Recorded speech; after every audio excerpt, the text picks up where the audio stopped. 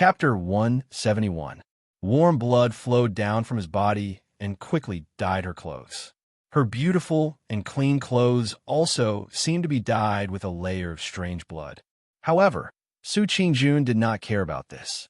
She was more concerned that when she wanted to pick up Lu Chen's body, she discovered that there were even deeper and more cruel wounds on his body.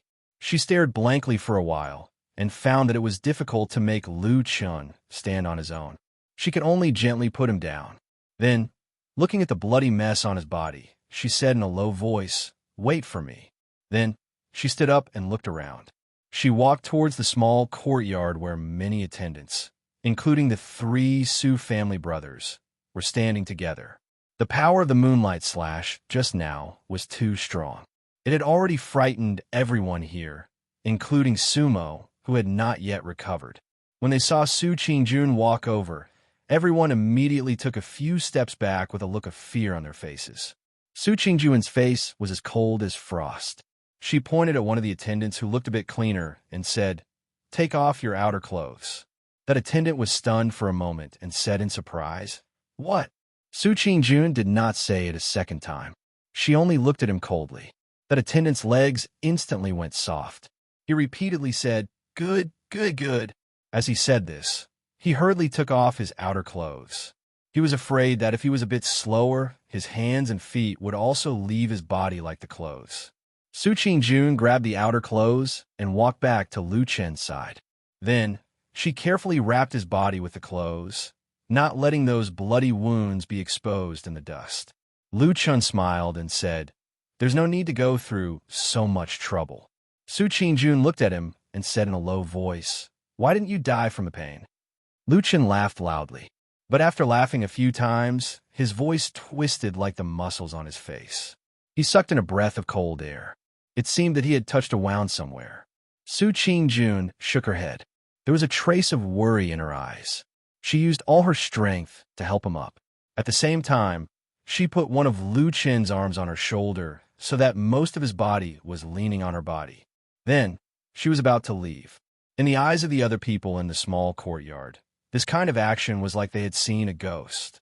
Especially the 3 Su family brothers. Their faces were full of shock. Sumo was the first to jump out, but it seemed that her injuries had not healed very well. She tripped and almost fell. Fortunately, she was supported by Su Qian and Su Wen. He barely managed to stand and shouted at Su Qingjun, "Sister, what are you doing? Do you have an affair with this person?" Su Qingjun looked at him coldly and said, "Shut your stinky mouth." Sumo was furious and shouted, "I am your brother from the same father and mother. Why can't I tell you about your affairs?" Su Qingjun stared at Su Mo coldly and said, "If it weren't for the fact that you're my close relative, I would have cut you down with my sword just now based on the heartless evil you've done today. Get lost. You are not allowed to meddle in my affairs in the future." After being glared at by her ice-cold gaze, Su Mo recalled the lonely yet terrifying sword light just now. For a moment, he couldn't muster up the courage to refute her. However, at this moment, an angry voice suddenly came from outside the door, saying, "How dare you? He, as your brother, can't meddle in your affairs. Then what about me as your mother? Do I have the right to meddle in your affairs?" All the people present were moved and turned to look. Sure enough, they saw a well-maintained woman walking in from the door of the small courtyard. It was Madame Bai, the current madam of the Su family.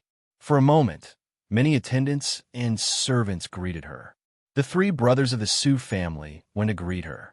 Sumo even limped to Madame Bai and shouted with a little sob, "Mother!" Madame Bai patted him gently on the shoulder, her expression overflowing with affection. She then turned to look at the wretched state of the collapsed trees and collapsed walls. Her brows immediately furrowed, and when she looked at Su Qingjun again, her expression was incomparably gloomy. "Jun, don't you have any respect for me?" Under Madame Bai's threatening gaze, Su Qingjun dodged a little at first, but soon she seemed to have the courage to look straight into her mother's eyes and said, "Mother, I have said that it was my brother's fault today." Madame Bai said angrily, "What did he do wrong? Even if he did something wrong, it's not worth it for you to make such a big fuss. Do you want to tear down our house?" Su Qingjun sneered. She pointed at the frightening torture tools and blades scattered on the ground and said coldly, "Do you see these things? Do you think he made a small mistake when he used these disgusting things to harm people?" She suddenly raised her voice and said loudly, "This is only in our house. If it were in Kunlun Mountain, under the strict rules, what would be waiting for him?" Madame Bai glanced at the torture tools. Suddenly, her face turned pale. Obviously, she was shocked and even a little frightened. Then, as if she thought of something, she glared at Sumo fiercely. Sumo looked as if he had shrunk into a ball. He lowered his head and didn't say a word. Madame Bai gritted her teeth and cursed in a low voice, "I will deal with you later, you unfilial son." As she said this, she took a deep breath and looked at Su Qingjun again. At this moment, the look in her eyes was a little different. She had already faintly felt that this daughter in front of her, the most outstanding genius in the family, seemed to be somewhat different from before. If Immo did something wrong, he will naturally be punished according to the family rules.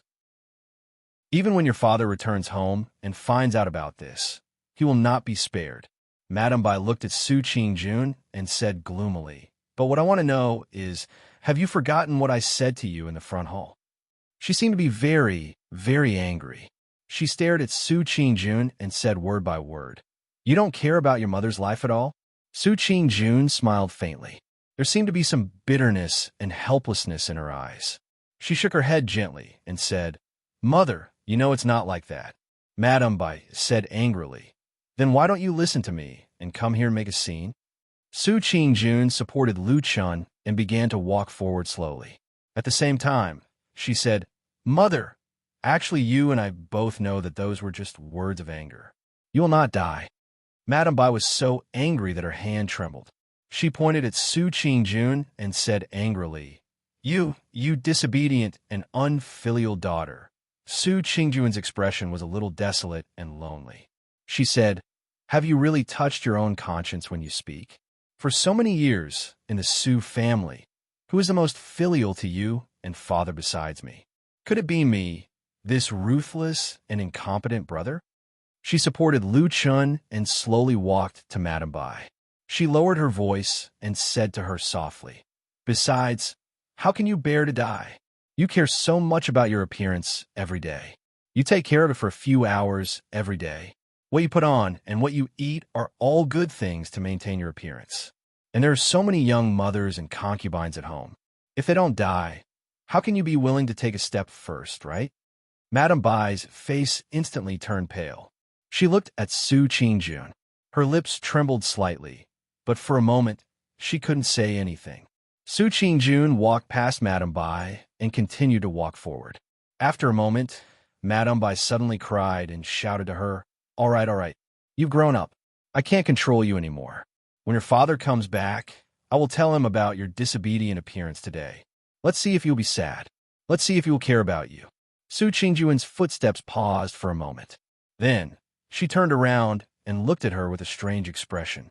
For a moment, Madame Bai felt uncomfortable under her gaze. She couldn't help but take a step back. Su Qingjun smiled faintly and said, "Mother, don't lie to yourself anymore. Father is much more practical than you. He must know that in the next 10 or even 100 years, who will the Su family really rely on? Will it be me, a 22-year-old Jean Dan friar, or a group of useless brothers? You see, actually, I really understand everything. I can see everything." Su Qingjun said to her quietly, "It's just that I didn't say anything before." The small courtyard was silent. Everyone was intimidated by Su Qingjun's aura. No one dared to step forward to stop her. They just watched as Su Qingjun slowly half-carried and half-supported Lu Chun out of the small courtyard. When they were about to walk out of the door, Lu Chun, who had been leaning on Su Qingjun, suddenly smiled and said in a low voice, "Well said. Oh, it's all right. Very powerful. Very imposing. Isn't this all thanks to you?" Su Qingjun said softly, "Well, it's all because you taught me to flip tables." "Is that so?" "Yes. Then I'm also very powerful." "Is it powerful to be almost beaten to death?" "You really don't know how to chat," Lu Chun said helplessly. That day, many people in Kunwa City saw the light that once again soared into the sky. They saw the ending of Su Qingjun rushing to save Lu Chun. Among them, the people who saw it the most clearly were the onlookers from the beginning to the end of the Su residence.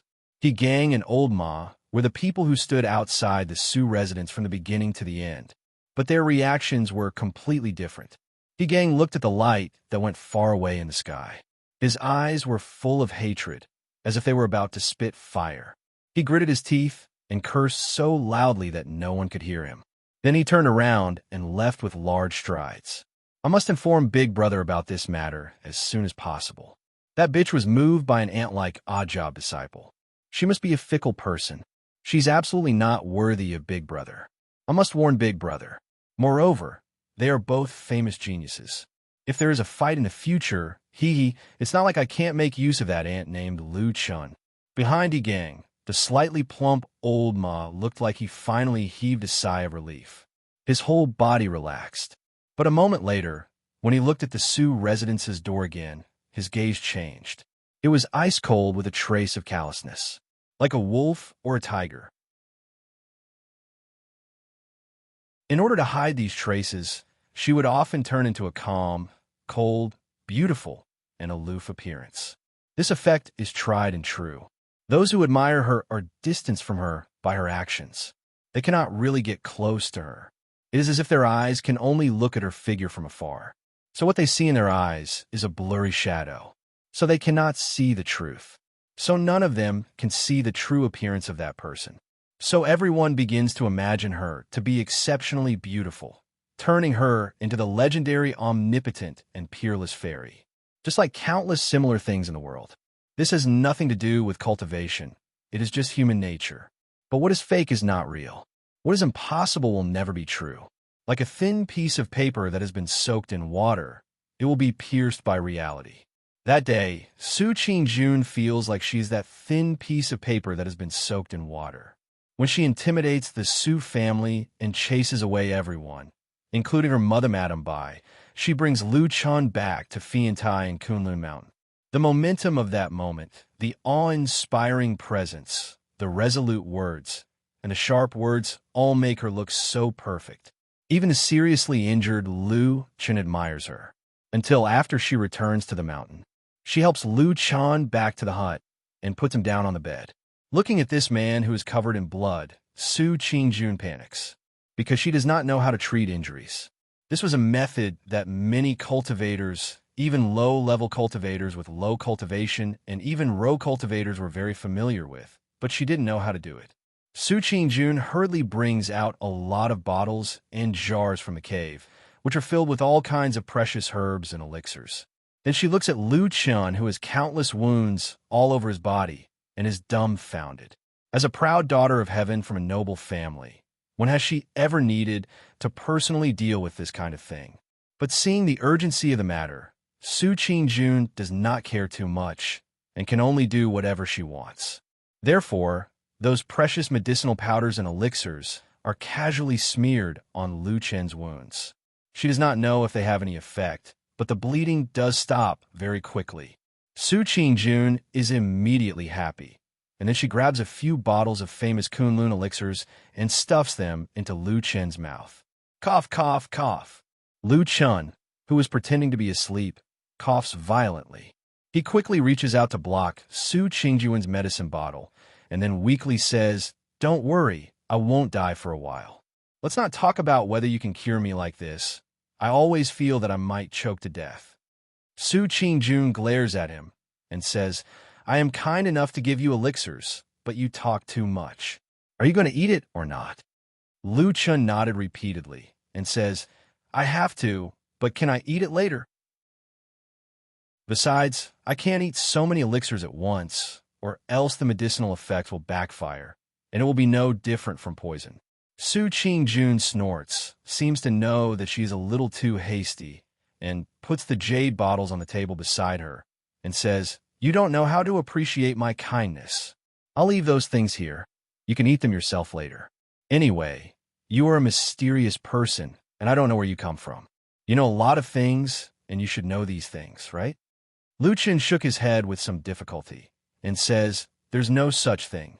Su Qingjun sighs and presses down on his hand and says, "All right, I was just saying casually you should rest quickly." After saying that, she pauses for a moment, and her voice becomes a little deeper.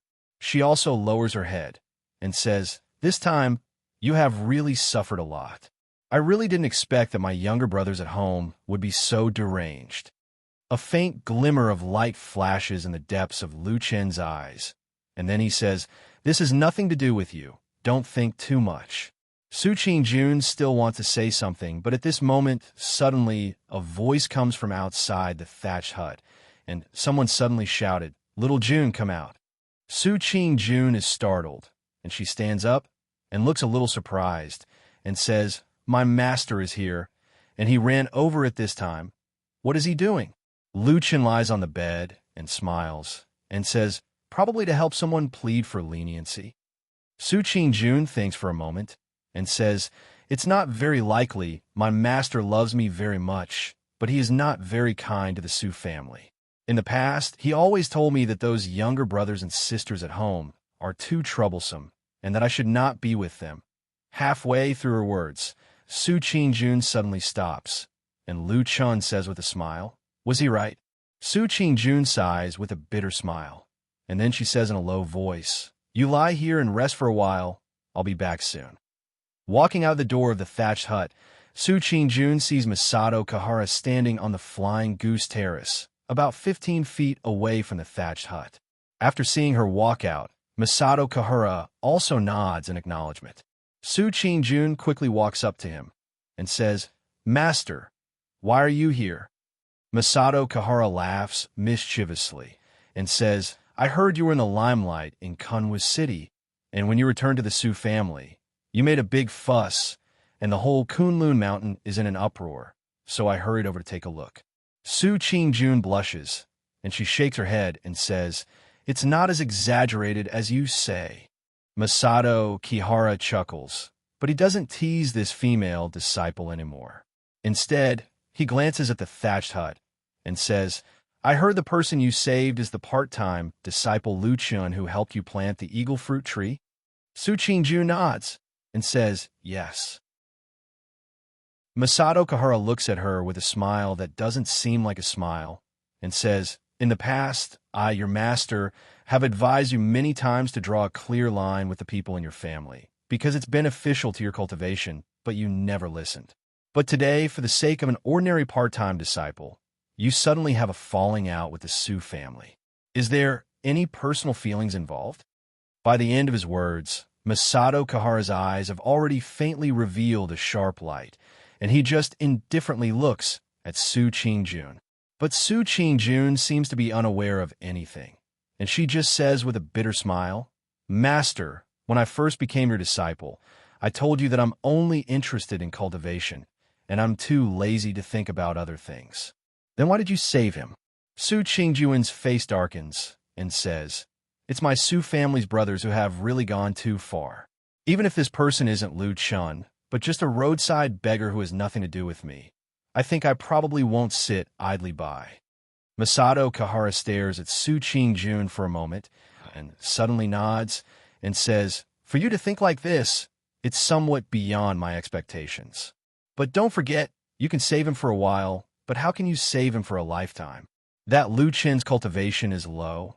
In the future, when he's cultivating on the Kunlun Mountain, I'm afraid he'll most likely be attacked by the Su family, both openly and covertly." Su Qingjun's expression suddenly turns cold. But Masato Kahara doesn't seem to have the intention to let her off, and only says with a smile, "When that time comes, he's just an ordinary part-time disciple, and he can't really follow you for a lifetime. He and you are people from two completely different worlds, and he has to do all kinds of dirty and tiring work, while you're destined to be a person above others from birth. When that time comes, what will he do?" Su Qingjun grits her teeth and says, "I've also thought about this. He's not someone who has nothing to do with me." Masato Kahara's eyebrows twitches and says, "Oh, then I'm curious. He's not related to you in any way, and he's just an ordinary part-time disciple. What relationship does he have with you?" Su Qingjun takes a deep breath and then says in a loud voice, Lu Chun is a disciple that I've just accepted. What? Masato Kahara is instantly stunned. Well, congratulations, Master. You've now risen a generation and become a Grandmaster. Chapter 173. For a famous cultivation sect like the Kunlun Party, its inheritance for thousands of years was naturally passed down through the method of passing down from master to disciple. Starting from the two founders, Kuan Yuanzi and Tai Luo, the torch was passed down endlessly until today. Therefore, taking in disciples was actually a very normal thing in the Kunlun Party. Generally speaking, most cultivators would take in disciples. It was not that there were no cultivators who did not take in disciples, but it was very rare. As for the reason, it was actually very simple. This was just like the inheritance of a family in the human world. The foundation that one had painstakingly laid down all their lives would always be hoped that someone could inherit it. The achievements one had made in the path of cultivation would always be hoped that someone could carry forward it. And at the moment of one's death, most people would always hope that there would be someone by their bedside to take care of them in old age. This was the innate nature of countless people in the vast land of the divine central continent. Whether one was a cultivator or not, or an ordinary person, it was very difficult to jump out of this concern. However, it was also because of this that taking in disciples, especially in a famous and large sect like the Kunlun Party, carried another layer of caution. This was because the inheritance of one's path of cultivation was not only related to one's life, it was also related to the growth and decline of the sect's strength. If a mere odd-job disciple jumped out and announced to the world that he would take in one disciple today and another tomorrow, what was the use of teaching the old and young of the sect being trash? Of course, the Kunlun Party would not allow this to happen. In fact, in order to allow most of the young disciples to better and more focused on cultivation, the unconventional rule in the Kunlun Party was that other than odd-job disciples, disciples in the Qi refinement realm, and most disciples in the foundation establishment realm were not qualified to take in disciples either. Normally speaking, for the vast majority of cultivators in this world, Jindan Friar was the peak that they would never be able to reach in their entire lives. And in the past, the cultivators who were able to cultivate to Jindan realm, no matter if it was in terms of cultivation, strength, experience, or talent, they were often outstanding. Therefore, Jindan's acceptance of disciples was a boundary drawn by the Kunlun Party. Of course, there were still some areas that were unclear because many cultivators were stuck at the foundation realm for their entire lives. When they grew older and reached the peak of the foundation realm, the Kunlun Party would give them a way out and allow them to accept some disciples. In short, in the Kunlun Party, Jindan Friar had the qualifications to accept disciples. And Su Qingjun was precisely the youngest Jindan Friar in the past few thousand years of the Kunlun Party, this ancient sect. It was just that her talent was really too high and her current age was really too young. So much so that when the vast majority of people, including her master, Masato Kahara, were exclaiming in joy and admiration for her cultivation, they subconsciously forgot that Su Qingjun already had this kind of unconventional qualification to take in disciples. You accept disciples? Masato Kahara looked to be in a daze, as if he had yet to wake up from his disciple's words. Su Qingjun very calmly nodded her head and said, "Yes, master. I think I have this qualification, right?" Masato Kahara thought for a moment and suddenly realized that his disciple was really right. This discovery made his old face turn black. He paced back and forth a few steps in front of Su Qingjun and murmured, but this is too that. He suddenly raised his head, frowned, and looked at Su Qingjun, said, "You yourself are only 22 years old, do you know?" Su Qingjun said, "I know." "Then why do you still accept disciples?" Su Qingjun sternly said, "Among the ancestors of our Kunlun Party, which one of them has ever issued a decree saying that the 22 years old Jindan Friar is not allowed to accept disciples?" I really don't think so." Masato Kahara touched his head in distress and said, "But there wasn't a genius like you in the past." Su Qingjun snorted and said, "Master, you can't have the meaning of blaming me because of my talent." I won't. Masato Kahara hurriedly denied, but then he frowned in distress and said, "But this doesn't feel too good, June girl." This matter certainly seemed a bit strange. Generally speaking, most of the young people at Su Qingjun's age were still in the qi refining realm, or at most the foundation building realm. Even if there were some young geniuses like her in the whole world, they were often so young that they were completely focused on their cultivation. In their eyes, there was only the higher Yuanying realm and the legendary deity transformation realm. Who would be distracted to accept disciples? Even if they wanted to accept disciples, shouldn't they wait until they were 50 or 60 years old, when most of their potential was exhausted and the upper limit of their future was already in sight? Masato Kihara naturally raised his doubts, hoping to pull this obedient female disciple of his back from the crooked path. Who knew that on this day, Su Qingjun was exceptionally stubborn. She said she wanted to accept disciples, and she would accept disciples, refusing to give in at all. Just as the two of them were arguing, and Masato Kahara was beginning to get angry from embarrassment, they heard a sudden loud noise from behind the mountain peak in the distance. Then several beams of light shot up into the sky, illuminating the heaven and earth. Not long after, they swayed and danced, turning into the image of a dragon and a tiger. They were so dazzling that people couldn't look at them directly. Masato Kahara's expression suddenly changed slightly. She looked at the strange light in the sky for a moment, then said to Su Qingjun, "We'll talk about this later." Then she leaped up and flew toward the place where the strange light was shooting up into the sky. Su Qingjun was also shocked by the strange light. Although the flying goose platform was very far away, she could still feel the waves of abundant and unstoppable spiritual power of heaven and earth, like an invisible whirlpool, crazily surging toward the place where the light was rising. This was the scene that all cultivators in the world yearned for even in their dreams. Someone had broken through the great life and death juncture, breaking through the great illusion, seeing the great joy, obtaining supreme magic power, understanding the mysteries of the world, seeing through the true meaning of Taoism, ascending to the sky in one step, and becoming a superior person. It was becoming a perfected being. This day was full of ups and downs. It seemed that one thing followed another, and each one was bigger and more important than the last. It was simply too much for the eyes to take in. At first, in Kunwa City, the people of the Su family kidnapped people in the downtown area, attracting onlookers. Then, the scene suddenly changed. The genius girl of the Su family, Jean Dan, came and caused a disturbance in the Su family, causing a sensation in the whole city. Then what happened next made the things that happened in Kunwa City instantly dim. After 11 years, the light of proving true appeared on the mountain of Kunlun again.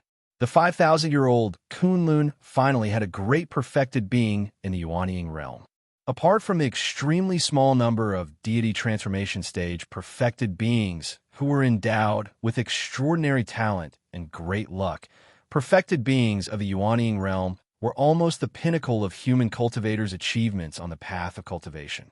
When one reached the level of the Yuanying realm, one's talent was no longer completely determined by one's innate talent.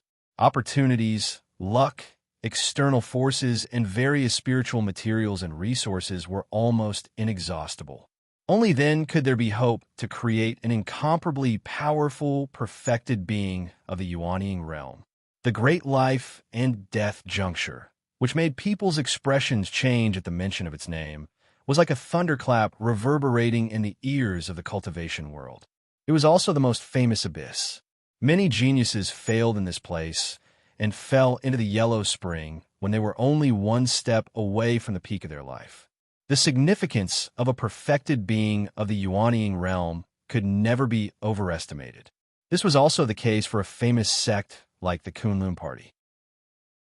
Although among the 5 great sects of Zhengxi and Ming, deity transformation stage perfected beings were the face, the wind, and the strong guarantee.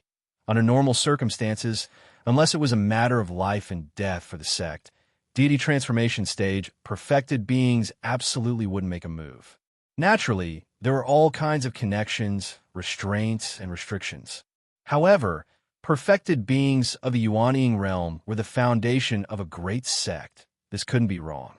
When the light of confirming reality soared into the sky, not only did the entire Kunlun Mountain instantly stir, even the big and small places outside of Kunlun Mountain held their breaths. The people in Kunwa City also instantly forgot about the previous liveliness. Each and every one of them gazed at the strange light in the depths of the mountain, which was connected to the sky. The head of the Kunlun party, Idle Month, quickly rushed over from Tianquan Peak. Before he arrived, there were already 7 or 8 perfected beings standing in the air, looking down at the 3 zhang tall mountain below. Yes, the light of confirming reality was emitted from that Immortals cave. It was Exion's master, Dongfang Tao. After perfected person Idle Month, other perfected beings of the Kunlun party, Yuanying perfected beings, rushed over one after another. The friendship of fellow disciples was one thing, but those who achieved the perfected being realm knew more about the hardships and dangers than ordinary people. It was indeed worthy of great joy and celebration. In addition, there was another meaning that could only be understood. The moment one became a perfected being, the light of confirming reality would soar into the sky and produce all kinds of special illusions, which could somewhat reflect the accomplishments of the perfected being's cultivation technique and the level of his cultivation. Although it couldn't be too accurate, this light of confirming reality couldn't deceive people. At the very least, it would give people an idea. Before long, in the sky outside the 3 zhang tall mountain, many silhouettes appeared near and far. They silently and concernedly looked at the Immortals' cave and the light of confirming reality. At the foot of the mountain, there were also many people rushing over one after another. Exion stood at the very front, just outside Dongfang Tao's Immortals cave. Her eyes were full of surprise and expectation. She looked at the strange scene over there without blinking. Beside her, Melaleuca Japonica had a face full of emotion. Her expression was somewhat complicated as she looked at the Immortals cave. Other than them, there were also many people from the Kunlun party who were attracted over. Of course, among them, there couldn't be people with low cultivation. For example, the odd job disciples wouldn't join in the fun. Those people with innate talents didn't even have the qualifications to see the light of confirming reality. It was better for them to honestly go back to work. Somewhere in the sky above the 3 zhang tall mountain, the head of the heavenly soldier hall, Dukan Jinren, stood on the clouds with an indifferent expression. Beside him, He's expression was calm, but his expression was slightly complicated as he looked at the strange light that could pierce through the sky and the earth.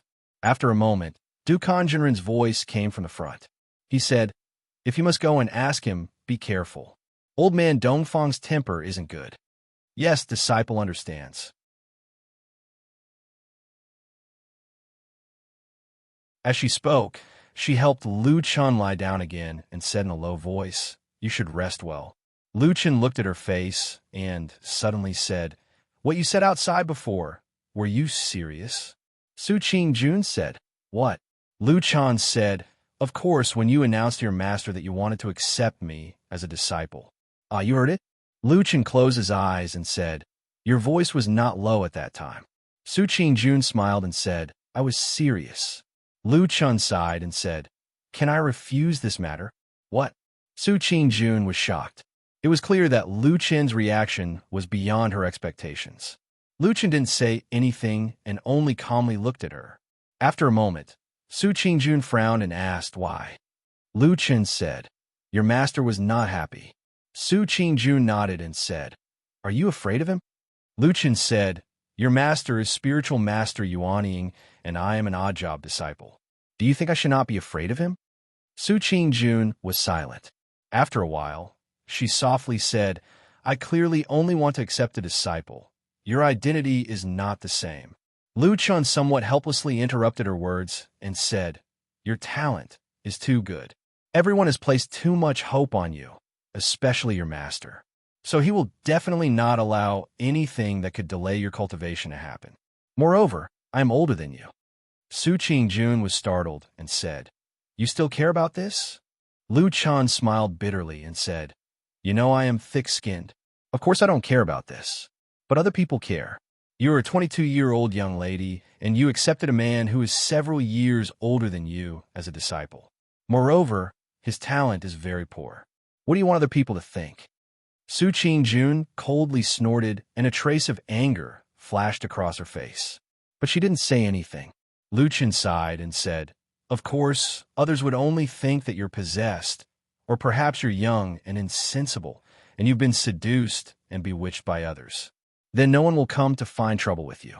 But if you really accept me as a disciple, I am afraid that the entire Kunlun Mountain will not be pleasing to the eye. When that time comes, do you think I can live long?" Su Qingjun looked deeply at Lu Chun and suddenly said, "Your current reaction is completely different from what I originally thought." Lu Chun said, "Oh, then what did you originally think?" Su Qingjun said, "I thought that if I told you about this, you would jump 3 feet high and be elated and in disbelief. Then you would cry bitterly and kneel in front of me, hugging my feet and calling me master." Lu Chun raised his hand with some difficulty and scratched his head. He smiled and said, "It seems that it should be like this. Well, yes, I have already prepared to kick you away." Su Qingjun said calmly. The corner of Lu Chen's mouth revealed a trace of a smile. He looked at Su Qingjun's beautiful face. After a moment, he gently nodded and said, "Thank you." "You are welcome." In the end, Lu Chen ultimately did not become the disciple of the Kunlun Party's youngest genius, Jin Dan Su Qingjun. This title, which was enough to make all the younger generation disciples drool, was far away from him. However, probably in order to make up for the harm that Lu Chun suffered this time, and also to better protect him from being targeted and framed by her own family in the future, under Su Qingjun's insistence, Lu Chun still obtained the title of a nominal disciple. The title of nominal disciple was very different from the official disciple who formally entered the sect. Basically, it could be seen as a kind of exchange of favors. For example, a certain cultivator with profound cultivation accidentally owed a favor, but this favor was not enough for him to accept a disciple and teach him. Therefore, there was this kind of compromise method and title. Generally speaking, a nominal disciple could not obtain the master's Tao inheritance. It was nothing more than a topic that could be used to brag on normal days, and an excuse to pretend to be fat at one's own cost in times of crisis. Of course, with this title, others could not recklessly bully him. Otherwise, who would know if that master's mood was good or not? If he angered a great cultivator and came to find trouble, wouldn't he be in big trouble? Therefore, this method was equivalent to Su Qingjun giving Lu Chen a talisman. It was equivalent to indirectly telling the people outside that although this handyman disciple was a waste, he was now a nominal disciple of Su Qingjun. They could not casually bully him anymore. Otherwise, she might be angry and not be polite. For the final result, Masato Kahara did not have any objection. He had seen a lot of nominal disciples, and they were not considered real disciples at all, as long as it did not affect Su Qingjun's cultivation and reputation. He was too lazy to care about the trivial matters of the Su family. But even so, with Su Qingjun's current reputation in Kunlun Mountain, suddenly having a nominal disciple, even if it was just a handyman disciple, was still very sensational. Logically speaking, this matter should have been a little troublesome, and people would talk about it for a while. But fortunately, during this period, the matter of Dongfang Tao becoming a spiritual master yuanying was too important. Very soon, it overwhelmed all other trivial matters, allowing Su Qingjun and Lu Chun to breathe a sigh of relief. After Dongfang Tao's divine light of verification appeared, it meant that he had truly broken through the great life and death barrier and become a spiritual master yuanying. However, he did not immediately come out of the cave residence, but continued to cultivate in seclusion for more than half a month. Most people could understand this.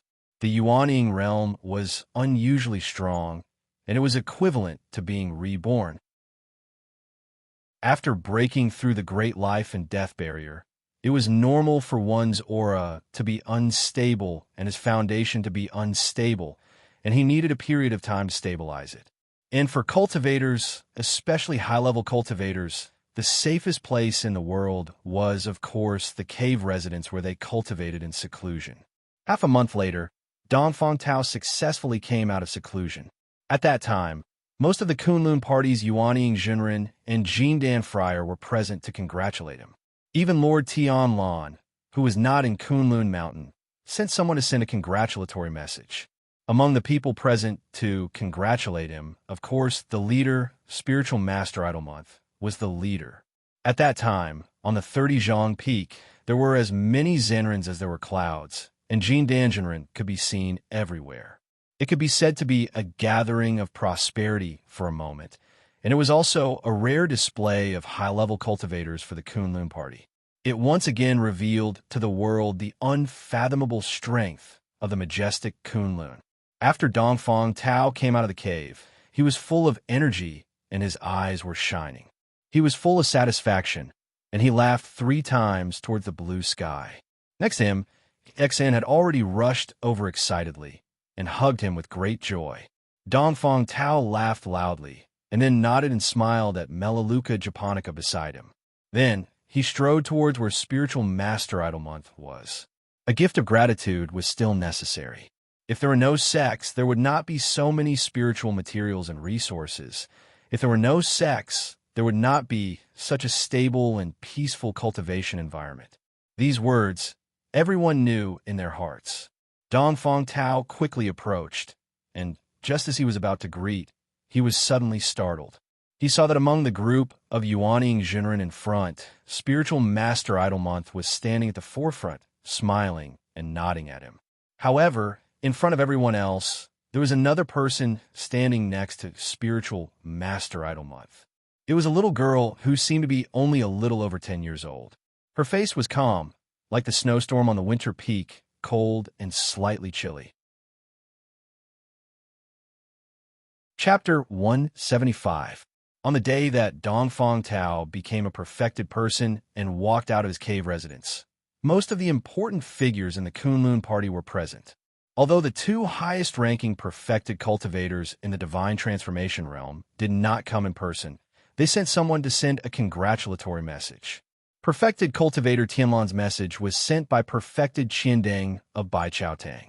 Everyone in the Kunlun party already knew that perfected Qiandeng and perfected cultivator Tianlan had a close relationship, so no one was surprised. On the other hand, Hakushin Jinkuan sent a 10-year-old girl, who was, of course, White Lotus. Under the watchful eyes of everyone, White Lotus stood beside perfected cultivator Idol Month, in front of all the other perfected cultivators. Of course, this was a very meaningful thing, but there was enough reason to tell others about it, because White Lotus was holding the wind speech plate in her arms at that time. Hakushin Jinkuan used this treasure as a medium, which was equivalent to directly congratulating Dongfang Tao, so the meaning was naturally different. However, from that day on, everyone in the Kunlun party finally realized that in his old age, Hakushin Jinkuan regarded this 10-year-old genius girl, who was said to be a once-in-a-thousand-years genius, as his most valued successor. And because of this, there was another person that people had not noticed before, but now privately attracted attention again. It was the other incomparably powerful perfected cultivator in the divine transformation realm in the Kunlun party, who had not had a successor for many years. What on earth was that bald perfected cultivator thinking? How would I know what the damn baldy is thinking? Lu Chan raised his head and drank a mouthful of wine, then complained to old Ma. Anyway, what I know is that he is the most unreliable person in the world. Old Ma patted his shoulder and comforted him. You have suffered a lot this time. I understand that you are depressed. Believe me, he is not feeling good either. Lu Chun squinted at him, his face full of doubt and disbelief. What's wrong with you, Baldy? Old Ma said sternly. When he heard about this, especially when he heard that you gritted your teeth and endured it for the sake of the big picture, that you would rather be humiliated and seriously injured than do anything, he flew into a rage and angrily scolded the Su family for being bastards. He asked me to tell you that he will remember everything that happened today. Once he succeeds in the future, you don't even need to say anything. When he comes back, he will first start with the Sue family. He will kill those blind trash to vent your anger. Bullsh asterisk T. Luchin scolded. You've been talking for a long time, but you still won't budge. What was the use of that? If you have the guts, you can ask Baldy to go to the Sue family now. With his ability, destroying the Sue family is as easy as crushing a bug. Why would he waste so much time talking? Old Ma suddenly looked embarrassed. He smiled bitterly and said, Immortal is in a different position from us. He has more fetters, so he really can't do whatever he wants. As he said this, his face became serious, and he promised Luchin again, anyway, don't worry. Immortal has said again and again that this matter is not over. He will remember what happened to the Sue family. Sooner or later, he will make trouble for them. Luchan rolled his eyes with an expression that said, I am not a fool to believe you. Old Ma also laughed and quickly changed the topic. He said with a smile, Okay, let's not talk about this. Anyway, that is what Immortal said. We will know in the future. By the way, are your injuries better? Luchan stretched his arm and said, I think they're almost healed. Otherwise, I wouldn't have come down the mountain to drink with you. Old Ma nodded and said, Your injuries are recovering really fast. Although most of your cultivation has been crippled, at least your foundation is still there in terms of recovery. You can't even compare to a foundation-building cultivator, let alone an aura refinement disciple. Luchin was startled, but he soon nodded and said, I probably swindled a lot of panaceas from Su Qingjun these days. They're still somewhat useful. Old Ma looked at him enviously and said, Look at your life. It's too comfortable. Other people work themselves to death to save the beauty, but you just lie there and let the beauty save the black bear. You eat other people's food, use other people's things, and now you're even living outside other people's immortals' cave, right? He let out a long sigh and said with a bleak expression, What a pity. The world is so unfair. I, Ma Xiaoyun, have been an elegant young man for so many years, but why haven't any outstanding women taken a fancy to me? Have all the flowers been stuck in cow dung? Stuck my ass.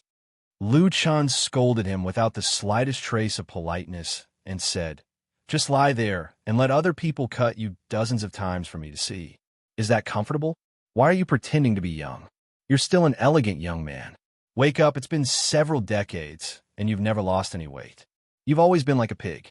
If it wasn't because that damn Baldy was fatter than you, I would have thought you were the reincarnation of a pig immortal. Even if there were flowers, they definitely wouldn't be stuck in your head. Old Ma's expression turned serious. He pointed at Luchan and shouted, I heard you. You called True Monarch the reincarnation of a pig immortal. So what if I called him? What do you want? Luchan glared at him. Oh, nothing. Your voice is the loudest, you're the best. Pretend I didn't say anything, Old Ma said calmly. How's the situation on the mountain? Old Ma asked as he poured him a glass of wine. Luchan took the wine glass and said, It's all right. The main thing is that Dongfang Tao suddenly became a true monarch. This matter was very sensational and attracted everyone's attention. Plus, I didn't really become Su Qingjuan's disciple, so it's not too conspicuous. Old Ma snorted and said, This time it's really an undeserved disaster. I was disgusted by those 3 Su family's trash. To be honest, if you hadn't stopped me with your gaze that day, I wouldn't have been able to hold it in. Luchan smiled and said, It's nothing. It's not worth it to ruin our big plan for those things. Old Ma hesitated for a moment, but lowered his voice and whispered to Luchan, Oh, right. I've always wanted to ask you. Although you endured it that day, we didn't know that those guys actually hid such disgusting torture tools and made you suffer so much. But if Su Qingjun really didn't come, would you really endure it to the end? Luchan turned his head and looked at Old Ma. After a moment, he slowly shook his head and said, I won't. Are you going to fall out with them? Old Ma asked. When they made their move that day, I had already made my decision. Once their attacks reached the point where my bones and muscles were injured and my life was in danger, I couldn't care so much anymore. I couldn't really wait for death to come, so I naturally had to make a move. Well, I think so too. Old Ma nodded, but then he glanced at Luchan. There seemed to be a trace of lingering fear in his eyes. He said, "At the beginning, you suffered such a serious injury and were cut so many times by those trash. I thought you would have been unable to endure it." Luchan smiled as he swept his gaze across his body. Beneath his clothes, countless scars could be vaguely seen on his flesh. He was silent for a moment and then said lightly, "After being burned by the black flame for 10 years, I seem to have gotten used to the pain." Old Ma didn't say anything and just nodded silently. "What do you plan to do next?"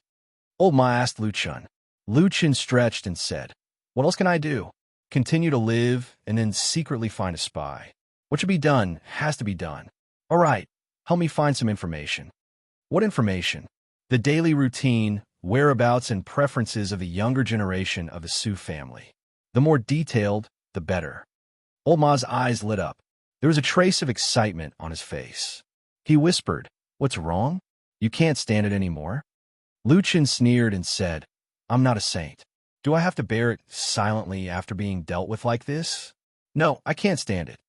"Well said." Old Ma slapped his thigh.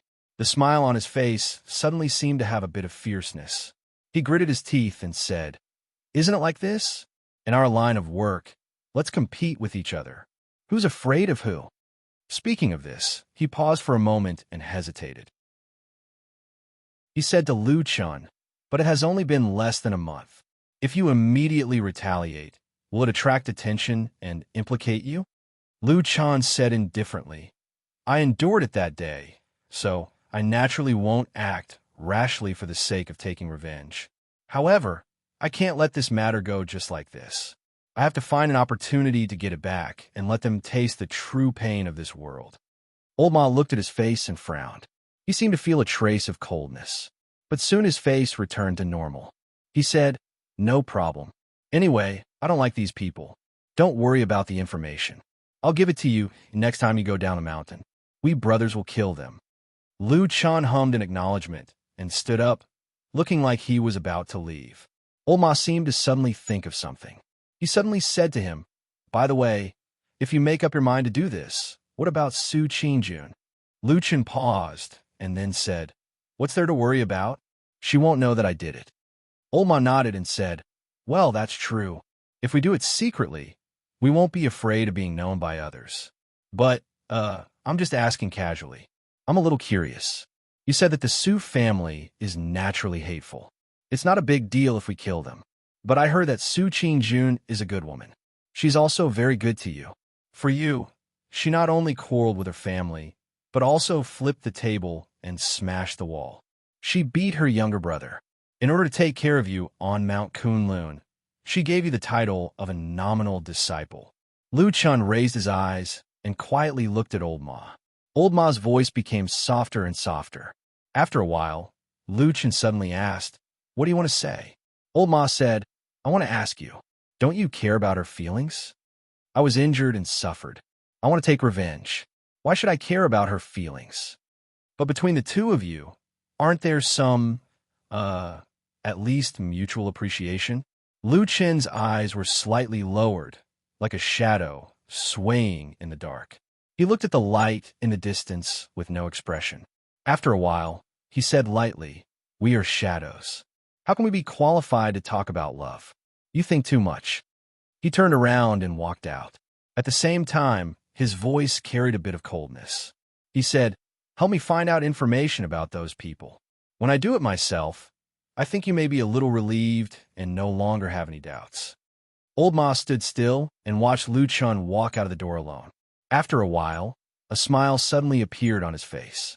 But the smile was a bit desolate and bleak. Chapter 176. Dongfang Tao, who had achieved the great cause of Yuanying Enlightened Master, could now be said to be an influential figure in the Kunlun party. He was an important figure that everyone in the sect paid close attention to. After all, it had been 11 years since the last Yuanying Enlightened Master of the Kunlun party was born. All kinds of welcoming and sending off, as well as all kinds of red tape, re-establishing his position and authority in the sect, all matters naturally fell into place. According to the rules of the Kunlun party, as long as one cultivated to the level of Yuanying Enlightened Master, he would be qualified to set foot on the 4 extraordinary peaks in the sky and clouds, the core of the Kunlun party, to cultivate. At the same time, Yuanying Enlightened Master's Immortals cave in the mountains would also be preserved. After these matters came to an end, Dongfang Tao formally held a ceremony to let Xian enter the sect as his master. She could be regarded as the first personal disciple he had ever accepted. After the news spread, the entire Kunlun Mountain was in an uproar, especially among the various aristocratic families in Kunwa City, who reacted even more strongly. Although this news was heard by well-informed people, at that time, Dongfang Tao was at most a veteran Jindan friar. Later, when he was injured and went into closed-door meditation for a long time, his reputation became even weaker and almost no one had any scruples about him. But who would have thought that this old man would amaze the world with a single brilliant feat? After going into closed-door meditation for a long time, he unexpectedly produced a Yuanying Enlightened Master, which really caught people unprepared. Overnight, the prices of the small E family in Kunwa City skyrocketed. After all, Xian was now Dongfang Tao's only disciple. If nothing unexpected happened, she would very likely inherit Dongfang Tao's orthodoxy in the future. A powerful Yuanying Enlightened Master standing behind him was already enough to deter many influential families in this city.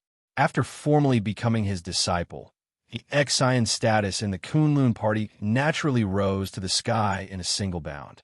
Soon, she moved out of the fragrance garden and lived in the 30 Zhang Peak. When Dongfang Tao went to cultivate in the clouds in the future, this mountain cave would belong to Xian. There were still a lot of things to do in the following days. There seemed to be an endless stream of people coming to congratulate him and make friends with him. From cultivation sects to influential clans in Kunwa City, from big shops to cultivation sects and forces of various sizes around the Kunlun party, all of them sent people to greet him and make friends with him. Xian has really broadened her horizons. She only feels that the cultivation world in front of her seems to have opened a wider door. However, during this time, the pair of master and disciple on the 30-feet peak welcomed a special guest. When a young man handed the visiting card to Xian and waited patiently with a smile on his face, Xian had a strange feeling in her heart. On the name card, there were 2 words. When Dongfang Tao received the visiting card from Xian, he was also a bit surprised. He had been out of closed-door meditation for a long time, so he naturally knew some things he should know, such as the matter that happened to Xian that caused a sensation in the cultivation sect. Dongfang Tao was naturally unhappy about the fact that his beloved disciple had almost been disgraced and almost disfigured. To be exact, he was furious and furious. However, the main culprit of this matter, He Gang, had already been dealt with and expelled from the Kunlun party. This punishment was very harsh in the cultivation world, so even Dongfang Tao couldn't say anything about it. Although He Yi was He Gang's elder brother, he almost didn't do anything wrong in this matter. On the other hand, He Yi's status was absolutely not something an ordinary disciple, He Gang, could compare to. He Yi himself was a talented disciple who was highly valued by the cultivation sect. At such a young age, he had already cultivated to the peak of the foundation building realm. It was very likely that in the near future, he would become a Jindan friar. At that time, he would be able to stand shoulder to shoulder with Su Qingjun, who was currently in the limelight, and become a true genius who had the hope of peaking into the Yuanying realm or even the deity transformation stage. Not to mention, he was not alone. Standing behind him was the powerful Yuanying spiritual master, Dukong. The Heavenly Soldier Hall was also very powerful in the sect. If it was still the Jindan friar, the temperamental and easily angered Dongfang Tao might have gotten angry and directly chased he away. However, after cultivating to the Yuanying spiritual master, he seemed to have suddenly become a bit timid. Thus, he ordered Xian to invite He Yi in to meet him. The atmosphere when they met was a bit awkward. There was no so-called meeting to forget enmity with a smile. and there was no amiable, happy, and polite scene. Dongfang Tao was indeed an old man with a strange temper. Although he suppressed his anger and didn't target He, his pair of bright eyes stared at He from head to toe. This was not a good sign. Fortunately, he didn't seem to care about this. He maintained a calm smile for a long time. Only when Dongfang Tao opened his mouth to ask questions did he answer them one by one. His attitude was always modest and courteous, neither servile nor overbearing. He even maintained an extremely elegant and courteous attitude towards Exan. It was difficult not to have a good impression of such a person. Even Exan was no exception. In the process of meeting Dongfang Tao, he said many things. Among them, there were some messages from his master, Dukanjinren. The main idea was that Dukanjinren would personally come over in a few days to bring Dongfang Tao to the strange peak between the clouds and the sky. He would also tell him about some of the special features of the mountain. This was obviously a favor, and it was a favor that was hard to refuse. With Dongfang Tao's temperament, his expression softened when he looked at He. He even praised him a few times. Before leaving, He whispered a few words to Dongfang Tao while Exin was packing up the tea set. Dongfang Tao's expression changed slightly, but he didn't reply. When he looked at He again, the expression in his eyes was different. After he left, Dongfang Tao pondered for a long time. When Exin passed by, he called out to her and said, "Exin, do you still remember the matter with gang?" Exin was startled for a moment. She didn't expect her master to suddenly mention this matter again. She immediately said, "That matter? I can't say I've forgotten it now. When I saw Senior Marshal Brother just now, I actually felt strange." Dongfang Tao nodded. After a moment of silence, he said to Exin, "If they deliberately harmed you, I will naturally stand up for you.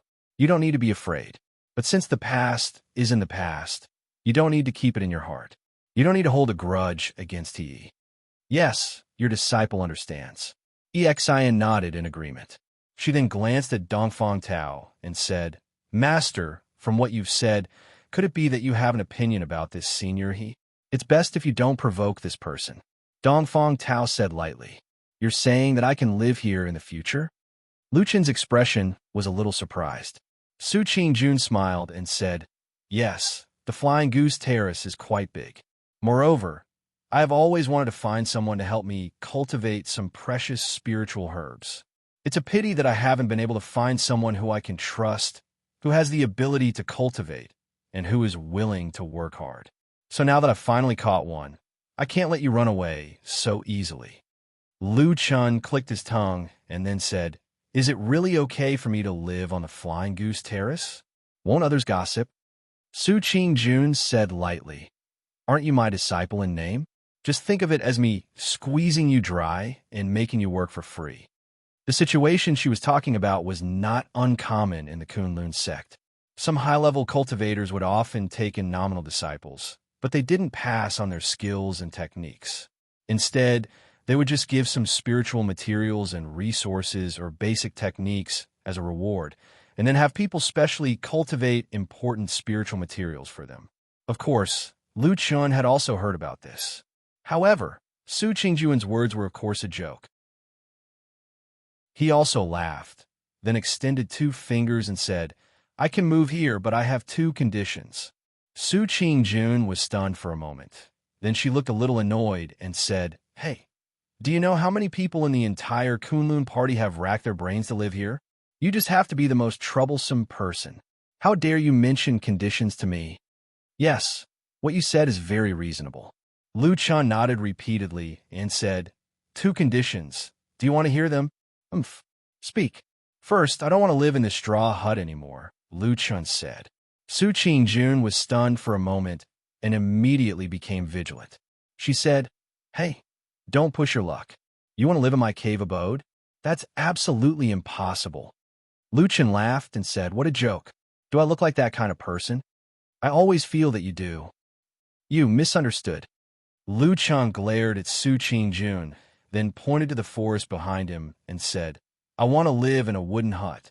I will cut firewood and build a house myself.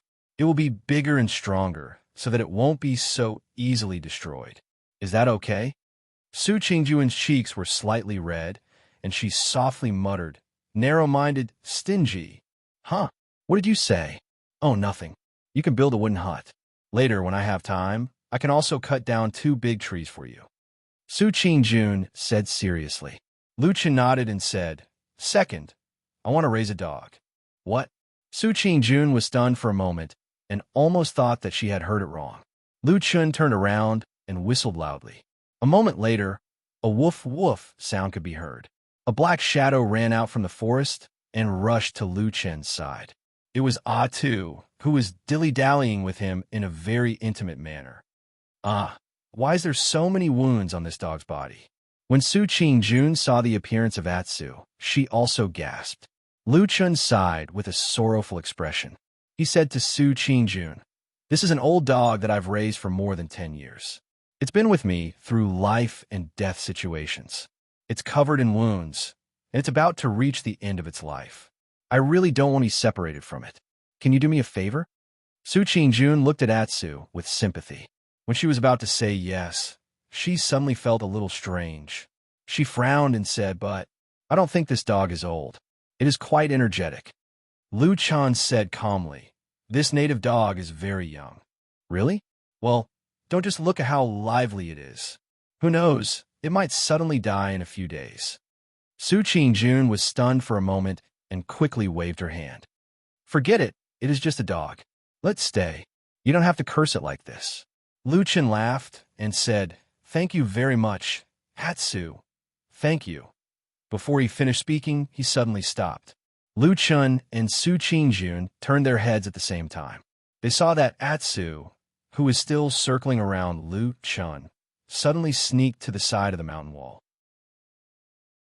After sniffing for a while, it lifted its legs and peed under a rock not far from the stone door of the cave residence.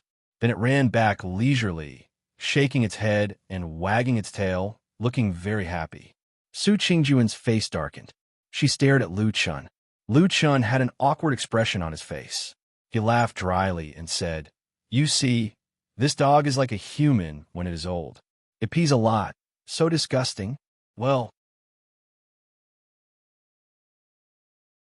Chapter 177. In any case, Lu Chen and the black dog were now temporarily staying at the Flying Goose platform. Compared to the days when they were working tirelessly as handyman disciples in Baichao Tang, it was much more comfortable. It was comfortable to have Jean Dan Fryer looking after them. Since he no longer had to work in the herb garden of the Flowing Fragrance Garden every day, his days suddenly became leisurely.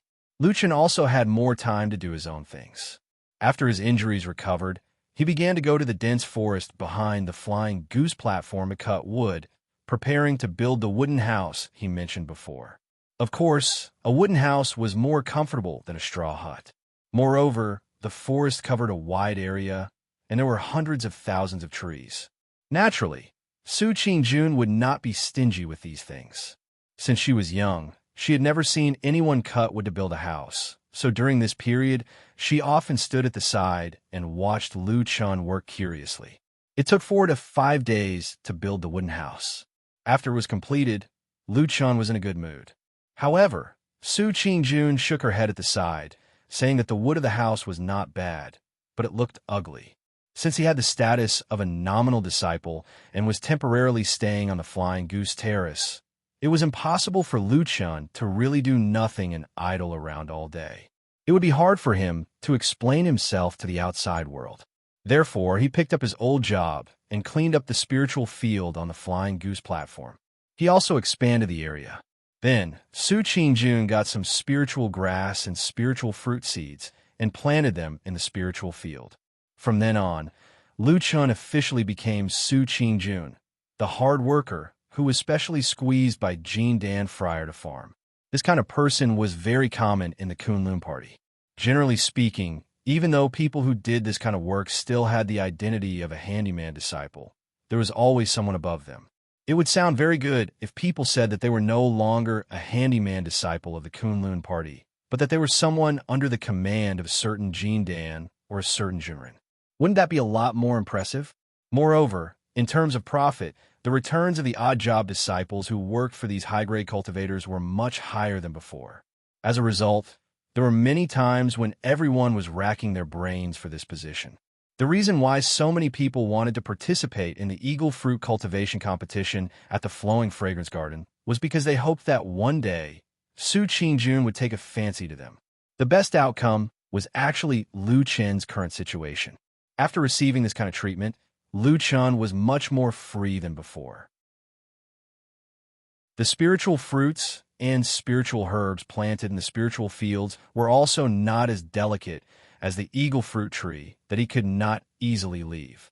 As for Su Qingjun, she was also quite polite to him and did not really squeeze him for labor. It should be said that his life was still relatively relaxed. Therefore, Lu Chen now actually had time to wander around the Kunlun Mountains. These days, many people in the Kunlun party saw Lu Chen walking around leisurely with a black dog, which attracted the envy of many handyman disciples. One day after that, Lu Chen brought Atsu down from the Flying Goose platform and took a casual walk. Then, they walked to the house near the Flowing Fragrance Garden where someone had once died. Back then, He Changxing died in this house. It was daytime, and most of the people who lived nearby were the lowest-level handyman disciples. Every day, they had to go to the Flowing Fragrance Garden to work, so the surroundings were quiet and there were not many people walking around. On the day of the murder, the Kunlun party had sent people to seal off the nearby area, but after a long time of investigation, there were no results. Until now, the disciples who were guarding outside had also been withdrawn. Except for the house that was still unoccupied, this place seemed to be no different from the surroundings. The traces of the person named He Changsheng in this world were quickly and completely dissipating. The wind blew gently from the forest.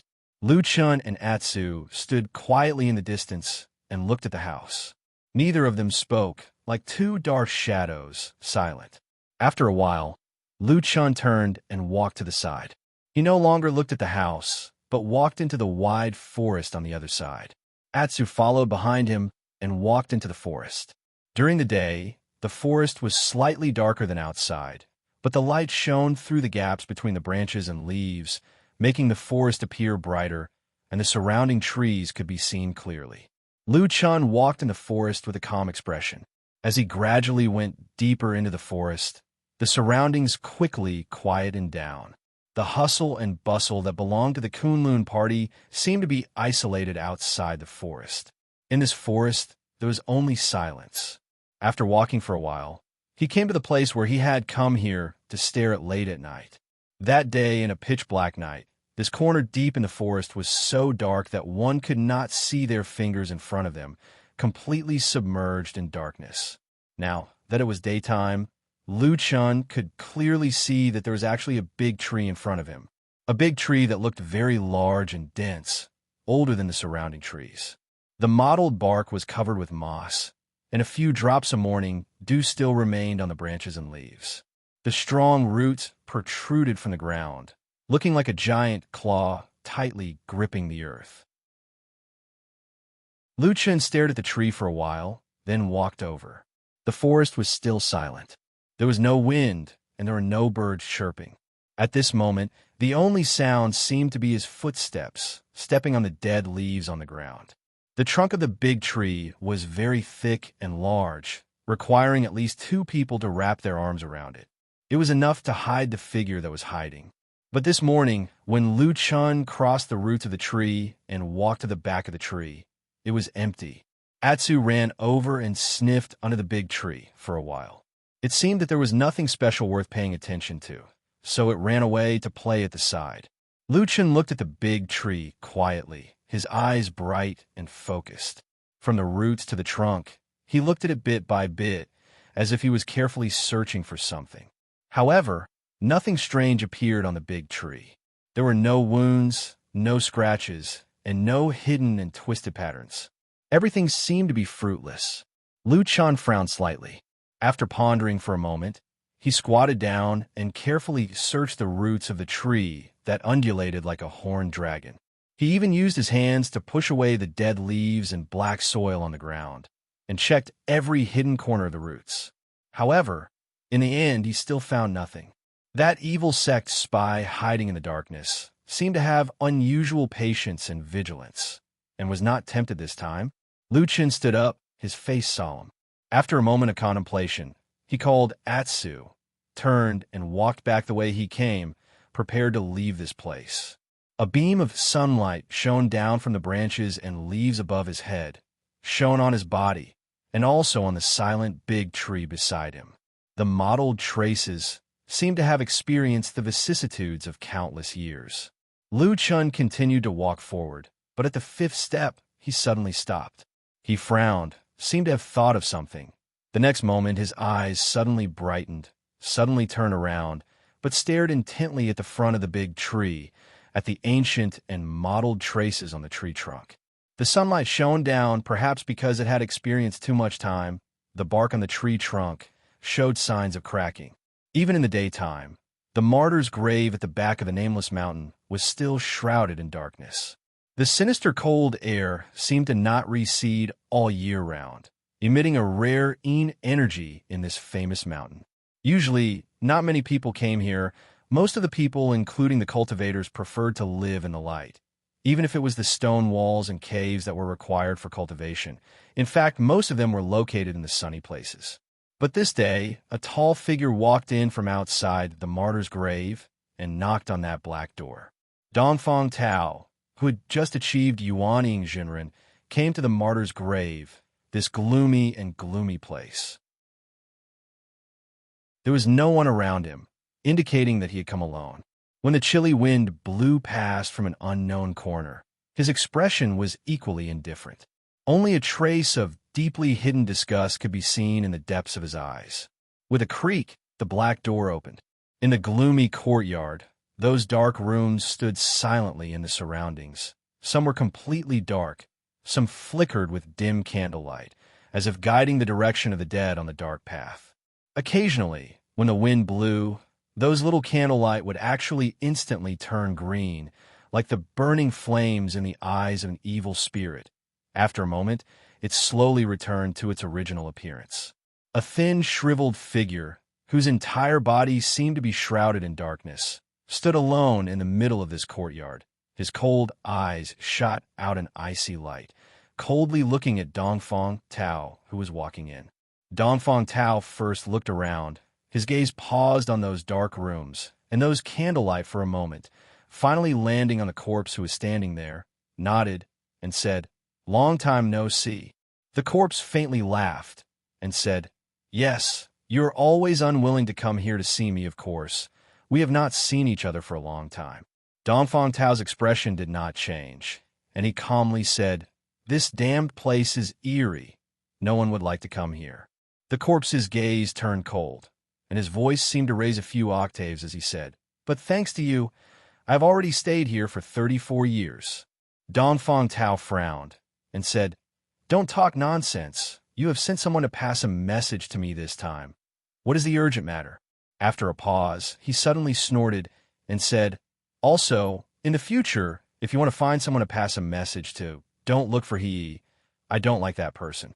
Seeing that the corpse did not immediately answer him, and instead looked Dongfang Tao up and down, he then laughed coldly and said, "You have become Yuaning Jinren, so you immediately put on airs, huh?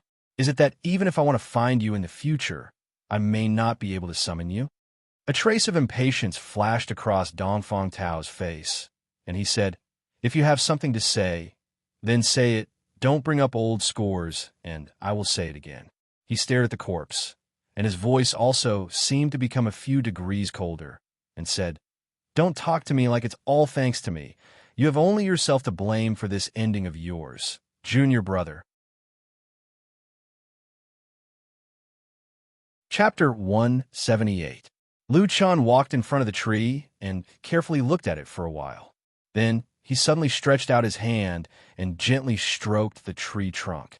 The rough tree bark felt as rough as a rock as it brushed past his palm. The surroundings were still silent, but Lu Chen's eyes became brighter and brighter. His fingers moved slower and slower. After a while, when his fingers drew across a mottled crack, he suddenly stopped. The dry and cracked bark appeared dark brown at his fingertips. Lu Chan raised his eyebrows and gently pressed down on it again. Gradually, a fine crack appeared in the dark bark. With the movement of his fingers, the crack continued to expand until it became a piece of bark the size of a palm. It suddenly shook and then fell from the tree trunk. With a clatter, the piece of bark gently fell to the ground. Lu Chan didn't take a closer look. He just stared at the exposed trunk behind the piece of bark. On the smooth wood, someone had used a sharp blade to carve out a simple but twisted pattern. There was a thick line and several thin lines of different lengths and thicknesses. At first glance, it looked like random graffiti. However, upon closer inspection, one would realize that when these twisted lines were put together, they looked like a tree. A big tree. The corners of Lu Chen's mouth slowly curled into a smile. He stared closely at the incomparably secretive pattern, as if he wanted to commit it to memory. After a while, he flipped his right hand, and a black dagger appeared in his hand. Then a black light flashed, and with a slash, he directly chopped off the piece of wood with the pattern carved on it. Then he turned around and called out to Atsu. He quickly walked out of the forest without looking back. When Lu Chan returned to the Fian platform, he saw a pretty figure standing in front of him. At first, Lu Chan thought it was Su Qingjun, but he soon realized that something was wrong. When he took a few steps forward, he found that it was Exin. The black dog let out a happy bark and ran forward. Exin smiled and squatted down, hugged Atsu, and patted it vigorously. Atsu also happily jumped around her. After a while, Lu Chan came up and said with a smile, "Why did you come today?" Exin touched Atsu's head, then stood up and said to Lu Chan with a smile, "It's rare that I have time. I haven't seen you and Atsu for a long time, so I came to see you." Lu Chan said, "It sounds like you've been very busy recently." Exin said, "Isn't it so? Since my master came out of seclusion, people have been coming here one after another. As his only disciple, I'm very tired for receiving guests all day long. But those who are related to my master are all people of status, so I can't take it lightly. It's tiring." Lu Chan laughed and said, "Don't complain. It's better than having no one to take care of you before." Exin giggled. Lu Chan looked around and saw that the Fian platform was empty. The cave in the distance was not open, and the stone door was closed. He asked Exin, "Did you not see your sister Su when you came here?" Exin said, "No, I just came here not long ago. Sister Su hasn't come out yet, so I didn't dare to disturb her." Lu Chan nodded and said, "It's fine. Come sit with me." With that, he led Exin to the wooden house that he had built not long ago. After entering the wooden house, Exin looked around curiously. She saw that most of the house was made of wood, including the walls, tables, chairs, and beds. It was just that it had not been painted, so the whole house looked very rough, but at the same time, it exuded a natural fragrance of trees. Looking at Exin's expression, Lu Chan said with a smile, "What's wrong? You've never seen a house like this before, right?" Exin nodded and said, "Yes, it's really the first time I've seen it. Did you build this all by yourself, Brother Lu?" "Yes, that's amazing," Exin praised from the bottom of her heart. Lu Chan burst into laughter and pulled over a wooden chair for Exin to sit on. He said casually, "I just chopped some wood and tied it together. It's nothing to be surprised about." Exin laughed, and then suddenly seemed to think of something. Her face turned serious, and a sly look flashed in her eyes. She said to Lu Chan seriously, "Well, I came here today because I have another thing to inform you." "Huh? So formal. Is it something important?" Lu Chan asked curiously. Exin coughed and said, "I can't call you Brother Lu anymore." "Oh, why?" Lu Chan asked. "You see," Exin said seriously, "Sister Su and I have always been on the same level.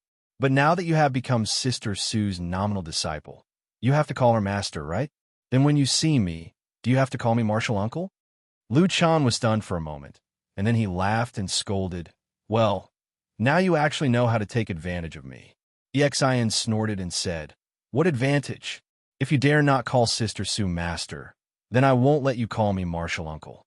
Lu Chan waved his hand and said, "What are you talking about? Su Qingjun is younger than me by a few years. How can I call her master? No way, no way. Exin laughed and said, you can say that behind my back. When Sister Su really comes, let's see if you dare to admit it. Lu Chan said righteously, a man won't call her master if I say I won't. Your threats are useless. Exin covered her mouth and giggled. She looked very happy. Looking at her appearance, Lu Chen also felt that his mood seemed to be a lot better. He smiled and said to her, didn't you say you were very busy? Why are you free today? Oh, my master went out to meet an old friend today, so I am free. Exin stretched and then leaned on the rough bed without any taboo. With a satisfied smile, she said, it's still more comfortable here, Brother Lu.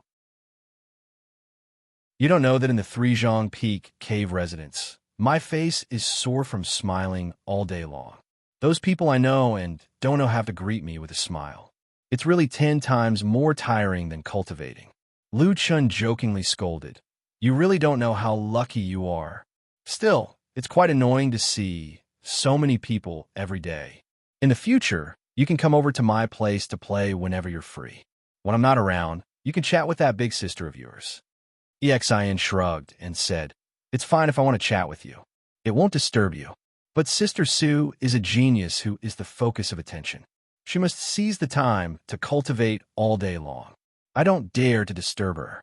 Lu Chen thought for a moment and said, well, in fact, it's not completely like that. Your sister Su sometimes likes to have someone to chat with. Anyway, it's not a bad thing for you to be close to her. Lu Chen said with a smile, it's just so. You know Sister Su quite well now. Lu Chen said with a smile, it's just so. By the way, there are so many immortals and big shots on this mountain. Who is your master going to visit? Exin said, my master didn't tell me. He just said goodbye to me and left. Sigh. He usually tells me where he's going.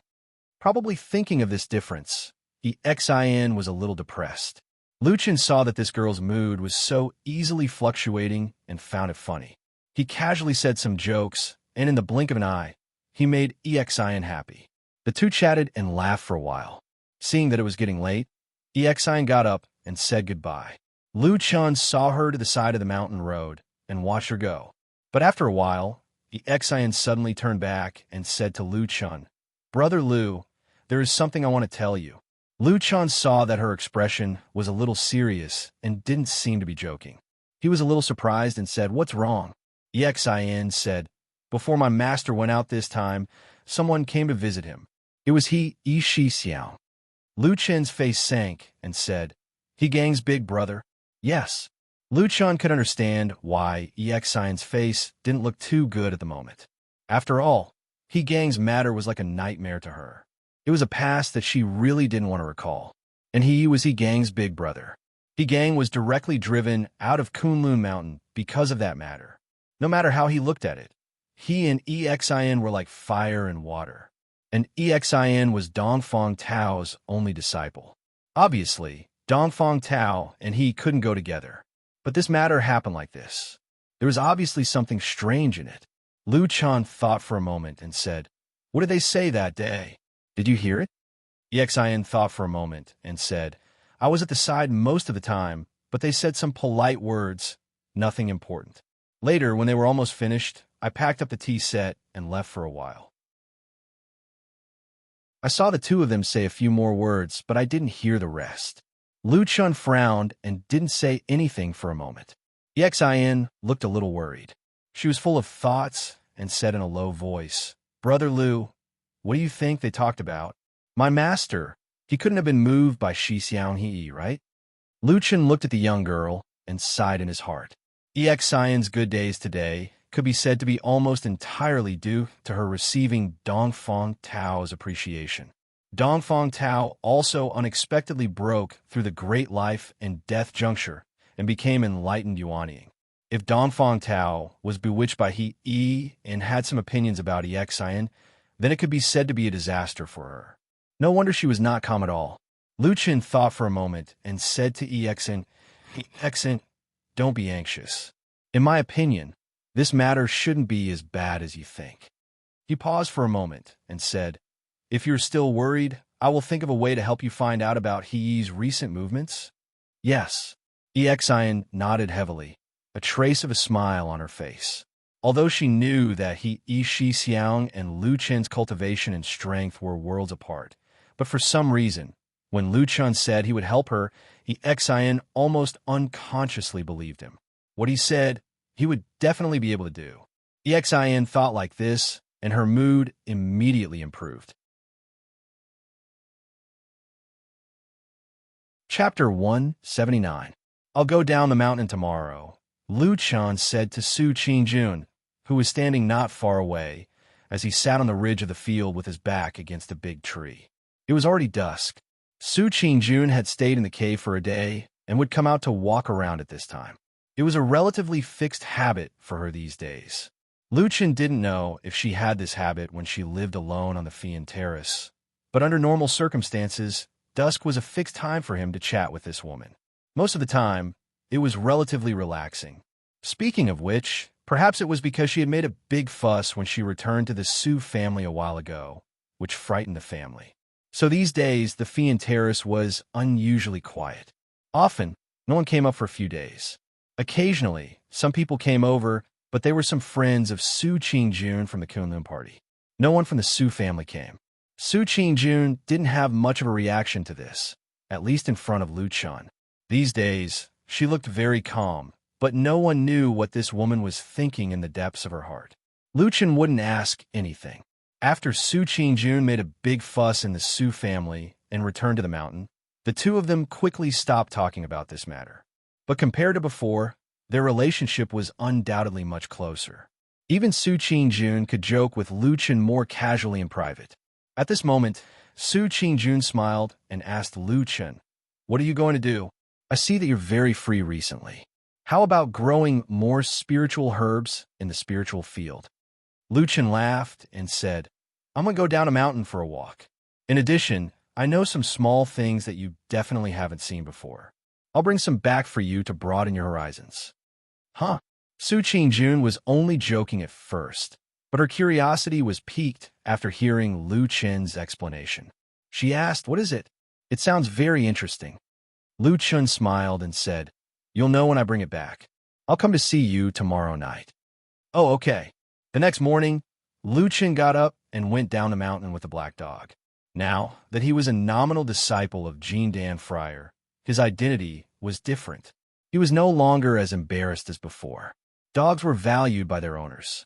Recently, Atsu could also follow Lu Chen to wander around openly, ignoring the original rule of the Kunlun party that no one could keep a dog casually. The dog raised by the disciple of the genius Jindan.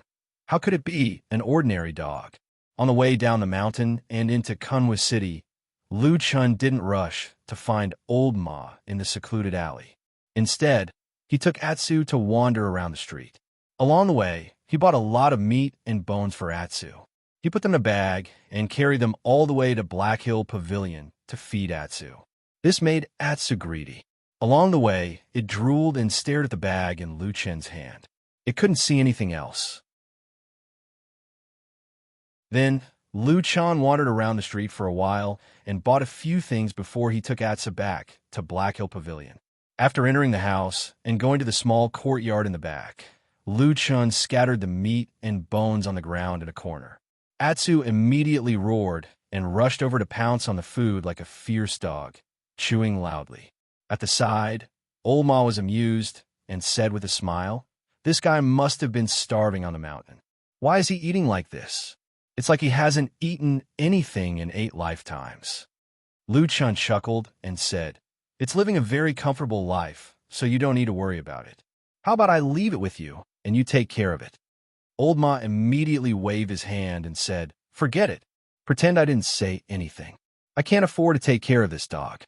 The two of them sat facing each other. Old Ma looked at him and said, "It hasn't been long since you went down the mountain. Why did you come back? Besides, there are many people from the Su family in this city. Aren't you afraid of another accident?" Lu Chen smiled and said, "The Su family won't dare to court disaster again. It's fine." Old Ma said with a smile, "You sound so sure. It seems you have a card up your sleeve." Lu Chen snorted and said, "In any case, The Su family is an old aristocratic family that has been entrenched in Kunwa City for many years. There must be a few people in the family who understand the situation.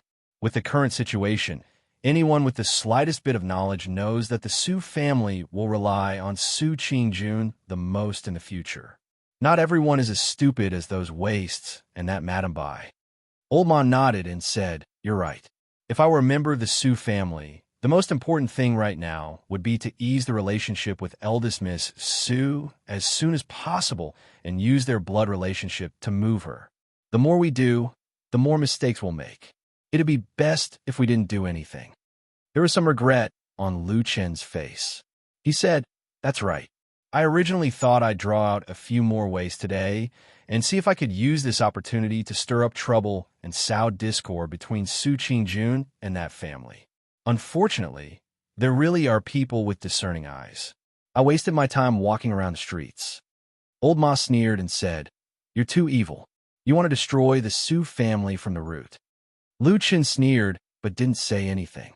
"Right, there's one more thing. If you have time, can you help me pay attention to He Yi's recent movements and see if there's anything strange?" Lu Chen said to Old Ma. He. Old Ma frowned, and his eyes seemed to suddenly look a little strange. He looked at Lu Chen and asked, "Why are you suddenly concerned about this person?" Lu Chen didn't hide it and casually repeated what Xin had said to him. In the end, he said, "I've always felt that this He Yi is a little strange." Last time, he was clearly forced into seclusion, but after a period of time, he was suddenly released for no reason. It seems that he's been wandering around the Kunlun party recently and seems to be meeting people everywhere. Old Ma's eyes flashed, and he didn't say anything. Lu Chen noticed his expression and said, "What's wrong?" Old Ma looked at him meaningfully and said, "You're right. He is indeed strange." Do you remember I told you last time that someone was investigating the matter of the cinnabar?" "I remember. What did you find?" Lu Chen asked. Old Ma laughed coldly and said, "The person who was investigating was He Gang." Lu Chen's expression changed slightly, and he sat up a little straighter. After thinking for a moment, he suddenly said, "But you said before that the person who investigated this matter showed a token of the Kunlun party to some big shops?" "That's right." Lu Chen's eyes slowly lit up, and he said, "But He Gang has clearly been chased out of the sect by the Kunlun party." "That's right." Old Ma had a faint smile on his face and said, "In other words, he shouldn't have this kind of thing." Lu Chen looked at Old Ma and said slowly, "But he has it," and showed it to others. "The person who could give him this kind of token, it can only be He Yi." Lu Chen fell silent, and a thoughtful expression appeared on his face, as if he had thought of more things. After a moment, he said in a low voice, "In other words, the person who wanted to investigate the cinnabar matter was He Yi himself. It was just that he couldn't do it himself, so he sent He Gang to do it." Old Ma nodded and said, "That's right. He Gang did this secretly. It took me a lot of effort to confirm that it was him." Lu Chen's eyes grew brighter and brighter as he said in a low voice, "The cinnabar is usually not important, but recently it is related to a murder case of the Devil's Sect on the Kunlun Mountain. He suddenly came out of seclusion and intervened in this matter. So the reason why he was suddenly released, the corner of his mouth slowly showed a hint of a smile, but it was not gentle and carried a hint of coldness. After looking at Old Ma pointed a finger at him with an indifferent expression. "He's coming for you. I didn't expect that there would be someone secretly pursuing me on the Kunlun Mountain. This feeling." Lu Chen clicked his tongue. Old Ma squinted at him and said, "What's so strange about it? Haven't you been like this for so many years? You should be used to it, right?" "Well, you're right." Lu Chen nodded and said, "But since we know this person's purpose, it's all the more important that we investigate him." He looked at Old Ma. Old Ma nodded and said, "Don't worry, leave it to me." "Good." After saying these words, both of them breathed a sigh of relief at the same time. At the same time, there was a faint hint of excitement on their faces. For the shadow hiding in the dark, discovering such a secret might have a different feeling. "Hey, I see that you're in good spirits recently," Old Ma said to Lu Chen with a smile. Lu Chen said, "Yes, I'm busy with revenge. There are so many debts to collect. If I don't be in good spirits, how can I finish it? Old Ma glanced at him and said, No, I feel that you're not the same as before. When you were a shadow, you always looked bitter and hateful all day, as if you would turn hostile and kill people at the slightest disagreement. But it's different now. Lu Chen was startled and said, What do you mean by that? Old Ma stared at him and said, These days, I always feel that you seem to be more cheerful than before. Has your temperament changed? Or is there someone on the Kunlun mountain that made your mood better? Lu Chan was silent for a moment. Suddenly, a strange light flashed in the depths of his eyes. Then, he suddenly laughed and scolded Old Ma with a smile. Bullsh *T. I'm a shadow, and there are thousands of incarnations. How can you see through me? How do you know that what I showed you before wasn't fake, and that what you see now is real? Old Ma nodded and said, Well, what you said makes sense. Sometimes, I really can't see through you. But look at yourself. Aren't you tired of living like this? He smiled and said to Lu Chun, There's only the two of us here. Just relax. Otherwise, if you keep pretending, I'm afraid that you'll go crazy in the future. Go to hell. I won't go crazy even if you go crazy. Lu Chen scolded. Old Ma laughed and walked to the side to tease Atsu, who was still eating. Lu Chan looked at his back, and the smile on his face gradually faded. Chapter 180. On the way back to the mountain, he brought Atsu, whose belly seemed to have grown bigger and had almost swallowed all the meat and bones, back to the mountain. Along the way, he could only hear the dog's burps. The weather was clear in the afternoon. The scenery in Kunlun Mountain was quiet and beautiful. The forest was green and the trees were undulating. Occasionally, one or two waterfalls could be seen, making people walking on the mountain road feel like they were in a fairyland. In the blessed land of Spirited Mountain, Spirit Chi seemed to be everywhere. There were not many people on the mountain road. Because this place was within the mountain gate of Kunlun Mountain, all one could see were Kunlun disciples. There were all kinds of people, but almost all of them were Chi, refining, and foundation establishment disciples. After all, most of the odd job disciples had a lot of things to do, so it was impossible for them to be so leisurely. Therefore, in comparison, Lu Chun was a bit conspicuous. Fortunately, there were not many people. Secondly, most of the cultivators were too lazy to meddle in other people's business, so no one paid attention to him. After walking like this for a while, Lu Chun suddenly saw a person walking on the opposite mountain road in front of him. Several people in the same direction in front of Lu Chun, whether they were foundation establishment disciples or Chi refining disciples. After seeing that person, almost all of them immediately nodded and smiled to greet him. In the voice that floated with the wind, he could also clearly hear the words "Senior Brother He," and so on. Lu Chen's footsteps stopped. He looked ahead and watched the person get closer. Gradually, he could see that handsome and determined face clearly. After a moment, he stood on the side of the road with his head slightly bowed. When that person passed by him, he calmly called out like the others, "Senior Brother He." When passing by Lu Chun, He's footsteps slightly slowed down. He turned his head to look at the inconspicuous odd job disciple standing on the side of the road. He nodded to him and then continued to walk forward. A wind blew from the forest and made a small whirl between the two of them. It blew up a fallen leaf, floated up and fell down, rolling and floating into the distance. Peace returned to the mountain path. Lu Chen stood where he was for a while.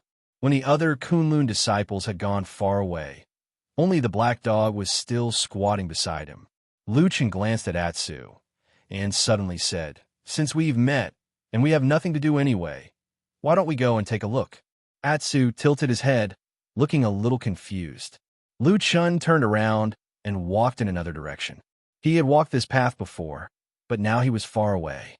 However, Lu Chen was not in a hurry to catch up. Instead, he walked slowly.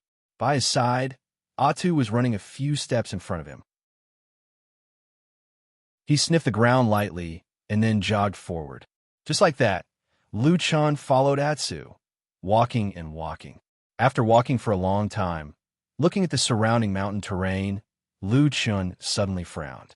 This was because the mountain path in this direction was getting more and more desolate, and there were no signs of accommodation. As they went deeper, even human footprints became rare. Weeds began to appear on the road, exuding a desolate aura. After walking for a while, with Atsu's unusually sensitive nose leading the way, Lu Chun had walked a long distance on this secluded mountain path. Then he suddenly saw the nameless mountain in front of him, hidden under the tall mountain range, mostly shrouded in shadows. Although it was very far away, a very strong, gloomy aura still came over. Lu Chun's expression changed slightly. Then he looked forward. In the distance, he could only vaguely see a blurry back of He, who seemed to be walking alone into the dark side of the nameless mountain. There was a condensed darkness there, as if it had swallowed He's figure in an instant, and nothing else could be seen. Lu Chun glanced at the mountain terrain on his left and right, and finally his eyes fell on the nameless mountain. After a while, he muttered to himself, "I didn't expect there to be such a dark place in the mountains of Kunlun. It shouldn't be." He looked a little surprised and a little confused, but he quickly calmed down again, ready to take a step forward. But before he took a step forward, he suddenly thought of something and looked back at Atsu. The black dog was sitting quietly on the ground behind him, and when Lu Chun looked over, it even wagged its tail gently. Lu Chun pondered for a moment, walked over, squatted down, and patted Atsu's head, saying, "There should be some bad things in the field in front. Don't go there." It was not clear if Atsu understood him, but it just looked up at Lu Chun, barked twice, and then stuck out its tongue to lick Lu Chun's palm. Lu Chun smiled, and his smile seemed to be the most gentle of the day. He reached out and hugged Atsu's head, then patted its head and said in a low voice, "Go and play by yourself. Wait for me here, or when it gets dark, go to the Flying Goose Terrace to sleep. Do you understand?" Atsu barked, then got up and walked to the side of the mountain path, looking back at Lu Chun from time to time. Lu Chun smiled at it, and waited until Atsu ran into the forest next to the mountain and disappeared before he slowly turned around and looked at the darkness behind the mountain again, a silent look on his face again.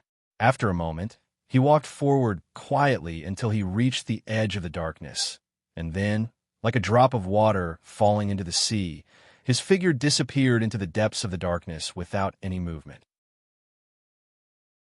Atsu ran and played in the forest, breathing the fresh air, jumping up and down, sometimes beating the birds, sometimes digging holes in the ground, playing very freely, and seemed to have forgotten its owner. Unknowingly, it had walked a long way in the forest, and came to a small valley in the forest that was sunken and covered with white granite. Atsu was a dog, and for a long time, it was only interested in food and didn't care much about other things like stones and trees. It had the same reaction to this white stone valley, and slowly walked past the side of the valley, looking like it was going to continue running forward.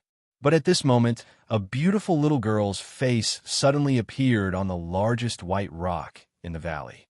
She looked at Atsu and suddenly smiled, then lay on the largest rock, waved at Atsu, and shouted, "Come here." When Atsu turned his head to look, he saw a little girl of about 10 years of age. Although she was young, her temperament was different from others. Now, there was a faint aura of superiority about her. This beautiful girl was, of course, White Lotus. Atsu stood where he was, looking a little surprised, but also a little wary. It seemed surprised to see White Lotus in this remote corner, but it didn't seem to lower its guard. However, White Lotus didn't seem to hate this black dog. Instead, she waved at Atsu and said with a smile, "Stupid dog, why don't you come over?"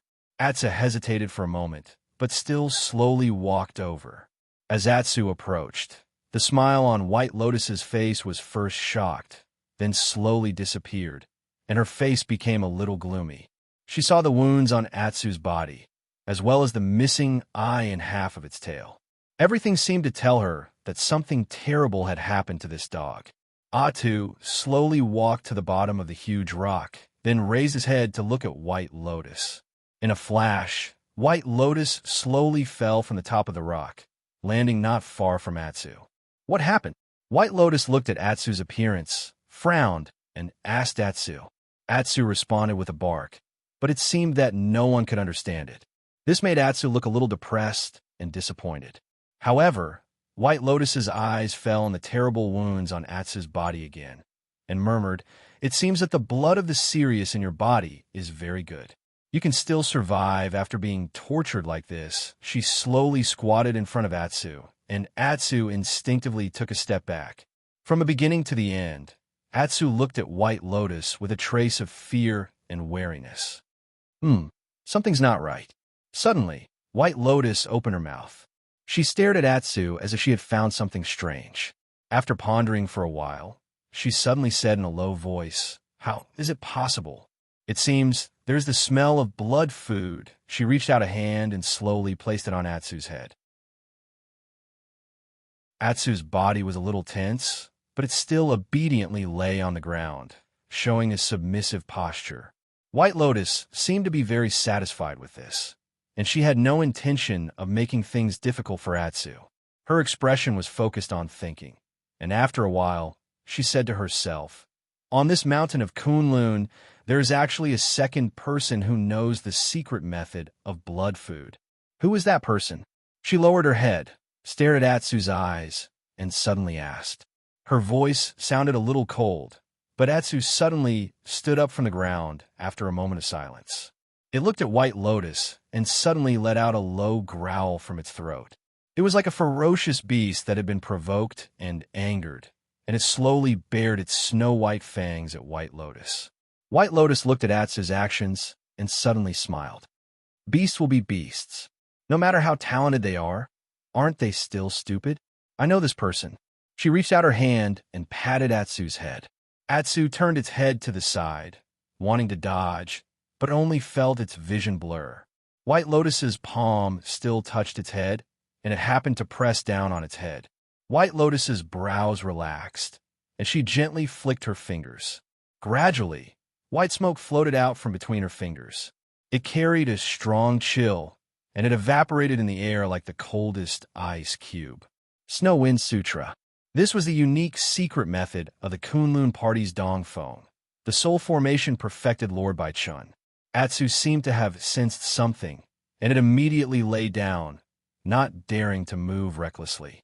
White Lotus smiled, nodded, and said, "It seems that you are still smart. Is this also the Sirius bloodline? But I'm a little curious. Why didn't the secret method of blood food make you, a beast, go crazy? This doesn't seem reasonable. Let me take a closer look." Chapter 181. The back of the nameless mountain had always been dark, even during the day. After Lu Chun walked into the darkness, he felt that the surrounding temperature seemed to have suddenly dropped a lot.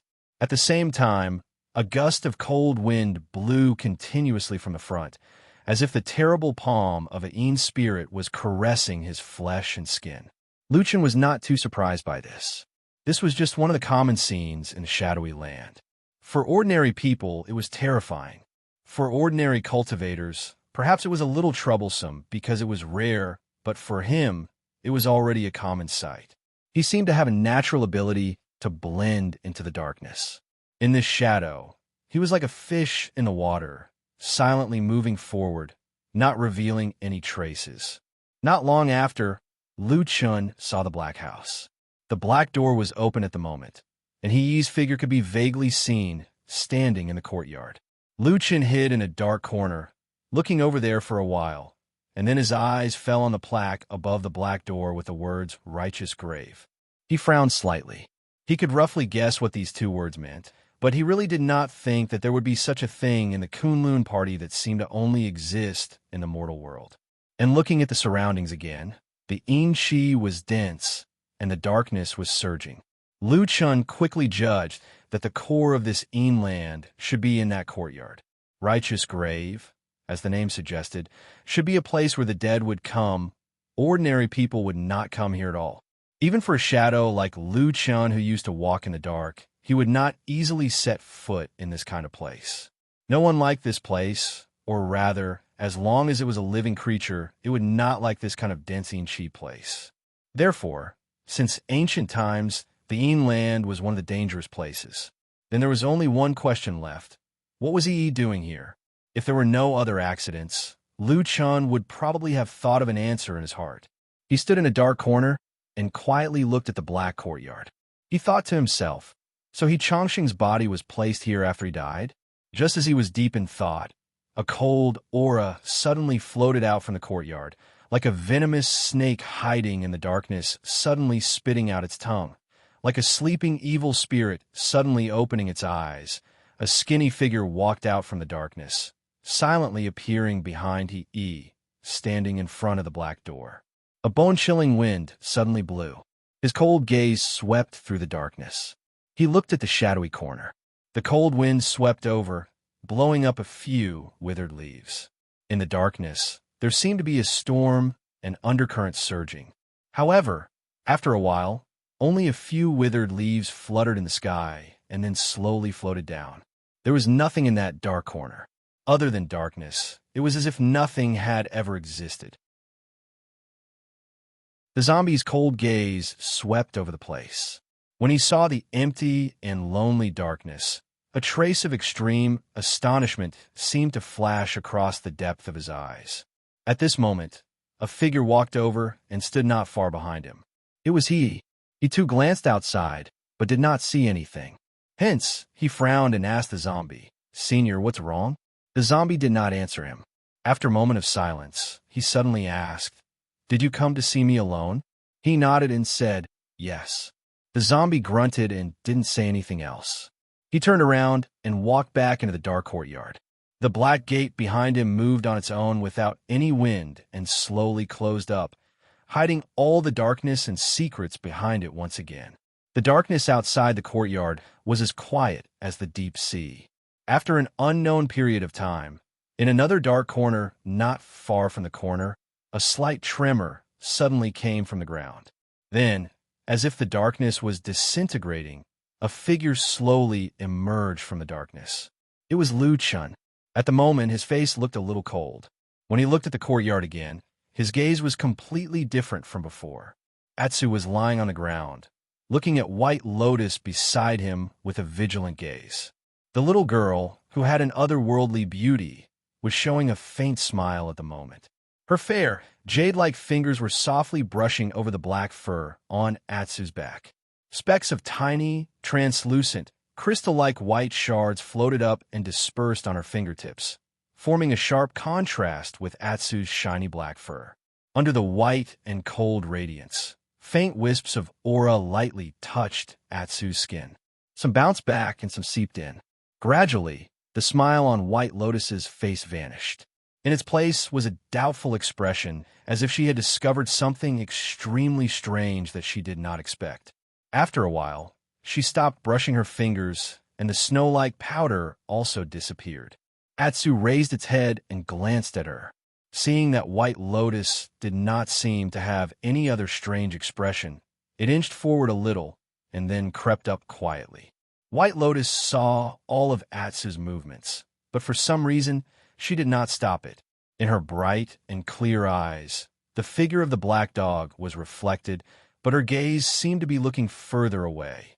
No, this is not the blood-feeding secret technique.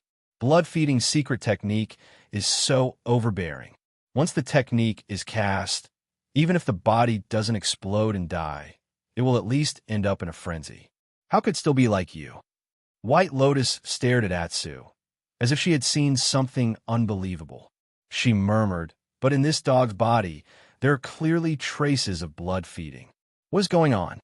Could it be that in this world, there is another kind of technique that has the same origin as blood feeding, but is stronger than the blood feeding secret technique?"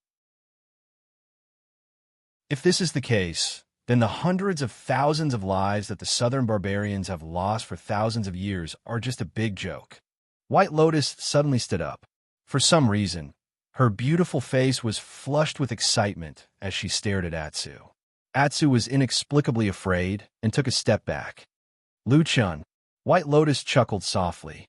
Her voice sounded a little erratic. She said, "Interesting, interesting. Lu Chun, who are you?" Lu Chun rushed back to Flying Goose Terrace before dusk. Atsu was delayed for a while. After he came out of the dark grave, he whistled for a while, and Atsu ran back from the forest. On the way back, Atsu didn't seem to be in a very good mood, but other than that, there seemed to be nothing unusual. There was no pain or injury. Lucien was also thinking about the strange figure in the dark grave, so he didn't pay too much attention to Atsu. However, when walking on the mountain road of Flying Goose Terrace, both Lucien and Atsu seemed to have adjusted their emotions after walking for a while. Atsu began to run back and forth happily. Lucien also saw from afar a figure leisurely walking on Flying Goose Terrace in the light of the approaching dusk. For some reason, when he saw the quiet figure of the woman, Lucien felt a lot better. He smiled and waved at Su Qingjun from afar, calling out to her. When Su Qingjun heard his voice, she looked back and smiled. When dusk arrived, the golden sunlight spread over the vast sea of white clouds, dyeing the clouds as far as the eye could see a beautiful golden color. The black dog ran happily on the Flying Goose platform. The two of them stood on the flat ground by the cliff, their shadows forming a long shadow. "You're back," Su Qingjun said to Lucien. "You really went for a whole day." Lucien smiled and said, "Yes. The journey back and forth wasn't short. Plus, I went to many places in the city to buy a lot of things, so it was a little delayed. But at least I made it back in time." Su Qingjun glanced at the bag in his hand, and her eyes showed some curiosity. She said, "What is it? Why are you being so secretive?" Lucien chuckled and beckoned Su Qingjun to sit down beside a few rocks. He then took out something wrapped in paper from the bag he carried with him and handed it to her. Su Qingjun took it and felt a slight warmth in her palm. She glanced at Lucien, but Lucien smiled and did not say anything. He only gestured for her to open the paper and take a look. Su Qingjun stretched out her fingers and gently opened the paper. After lifting the 2 layers of thin paper, she saw what was inside. It was a small black ball, and at the same time, it gave off a strange smell of meat. A hint of surprise appeared on her face. She looked at Lucien and asked, "What is this?" "Roasted loach," Lucien said with a smile. "Try it, it's delicious." Su Qingjun was stunned and said, "This thing can be eaten?" "Yes." Lucien said, "Don't be fooled by its black color. In fact, it's crispy on the outside and tender on the inside, and the meat inside is very delicious. I've been craving this thing since I was a child. Unfortunately, I didn't have the money to buy it that time, so I drooled when I saw it." Su Qingjun hesitated for a moment, and then frowned slightly. She said, "Loach is such a vulgar thing. It lives in dirty streams, and it has no spiritual power. Eating it has no benefit for cultivation. Why should we eat it?" "There's no reason." Lucien shrugged and looked at Su Qingjun with a gentle and smiling expression. He said, "It's just for the sake of delicious food. I think you don't have to do everything for the sake of cultivation, right?" "Is that so?" Su Qingjun seemed to be a little confused, but also somewhat moved. "Try it. It's a delicacy that only mortals and poor people can eat." Lucien looked at her, and for some reason, a strange emotion flashed in his eyes. He then smiled and said, "Eating whatever you want, living whatever life you want, isn't that the best?" Su Qingjun smiled, looked at him, and suddenly asked, "Then in your heart, do you want to live that kind of life?" "Of course, I really want to live a free life without being manipulated by others. I really want that." Lucien laughed.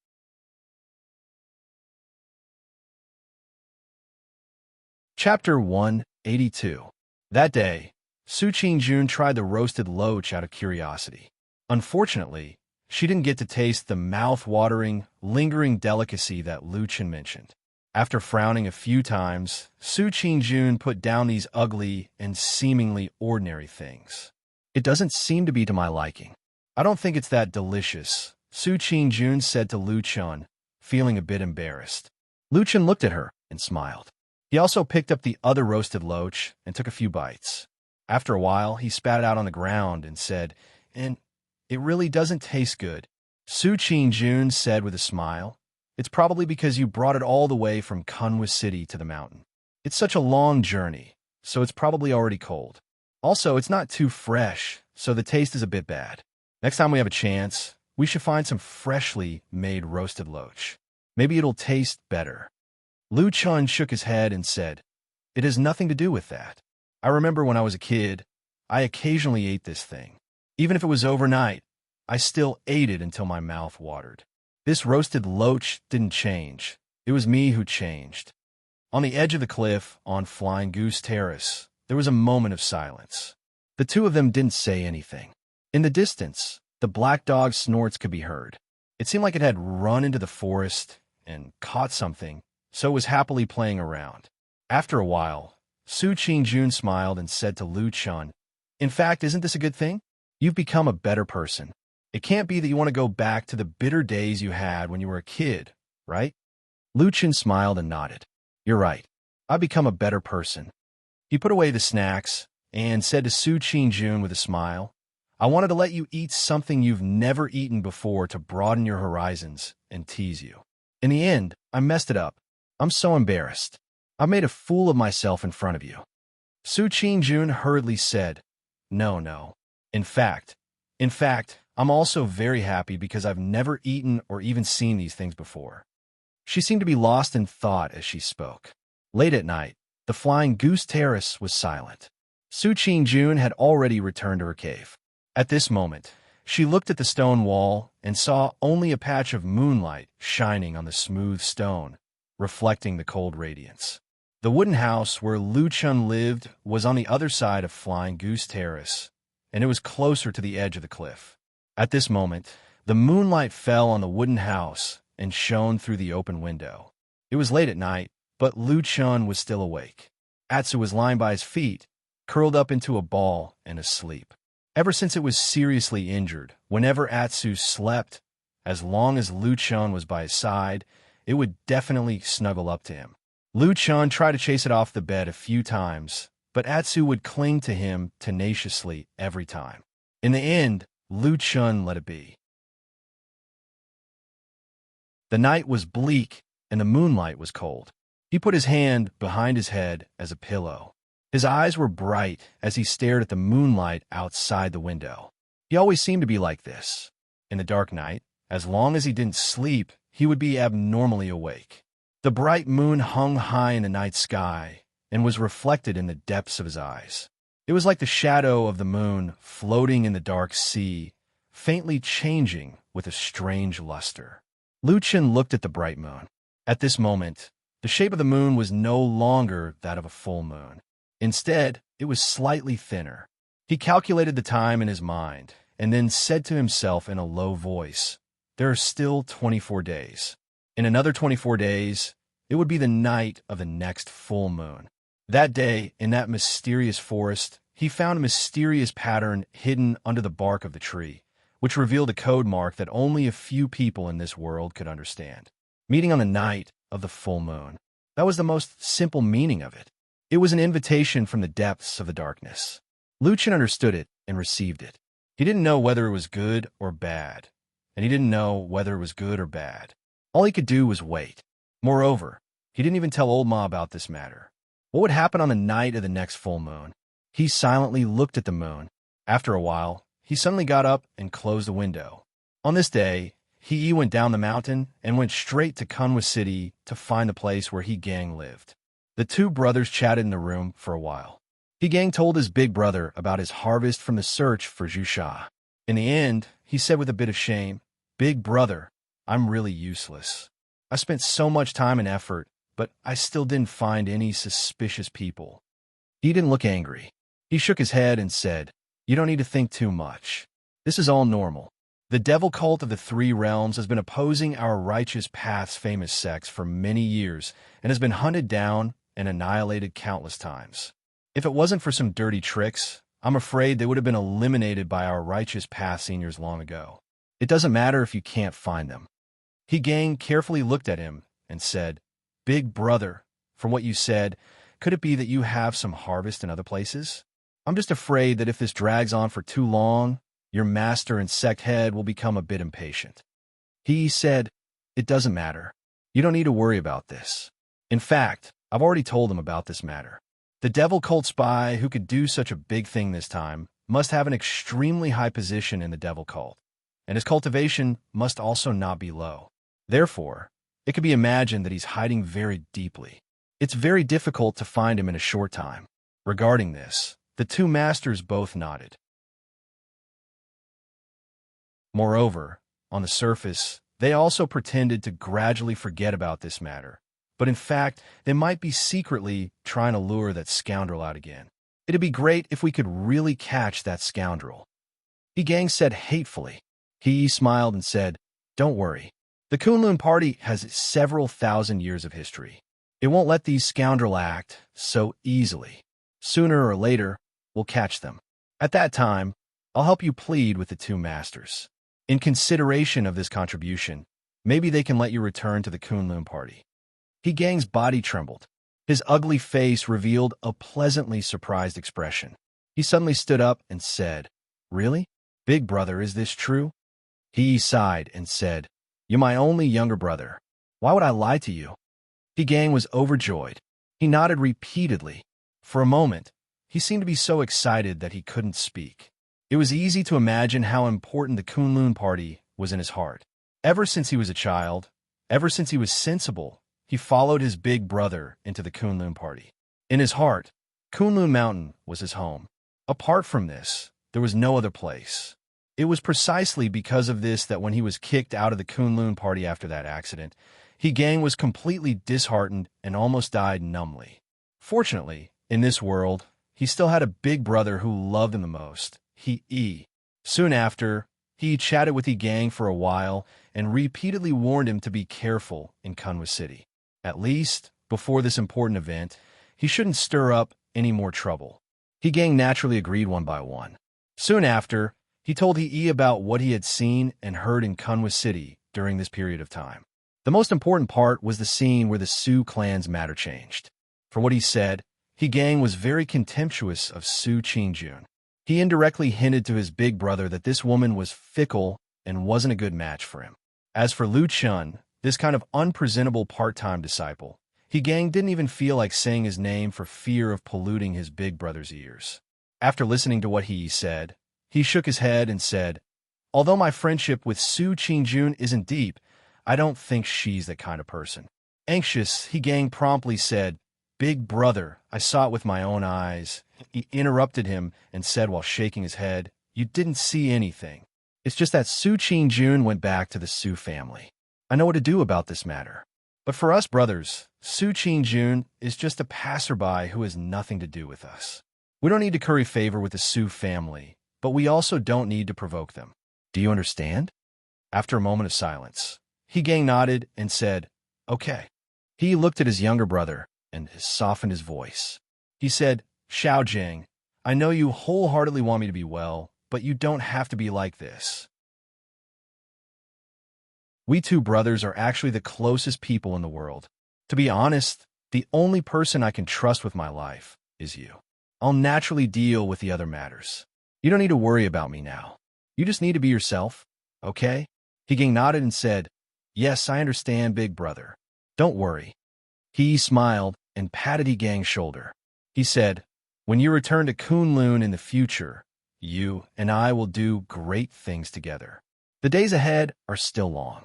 Who knows how far we can go in the future? Maybe we can even become the leader of Kunlun. Who knows?" Yi Gang laughed and nodded repeatedly. A trace of excitement flashed through his eyes. It was as if he was full of expectations and longing for the future. When he left, he did not make a sound. In order to not attract attention, he even changed into another set of clothes and covered his face. Then, he left Yi Gang's house from another direction. However, after he gradually walked away, an honest-looking man who was pulling a cart suddenly walked out from a corner on the long street behind him. His blank and empty eyes looked in the direction that he had left. Then, he turned around and walked in another direction. After about the time it took to drink a cup of tea, this man brought another person and stood in the same place. He first pointed at Yi Gang's house, then pointed at the long street that he had left from and said a few words to him in a low voice. Standing beside him was a fat man. The fat man was Old Ma. Old Ma looked at the bustling street with people coming and going. He gently waved his hand. Then, the unremarkable man who was pulling the cart beside him retreated. In the blink of an eye, he disappeared into the sea of people like a drop of water. Old Ma pursed his lips. He turned his head. His gaze seemed to be a little cold as he looked at the house. After a moment, he suddenly smiled again. His smile was cold.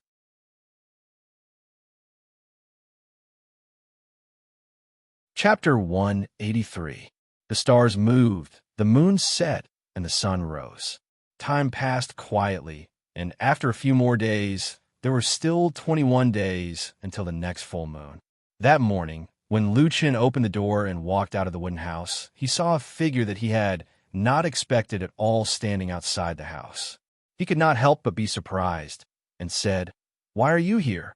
On the flat ground of the Flying Goose platform, White Lotus was standing there, looking at the beautiful scenery around her, and said, "I did not expect this Flying Goose platform to have such scenery.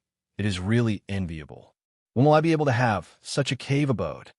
Lucien snorted, walked over and stretched, then said, "Stop pretending. The strange peak you are on now is the real paradise, the Immortals' secret realm. In the entire Kunlun party, only Yuan Yingjinren has the right to set foot there. Would you care about a mere Flying Goose platform like this?" White Lotus smiled, and suddenly saw a black dog's head poking out from behind Lucien sneakily to look in their direction. White Lotus immediately laughed and waved to Atsu, as if she was very happy, and said, "Atsu, come here." Atsu looked at White Lotus, and without a word, shrank back and hid in the room with its tail between its legs, without the slightest hesitation. White Lotus was stunned and looked a little awkward on the spot. After a moment, she slowly put down her hand, then laughed dryly, and said to Lucien, "This black dog does not seem to like me very much." Lucien also laughed and said, "Although Atsu is stupid, sometimes it will have a flash of inspiration." White Lotus stared at him and said, "Are you mocking me?" Lucien did not intend to answer her, and only shrugged, then said, "Miss Bai, with your current status, I am afraid it is not appropriate for you to come to the Flying Goose platform so rashly, right?" Bai Lian said indifferently, "What's wrong with that? I don't think it's a big deal. Besides, although this is Su Qingjuan's residence, as long as I don't enter her residence, I can walk around the Flying Goose Terrace as I please. There's no way the Kunlun sect will forbid me from doing so." Of course, such a ban was impossible. The Flying Goose platform was beautiful, but it was really not a restricted area. It was just that most people in the sect respected Su Qingjun, so naturally they would not come here. So the Flying Goose platform became Su Qingjuan's private place. Of course, Lucien wouldn't argue with Bai Lian over this, so he simply waved his hand and said, "All right, don't waste your breath on me. Since you've come to the Soaring Goose Terrace, you must be looking for Su Qingjun, right? I will help you to call her." As he spoke, Lucien turned around, but a look of amusement flashed across his face. He thought to himself that it was still early. Once Su Qingjun was woken up, she would not be in a good mood. At that time, there might be a good show to watch. Unexpectedly, White Lotus stopped Lucien and said, "No need to go. I am not here to look for her. I am here to look for you." Lucien stopped in his tracks, and, after a soft sigh, he turned around and looked at White Lotus. White Lotus looked at him with a smile that was not a smile, and there seemed to be some slyness in her expression. Lucien shook his head and walked over. At the same time, he softened his voice and said with a bitter smile, "I say, didn't we agree before that well water does not interfere with the river water, does not interfere with the well water, does not interfere with the river water? You are now a noble disciple of a true monarch, and you also have a 5-pillar bone that is rarely seen in 1,000 years.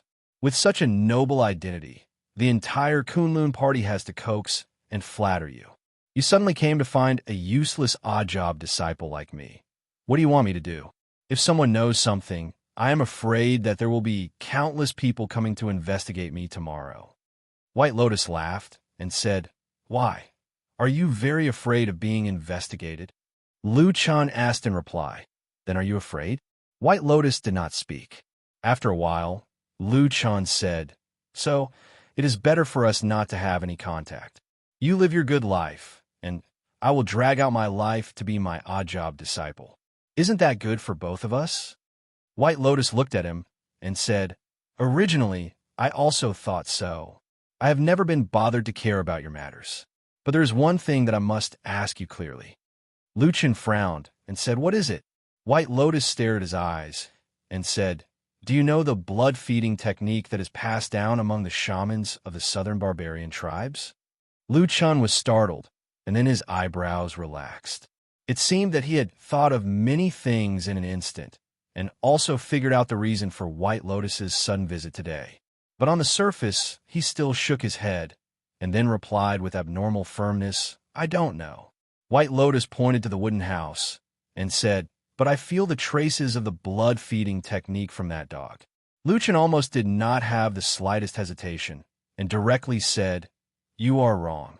White Lotus looked at Luchan for a long time, and after a while, suddenly smiled and said, "I feel that you are becoming more and more interesting. It seems that you are hiding more secrets than me." Luchin's eyes flashed, and said with a smile, "If that is the case, how about we make a deal? What do you say?" White Lotus' face that seemed to be innocent and flawless, at this moment, looked like the smartest and cunning fox in the world. Luchan said, "Secrets for secrets. You tell me a secret, and I will tell you a secret. This way, everyone will be comfortable. How about it?" White Lotus thought for a while, and said, "I don't feel too good. You look honest and sincere, but in fact you are full of evil tricks." "I don't trust you." Luchan sneered, and said, "Hey, I'm not familiar with you, so don't randomly accuse me." White Lotus smiled and said, "Others can't see it, but how can I not know? In the past, you lied to that Exian girl, and now you're going to lie to this Su Qingjun, right?" Luchan laughed and said, "Your ability to accuse others is not bad. Could it be a powerful method that Hakushin Jinkuin taught you?" White Lotus pointed at Luchan's chest and said with a smile, "You know in your heart that what I said is true. Otherwise, do you dare to swear that you have never lied to those two girls?" After a pause, she said thoughtfully and said, "You are so treacherous. I feel that it is too dangerous to do business with you. I can't do it." Luchan laughed heartily, but his eyes looked a little cold. White Lotus came just like that, and after chatting with Luchan for a while, she left. Just as she said, she had no interest in Su Qingjun. It was just that the seemingly young girl, even after she left, still made Luchan frown and ponder for a long time. To be honest, he had seen many people in Kunlun, but the one who gave him the greatest pressure was not those powerful Jinren, but this little girl who was hiding in the shadows. On her body, there seemed to be countless secrets hidden in the darkness. Could it be that White Lotus was an evil sex spy? Luchan looked at White Lotus's receding figure, suddenly thought of this question, and then gave himself a fright. Recalling all the information that he knew about White Lotus, he thought about it, and still felt that this little girl might be rebellious, might have a lot of secrets, but at such a young age, she was already shouldering a heavy responsibility. To enter a prestigious sect like Kunlun Party as a spy, she could not make any big mistakes. This kind of thing did not seem to be something that a little girl could do, even if White Lotus looked young and mature, even if her talent was so outstanding. If it was possible, Luchan did not want to pay attention to White Lotus at all. He was just an ordinary odd-job disciple, and there was a world of difference between him and White Lotus. On the contrary, if the news that White Lotus was paying attention to him spread, it was equivalent to the entire Kunlun Party starting to pay attention to him. This kind of situation, for a shadow, was simply a situation of absolute death. But if she was not a spy of the devil cult, how could Baolian's secret be explained? How could a little girl be able to display the secret sorcery of the southern barbarians? She was just a little girl. Everything seemed to be getting more and more confusing.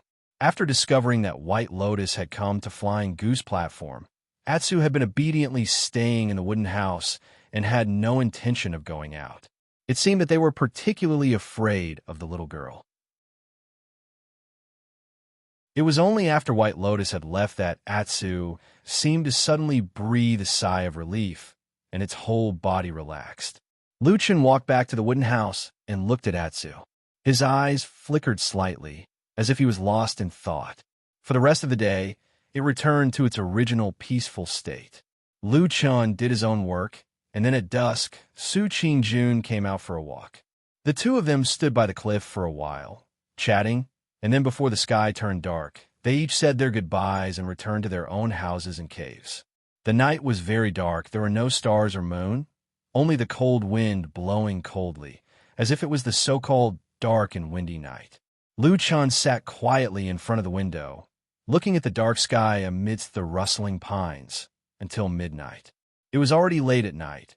Everything on earth seemed to have fallen asleep. Even the mountains had fallen into a deep slumber.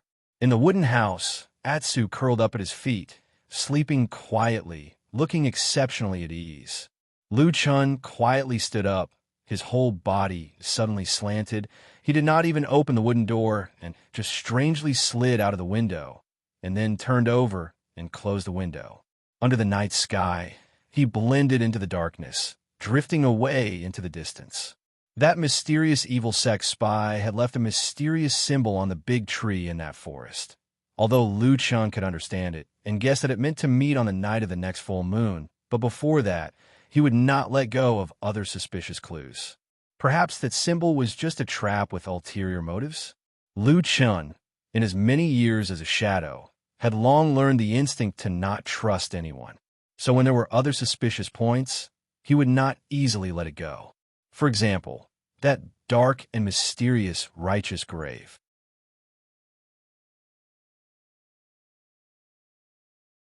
Chapter 184. Before that day, Lu Chun had never known about this strange and mysterious place in Kunlun Mountain. Sometimes, when he thought about it, he felt that the martyr's grave really was a very strange place. In a famous sect like the Kunlun Party, this kind of secular thing should not exist, but it did, and it seemed to have a very long history. In the past, Lu Chun had never heard a word or two about the martyr's grave from anyone. It seemed that everyone had ignored this place, just like the dusky shadow that always shrouded the area around the martyr's grave. The martyr's grave had always been out of people's sight. People did not know about it, but it had always existed. In fact, there were many similar things in the world. There were many people and things that we had never seen or heard of, so we thought that it was impossible. Even if we accidentally discovered something, we would certainly use our own imagination to speculate what that thing looked like. Of course, Lu Chun would not be like this. Compared to the vast majority of cultivators in the cultivation world, the current him might be weak on the surface, but his experience and knowledge, after seeing too many people and things, had long made him understand this truth. He was indeed surprised by the sudden appearance of the martyr's grave, but what he should do was not speculate, but carefully investigate. Abnormalities were demons, and the martyr's grave in Kunlun Mountain really seemed a bit too strange and abrupt. However, if it was really just a place that took in ownerless corpses, even if he had some doubts, he might not necessarily take the risk. The most important reason why he sneaked into the nameless mountain this night was, of course, because he saw he come here that day. This person, was now like a venomous snake hiding in the darkness, coldly and desperately searching for the whereabouts of the murderer. And coming to the martyr's grave must also be because he seemed to have discovered something here. What exactly did he obtain from the martyr's grave? Lu Chun was determined to get to the bottom of this. The Shadow's patience was certainly unquestionable, but no one could question the Shadow's ability to act. It was just like the battle in the desolate valley 10 years ago. No one had ever given him an order, and no one had ever told him what to do. However, at the most dangerous and critical moment, he had still acted decisively. His figure quickly moved forward in the darkness, but for some reason, perhaps because the night wind was too cold, he suddenly felt a chill in his chest.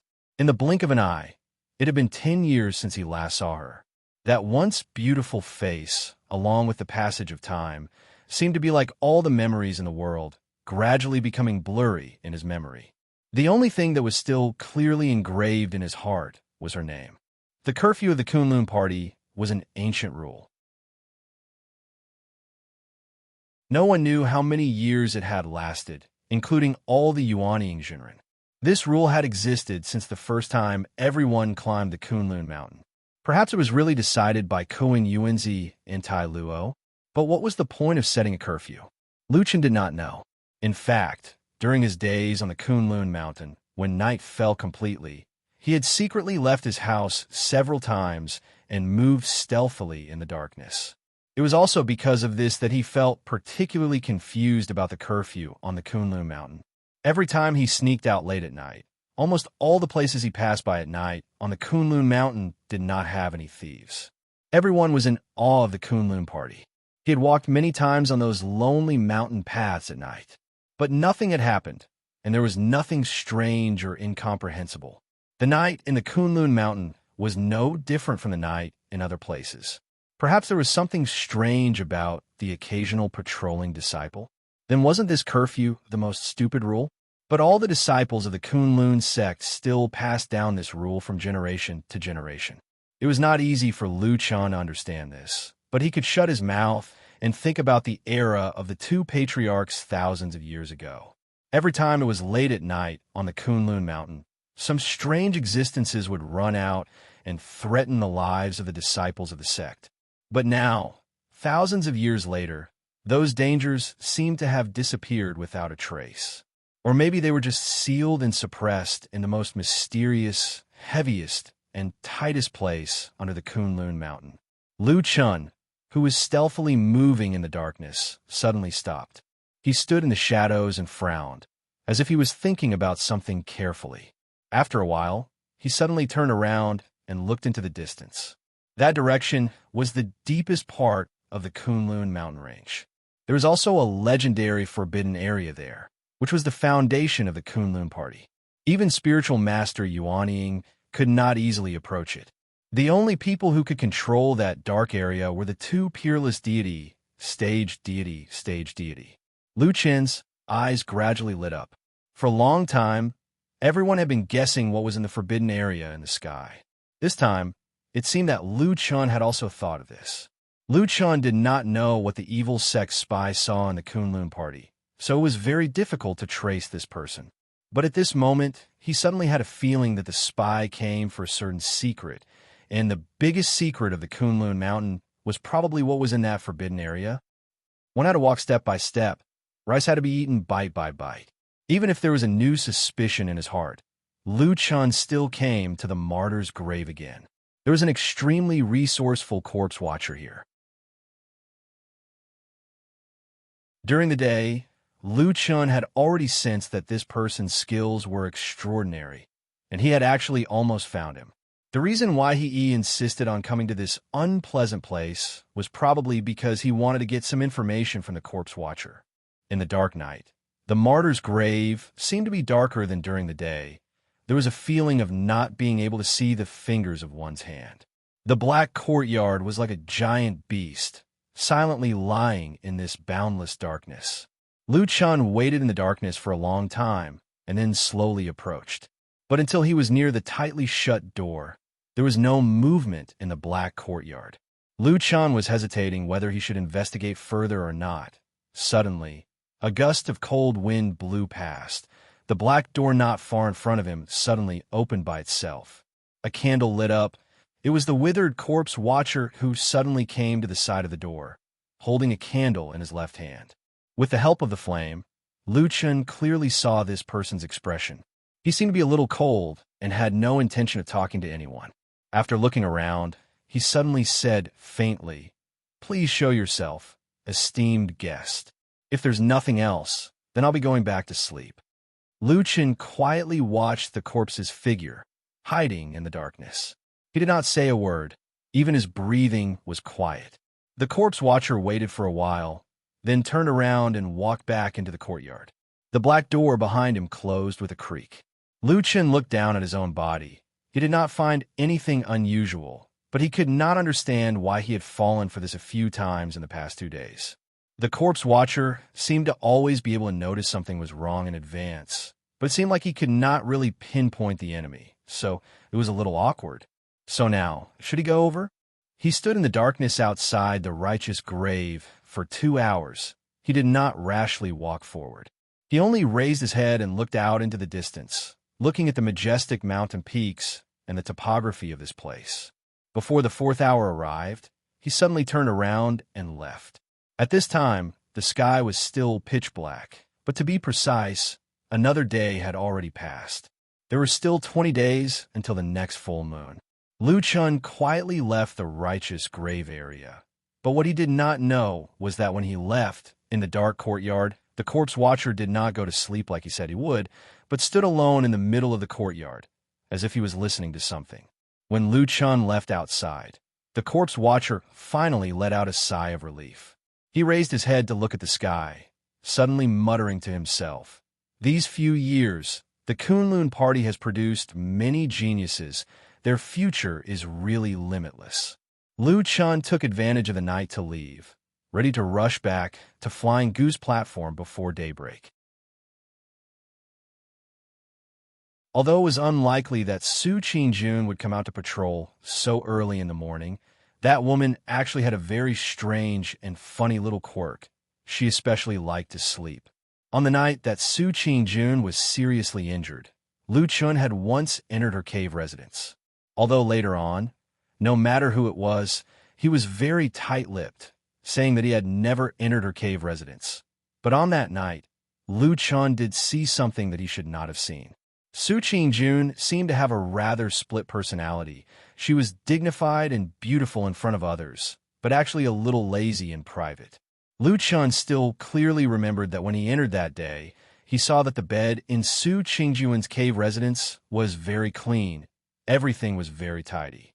Only the quilt was not folded. When he thought of these things in his heart, he was secretly a little amused, but perhaps Su Qingjun had warned him, so he had always kept his mouth shut about this matter. But sometimes when he thought of it, he would still laugh, thinking that if Su Qingjun got married in the future, would she still be able to avoid her husband at that time? In the dark night, the wind was strong, and the mountain path was long, but his footsteps were light and quick. Suddenly, from an unknown place in the depths of the darkness, a strange sound came abruptly, like the mouth of a ferocious beast, but also like the sound of a hungry wolf drooling. Lu Chun's footsteps suddenly stopped.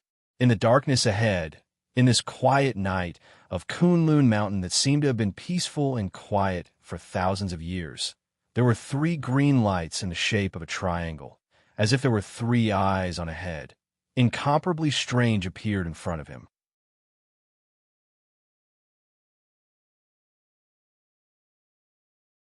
Chapter 185. In the darkness, the shape of the monster's body could not be seen clearly. Only those 3 strange green eyes stared intently at Lu Chun. At that moment, Lu Chun almost subconsciously thought of Atsu. In the past, in the middle of the night, Atsu's eyes also had a similar fire-like glow. But the two were different. Lu Chun quickly made this judgment. Although Atsu's eyes were green, the luster in them was clean and bright. Although it looked a little gloomy in the dark, one could still feel the change of emotion in them. There was that kind of vitality. The emerald green eyes that suddenly appeared in front of him were much stronger than Atsu's eyes. They were like 3 burning green flames that were filled with a brutal and cruel aura, as if there was only the intention to kill left. For some reason, after seeing this clearly, Lu Chun secretly heaved a sigh of relief. Then, his face quickly sank. He frowned and looked at the strange monster that suddenly appeared in the dark. Of course, this thing was not a kind creature.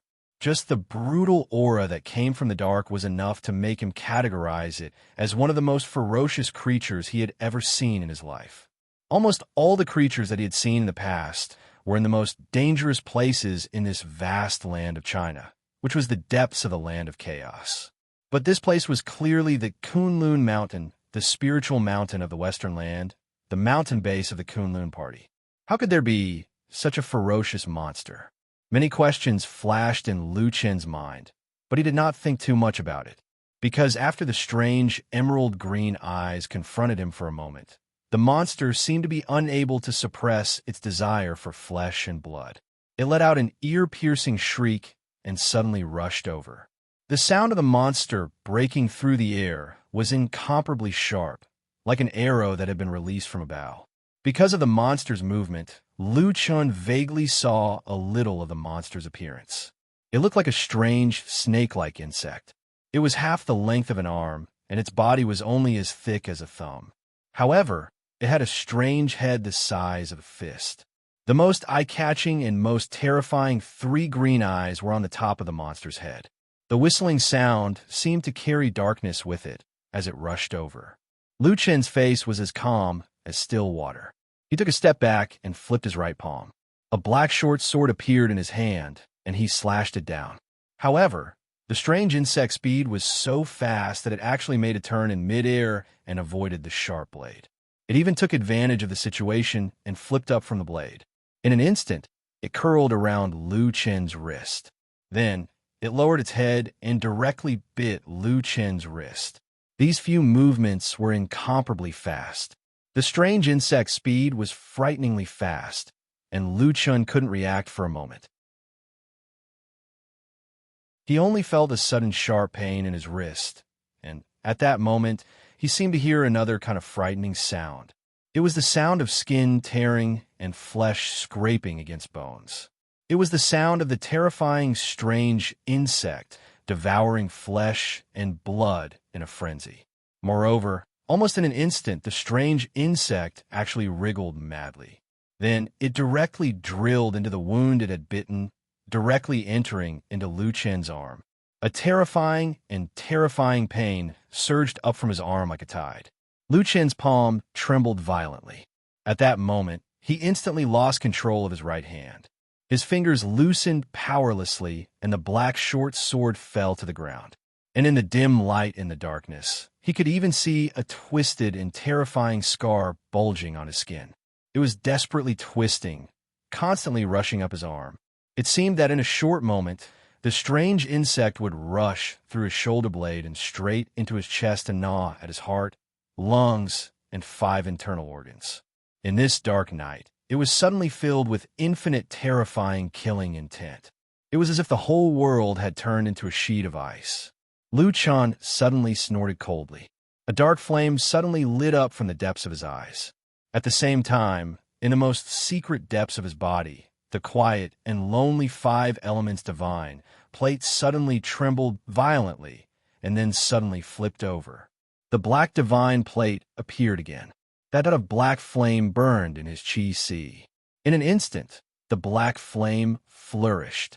The strange insect in his arm suddenly stopped. It seemed that in that instant, it also felt something. Even in front of his flesh and blood, this strange insect unexpectedly showed a trace of inexplicable fear. It actually had some intention of retreating. However, the darkness had arrived. Like a roar on a boundless dark sea, the endless darkness instantly boiled up and crazily surged towards Lu Chen's body from all directions. The cold wind blew and the darkness whistled. It was like a crazy dance, surrounding the cluster of dark flame in the deepest depths of the shadow. An ice-cold aura dispersed in all directions. There was no longer the slightest mercy or anger. A terrifying and murderous aura suddenly rose from Lu Chen's body. It rolled back and directly rushed from his body towards the strange insect's right arm. The dark flame flickered in this tidal wave. It was like a ferocious smile opening the mouth of an evil spirit to devour all living beings. This murderous aura was even more tyrannical, more terrifying, and more merciless than the aura that the strange insect had just revealed. That strange insect's tyrannical aura seemed to crazily devour flesh and blood. But the murderous aura in Lu Chen's body seemed to be born purely for killing. It wanted to destroy everything and wipe out all the vitality of all living beings. In the darkness, Lu Chen opened his eyes and stood upright. His body suddenly shook. Then, countless black flames suddenly gushed out from his body, burning wildly. But the strange thing was that his clothes were not damaged at all. He looked like a burning man made of black fire. The strange insect suddenly trembled violently, and then it retreated madly. However, it was already too late. The tide of darkness was like a monstrous wave that surged into the heavens, and it charged directly into Lu Chen's right arm. After that, it drowned the strange insect that was hidden within his flesh. Everything, in an instant, was silent. After the tide, the world was as quiet as before. Only Lu Chen's body was still standing in the darkness, gently gasping for breath. After a moment, he slowly raised his right hand and then gently shook it. With a pop, a small piece of burnt black shrunk to the size of a little finger, as hard as a rock, fell out from his wound. Then it heavily hit the ground and rolled twice. The night wind was cold, blowing past his body. Lu Chen felt a chill from his forehead, neck, and back. Only now did he discover that in that instant, his entire body was covered in cold sweat. The black flames were still burning in his eyes. The tide of darkness was still surging in his body. He gently gasped for breath, feeling a trace of trembling. The surging black flames gradually calmed down. Then they slowly retreated, shrinking back into his body. The night once again calmed down. Even the darkness became gentle, gently clustered around him, comforting his body. But at this time, in the strange black tide that was gradually returning to the energy sea, Lu Chen suddenly felt a trace of a different aura. It was a new aura with a murderous and tyrannical aura. It was the aura that the black flames had plundered after killing the strange insect. In the past, when he had this strange black disk, every time he killed a living being, a trace of a similar aura would be absorbed into the black flames on the black disk. Then, it would nourish and strengthen the black flames. Lu Chen didn't understand it, nor did he like this sort of feeling. It was even to the extent that he faintly had the feeling that if this continued, then he would probably sink into this terrifying slaughter one day and be doomed eternally. Therefore, after that, he rarely killed living beings, unless it was absolutely necessary and when he had to protect himself. But this night, the aura he felt was completely different from the previous slaughter. The murderous aura that had been plundered was strong and abundant, almost 10 times stronger than any slaughter in the past. And after absorbing this strong new power, the black flames on the black disk in Lu Chen's energy sea seemed to instantly grow larger. In that dark world, it burned quietly, as if it was showing a mocking smile to the owner of this body. Lu Chen stood in place in silence for a long time. Then he closed his eyes. After a long time, when he opened his eyes again, the black flames had disappeared. The surrounding night wind had cooled down and was no longer harsh. It blew through the forest as if nothing had happened in the night. Lu Chen took a step forward and squatted down. There was a black thing on the ground. He picked up the black dagger that had fallen to the side and gently fiddled with it. After confirming that there was nothing strange, he picked it up again. This was the remains of that strange insect. Under the burning of the terrifying and violent black flames in his body, this strange insect had almost no ability to resist and was directly killed. Then, its entire body was instantly incinerated, leaving only some of the hardest residue that was gathered together and turned into this black and hard stone. Of course, the strange green eyes were gone. But when Lu Chen's fingers slowly brushed across this black stone, he could still vaguely feel some soul-stirring patterns and traces. The residue of the bones and sharp teeth had fused together. It was hard to imagine that not long ago, this thing was still in the flesh, like a bloodthirsty demon. Why would there be such a terrible and cruel monster in the Kunlun Mountains? No matter how one looked at it, it was impossible for this kind of thing to appear in the Kunlun Mountains. There were 2 deity transformation stage perfected cultivators, dozens of Yuanying stage perfected cultivators, and more powerful cultivators.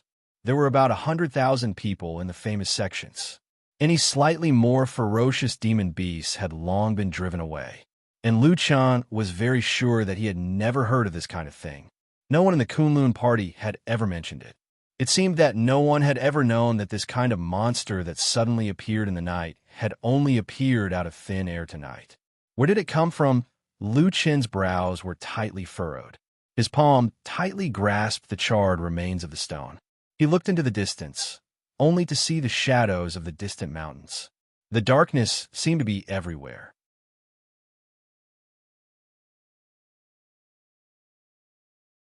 Chapter 186. That morning, When Lu Chun walked out of his wooden hut with a yawn, he saw a man standing with his hands behind his back on the quiet Fian terrace, not far from his wooden hut. He looked to be in his 40s or 50s. He had a refined bearing and a calm expression. Perhaps it was because of his age. There were already some stars on his temples, but it could still be seen that he was still in the prime of his life. The man stood there, looking at the sea of clouds beyond the cliff. Then, he turned around and saw Lu Chun. He smiled calmly and quietly, nodding at Lu Chun and saying, "Hello." "Yes, hello. May I ask who you are, senior?" Lu Chun tried to recall, but he had no impression of this person before, so he asked politely. The man walked toward him and stopped a few feet away from Lu Chun. He wasn't too close to make it awkward, but he wasn't too far away to make it seem rude. He looked Lu Chun up and down, then nodded and said with a smile, "You must be Lu Chun." "I am Lu Chun. Do you know me, senior?" Lu Chun was a little surprised. The man smiled and said, "Oh, I don't think we've met before. Let me introduce myself. My surname is Su, and my name is Tianhe." "Su Tianhe." Lu Chun repeated the name in his heart. Suddenly, his expression changed. He looked at the man's face again and found him familiar. There were some similarities between him and Su Qingjun. He was surprised and said, "Could you be from a Su family?" Su Tianhe smiled and nodded. "I can be considered the head of the Su family, and also Qingjun's father." Lu Chun was speechless. He didn't expect the head of the Su family to come to the Fian Terrace alone so early in the morning. But judging from Su Tianhe's extraordinary bearing, he was completely different from the young people in his family. At this moment, Su Tianhe's gaze swept over Lu Chun's face. After a while, he sighed and said, "Brother Lu, I didn't teach my son well and wasn't strict enough with my subordinates, causing you to suffer. This is all the fault of the Su family. I apologize in advance." After saying that, he solemnly cupped his hands and bowed to Lu Chun. Lu Chun raised his eyebrows and a strange light flashed in his eyes, but he quickly stepped aside and said, "Senior, please don't do this. I don't deserve it."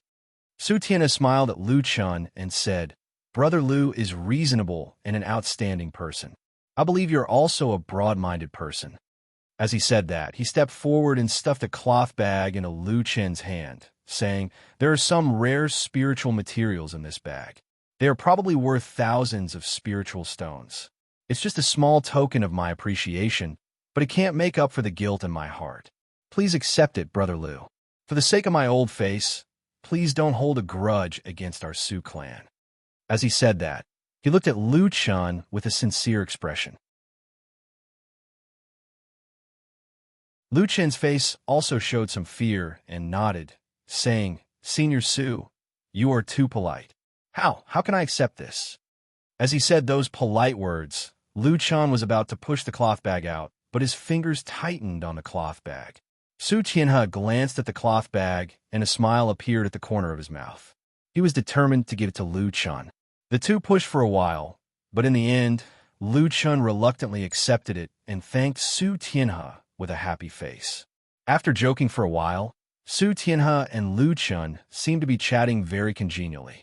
Su Tianhe glanced at the cave on the other side and turned to Lu Chun, saying, "Brother Lu, I think it's getting late.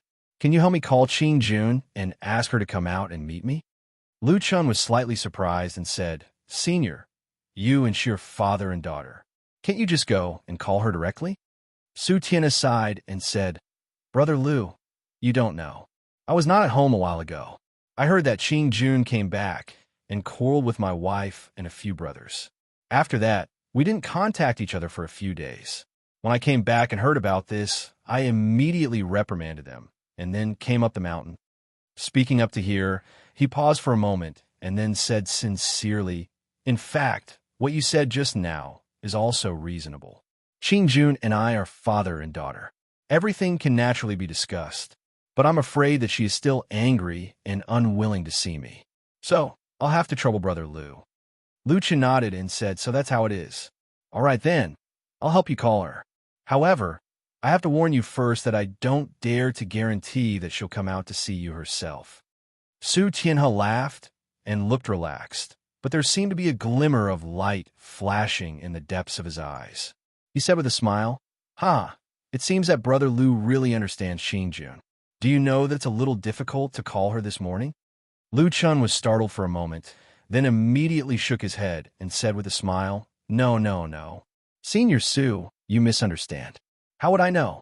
I'm just afraid that a lowly odd-job disciple like me might not pay attention to young lady Su even if I call her.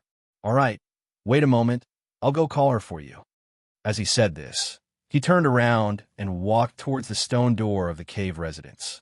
The morning sun sprinkled down from the sky and shone on the faces of the two men. When Lu Chun turned his back to Su Tianhe, the smiles on their faces disappeared at the same time. The man's gaze was calm and somewhat cold, deep as the sea. Lu Chun stood in front of the stone door of the cave residence and began to loudly knock on the door. Occasionally, he and Su Tianhe would look back and smile at each other and nod slightly. But after a long time, the stone door still didn't move. It seemed that Su Qingjun had no intention of coming out. Lu Chun touched his chest. There was still a yellow talisman stone lying there. It was the heart-burning talisman that Su Qingjun gave him when he planted the eagle fruit tree. She didn't take it back later on. So these days, if he wanted to find Su Qingjun, he wouldn't knock on the door like this.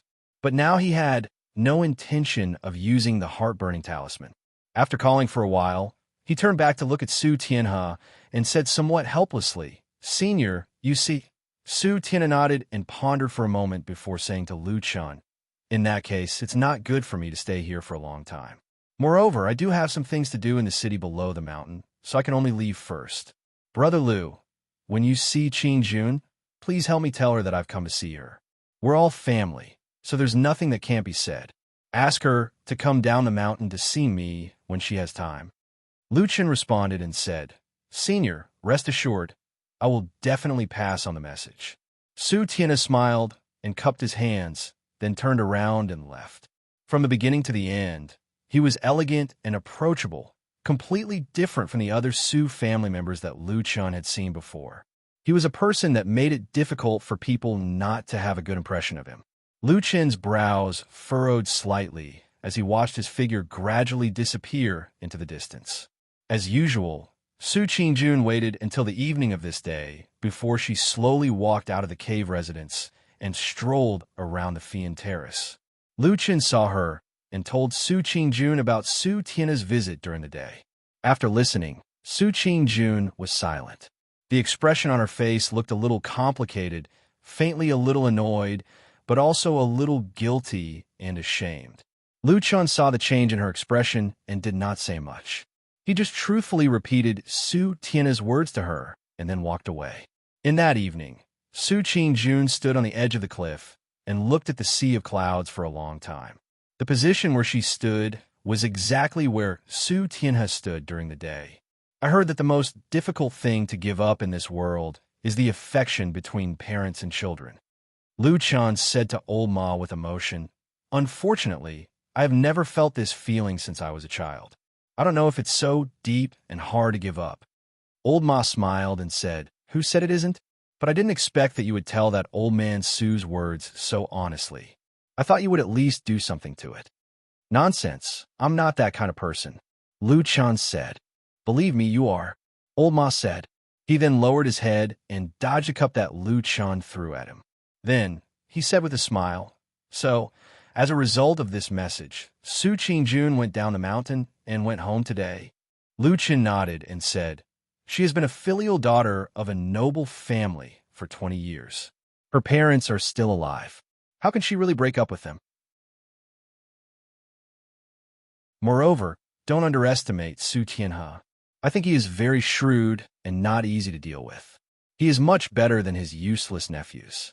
Old Ma said with a and said, "Yes, the Su family has been thriving these years, and Su Tianhe has contributed a lot." Lu Chun did not talk about this. They sat for a while, and Lu Chun suddenly said, "How many days until the next full moon night?" Old Ma was startled and said, "Why do you ask this?" He said with a frown for a moment, and then said, 19 days. Lu Chun was silent for a moment and said, "Can the damn Baldy come back before that day?"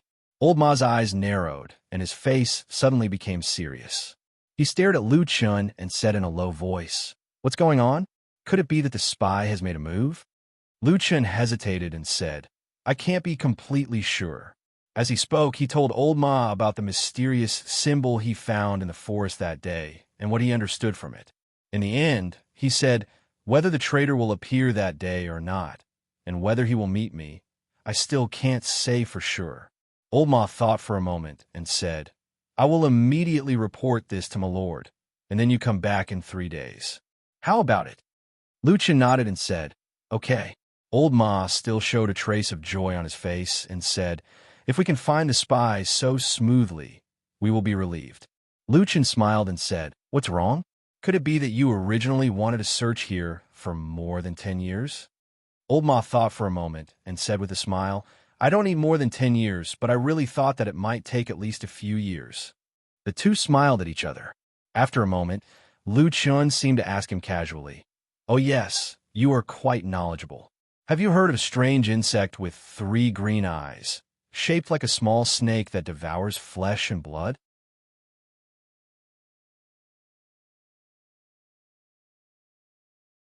Chapter 187. Old Ma was stunned for a moment and said, "What is it? Tell me in detail." Lu Chun told Old Ma about the appearance of the strange 3-eyed insect he saw last night in detail, but ignored the short but thrilling and extremely dangerous fight. Old Ma also frowned after hearing this. After pondering for a while, he shook his head and said, "I have never heard of such a strange and ferocious creature in this world before. Well, I will help you check it later." Lu Chun knew that besides being well-informed, Old Ma also had all kinds of connections. For so many years, he had no confidence in Old Ma, but his confidence in this aspect had never wavered. He nodded and said, "Okay." Old Ma pondered for a moment, and suddenly showed a trace of doubt on his face. He looked at Lu Chun and said, "Strange. This kind of monster is so cruel, and it must have killed many people. How could it appear in a place like Kunlun Mountain?" Lu Chun also nodded and said, "Yes, I also thought of this last night, but I also couldn't figure it out. And I've been on the mountain for so long, but I've never heard of anyone talking about this kind of monster before. Even earlier, there was no news about it. It should have just appeared suddenly." Old Ma's face suddenly darkened, and he lowered his voice and said softly, "Is it really so coincidental? Could it be that someone has their eyes on you?" Lu Chun also fell silent. After a moment, he said, "It shouldn't be.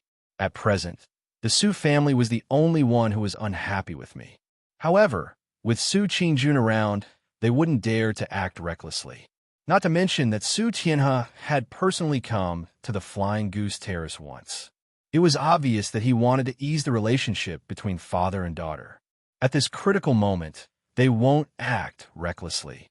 Old Ma nodded slowly and said, "What you said makes sense, but I always feel that there may be some undercurrent surging in Kunlun Mountain recently. You should be careful." Lu Chun grunted in acknowledgement, then glanced at him and said, "What do you mean by undercurrents? Explain it clearly. Could it be that you've heard some rumors recently?" Old Ma hesitated for a moment and said, "I did hear some news before. It said that there is someone in the Kunlun party, well, at the level of Immortal Yuanying, who is dissatisfied with the current leader, Immortal Idol Month." Lu Chun raised his eyebrows, and his expression suddenly became serious. He said softly, "Really?" Old Ma nodded and said, "Most likely true."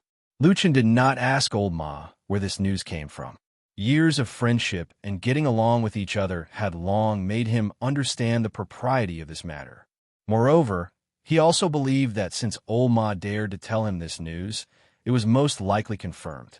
He pondered for a moment and suddenly laughed, but his voice was still low.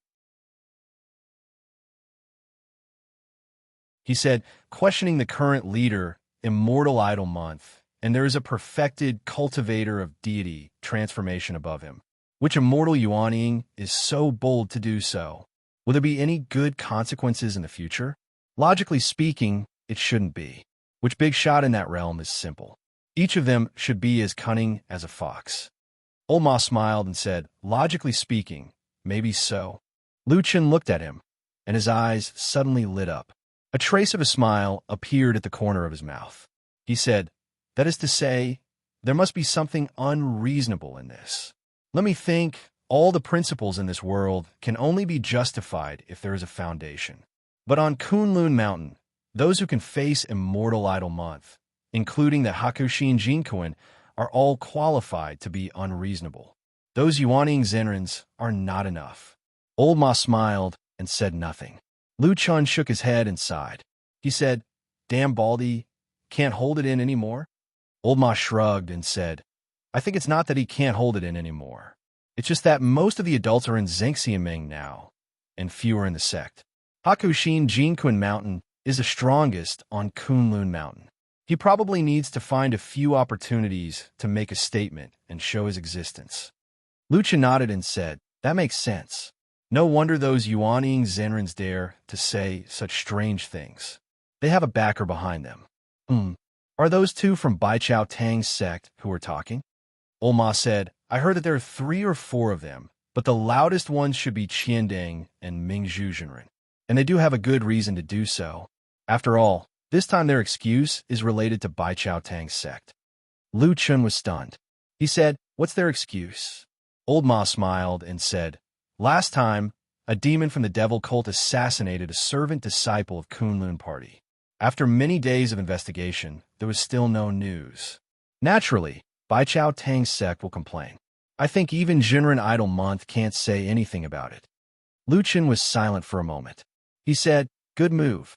On this day, both Su Qingjun and Lu Chun went down the mountain. Flying Goose Terrace was deserted. Except for the cave residence with the closed stone door, there was only a lonely wooden house with a black dog inside. Atsu seemed to be completely used to living in Flying Goose Terrace. Every day after waking up, it would walk around Flying Goose Terrace like a king inspecting his territory. From time to time, it would find a corner or a tree root to pee.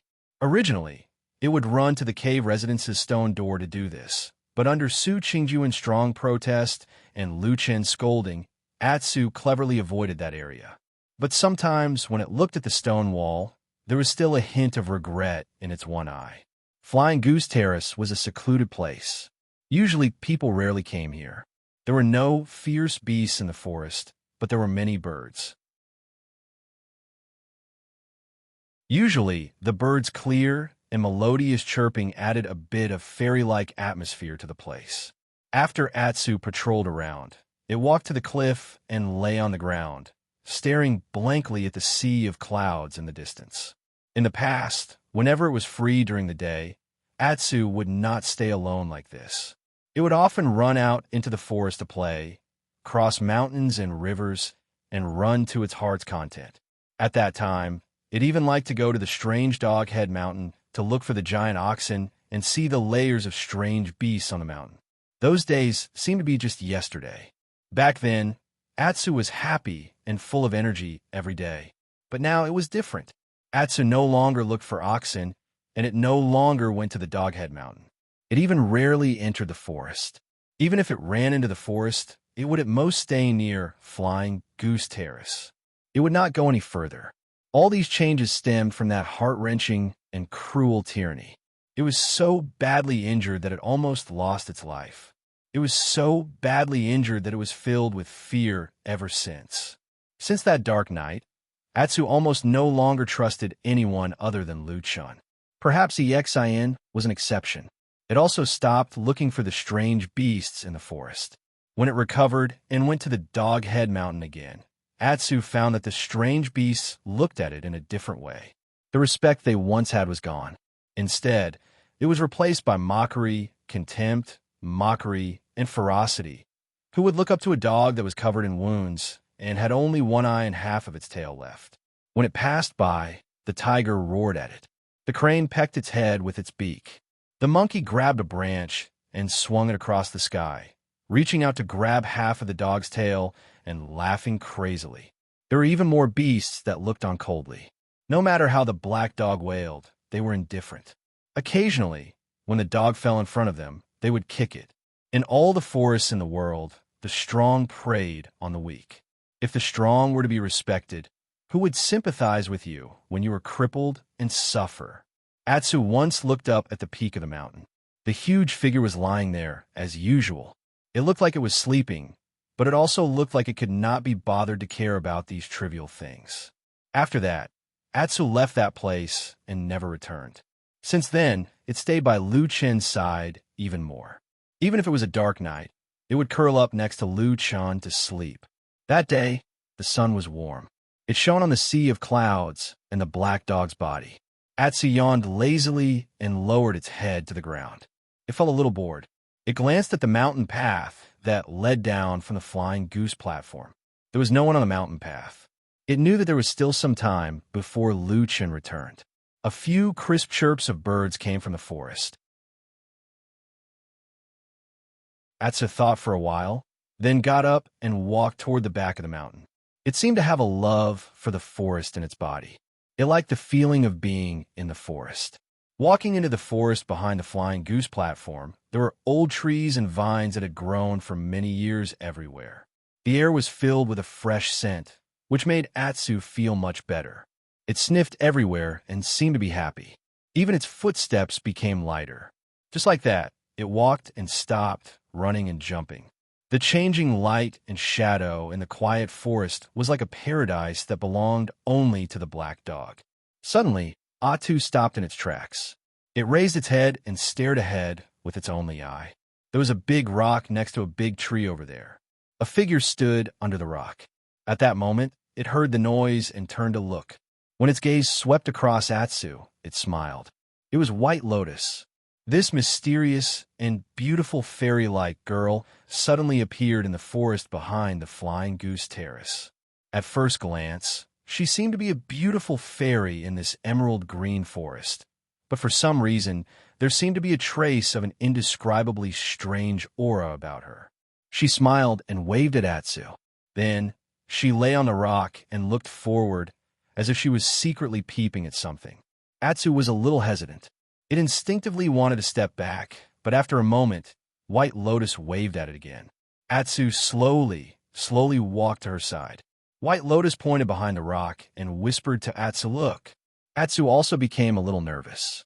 It secretly poked its head out and saw that in the open space in the forest about 6 feet behind the rock, there was a guinea pheasant standing on the ground, looking for food in the fallen leaves with its head down. It was also at this moment that Atsu suddenly heard a soft and somewhat bewitching voice, like the whisper of the devil floating beside it. The pheasant's meat must be delicious. Atsu's body suddenly tensed up.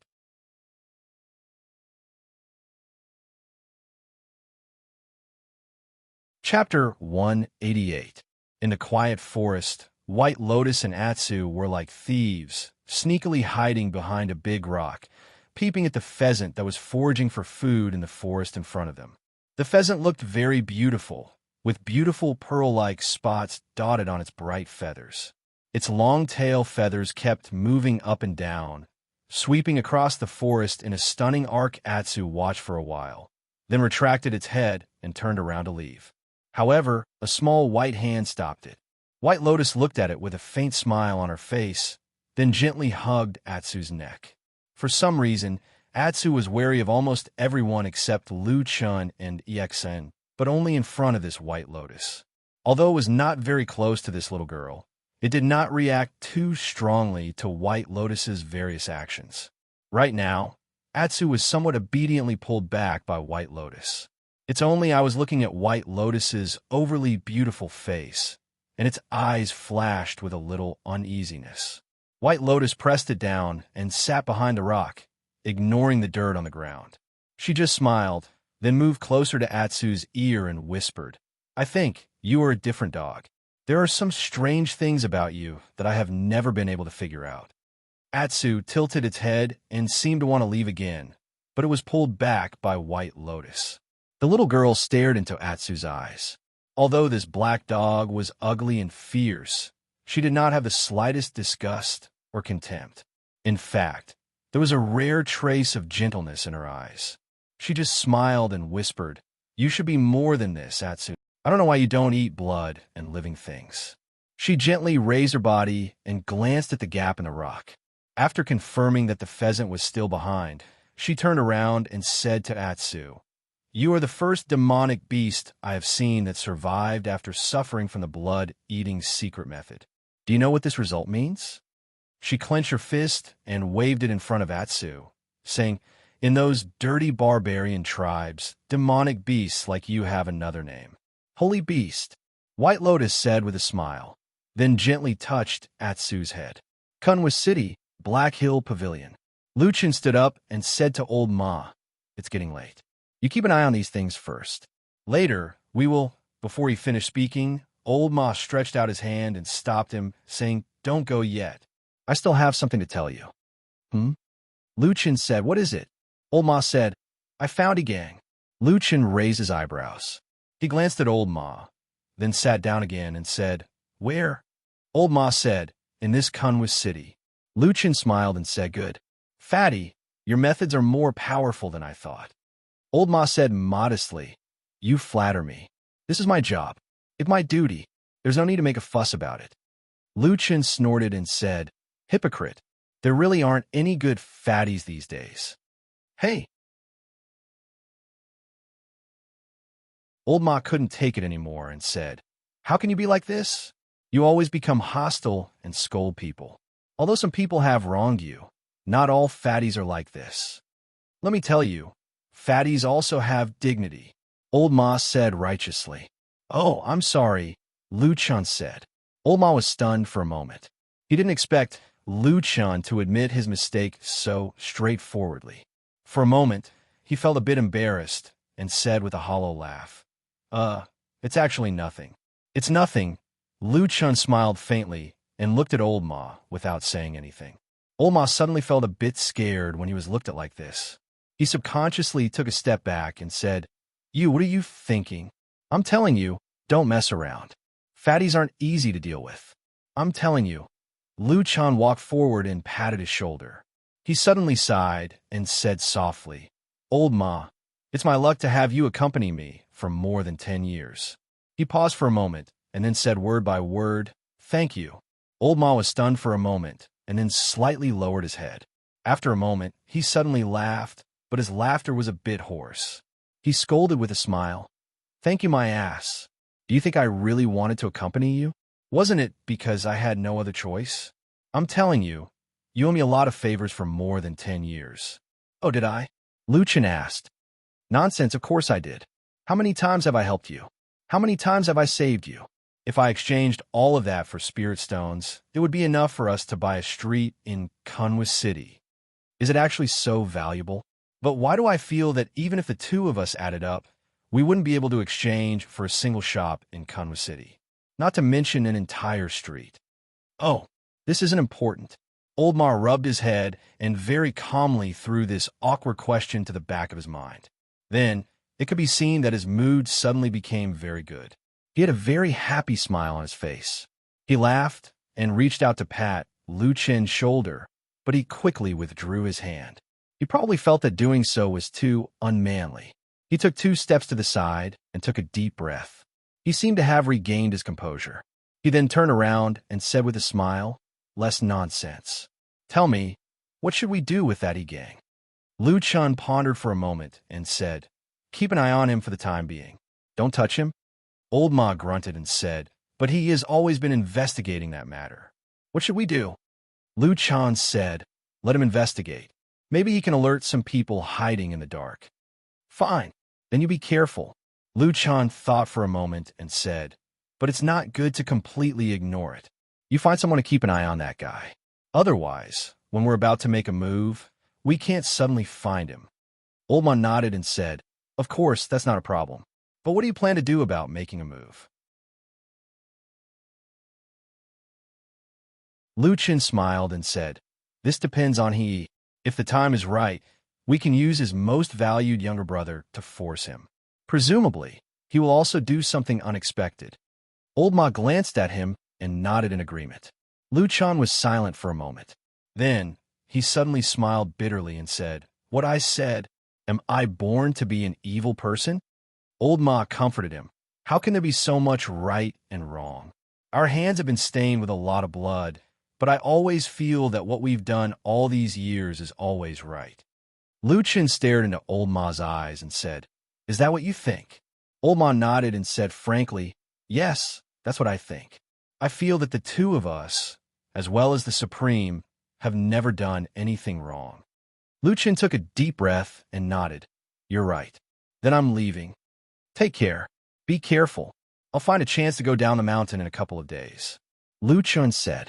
Old Ma sent him to the door of the Black Hill Pavilion and said, that's fine. It's all up to you. In short, it's all about your own safety. Don't force yourself. Lu Chen smiled and turned to leave. But Old Ma suddenly seemed to remember something and asked him, Right. You told me about the three-eyed strange insect earlier.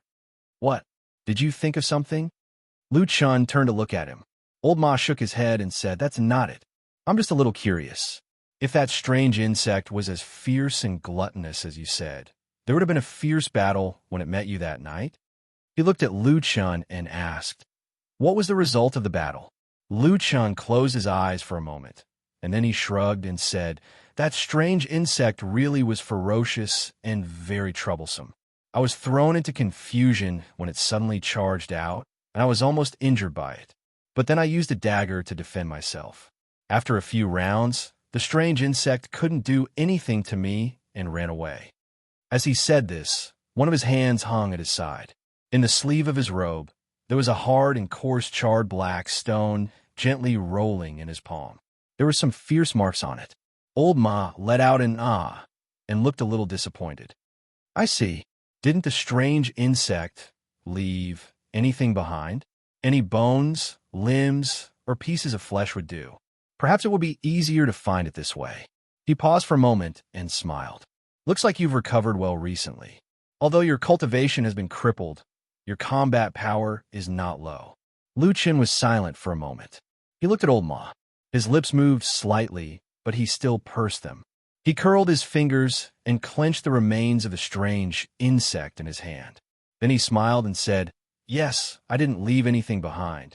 You slowly go over and bite its neck. Bai Lian's voice reverberated through the quiet forest, reverberating in Atu's ears. It was as if the first time they had met, the scene of blood-stained red once again appeared before his eyes. Atsu's breathing began to quicken. White Lotus looked at Atsu. There was a hint of excitement in her eyes. It was the kind of joy a girl would have when she saw her favorite toy. There was also a hint of strange cruelty in her eyes. Go. You're different from the other demonic beasts. They should be ants crawling under your feet. You're the holy beast that's rarely seen in 100 years. Go bite it and drink its blood. Atsu slowly turned its head. It's only I reflected the figure of the pheasant. There was a touch of blood, but it seemed to be struggling. After killing and drinking blood, you'll be completely different, Atsu. White Lotus gently squatted beside the black dog and stroked its head. Her face was like a fairy, but her voice was like a demon from hell. It was light and full of bewitchment. Go. After you start killing, the power of the blood-feeding secret method will grow in your body. You'll become a more powerful existence than any other monster. Atsu suddenly raised its head and looked in front. At that moment, no one knew whether the crippled black dog understood the meaning of those words. However, its eyes had already turned completely red. Blood red.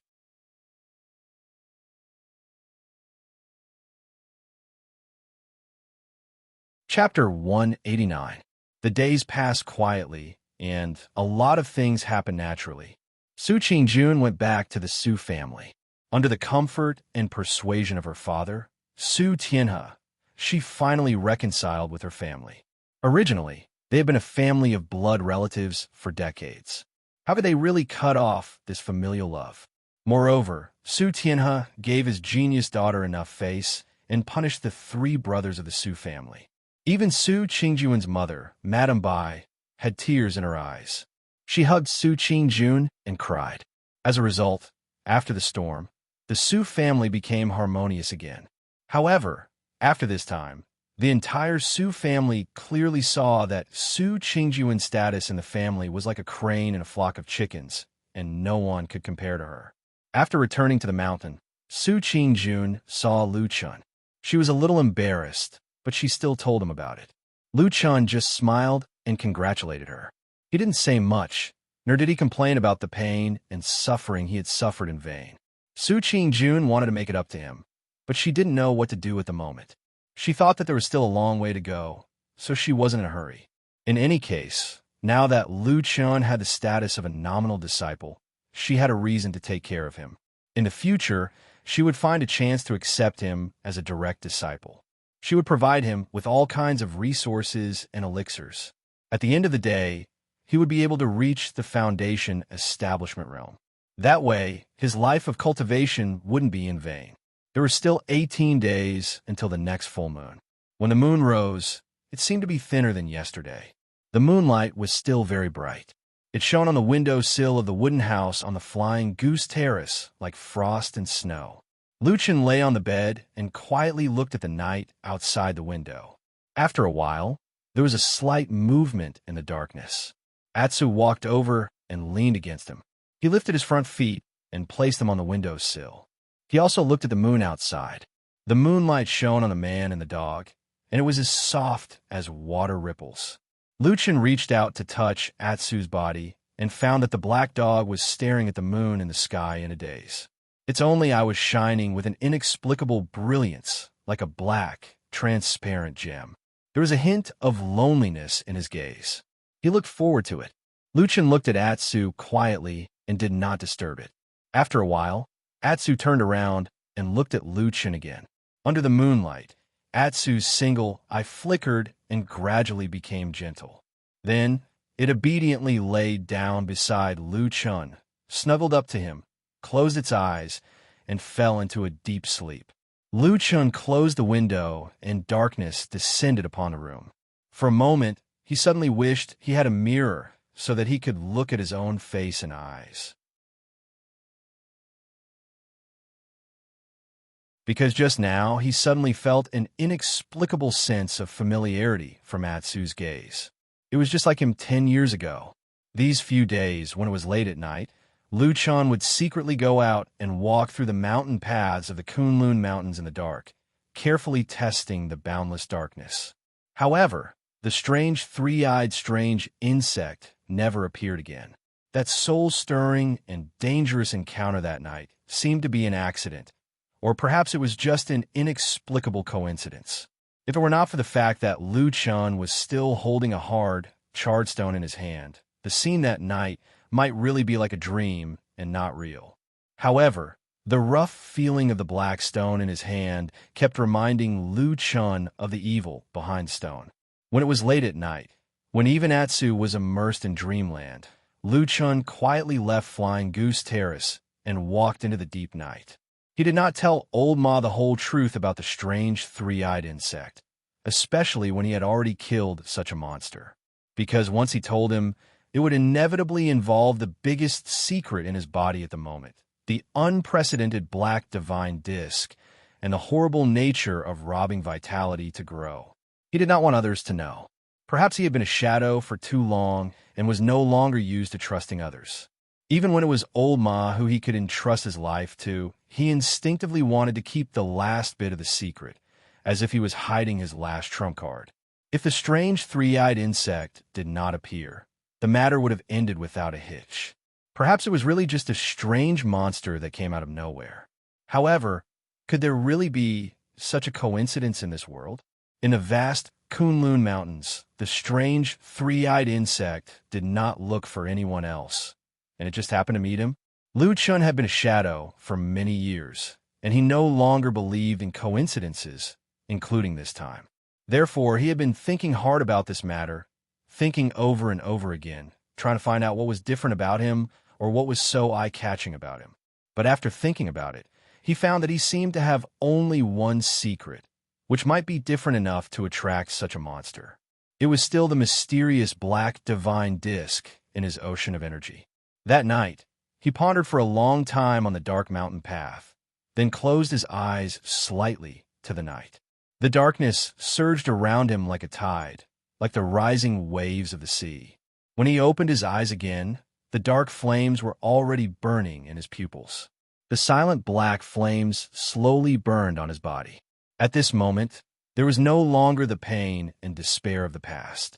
The black flames seemed to have become a part of Lu Chen's body, swaying on his flesh.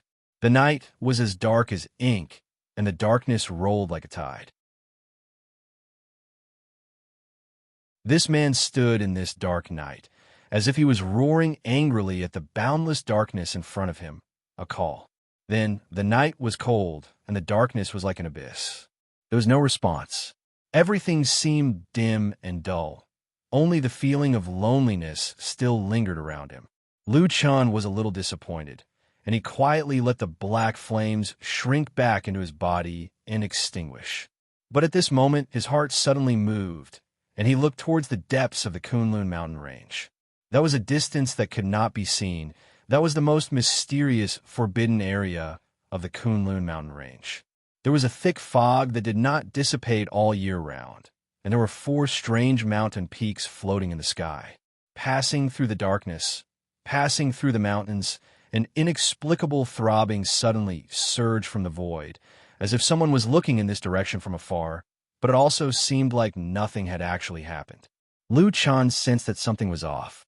But that feeling disappeared in a flash and did not even give him extra time to carefully savor it. It disappeared in an instant just like that. However, Lu Chen could already feel that something was different in this short period of time. Something was really over there in that forbidden area, and it was resonating with the dark aura in his body.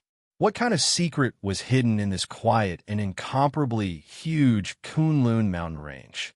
And this secret, could it be related to the spy of the devil cult?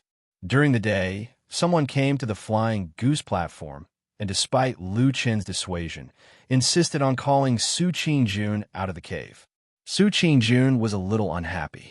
Of course, this was easy to understand. But very soon, the news brought by this person made Lu Chen and Su Qingjun a little startled.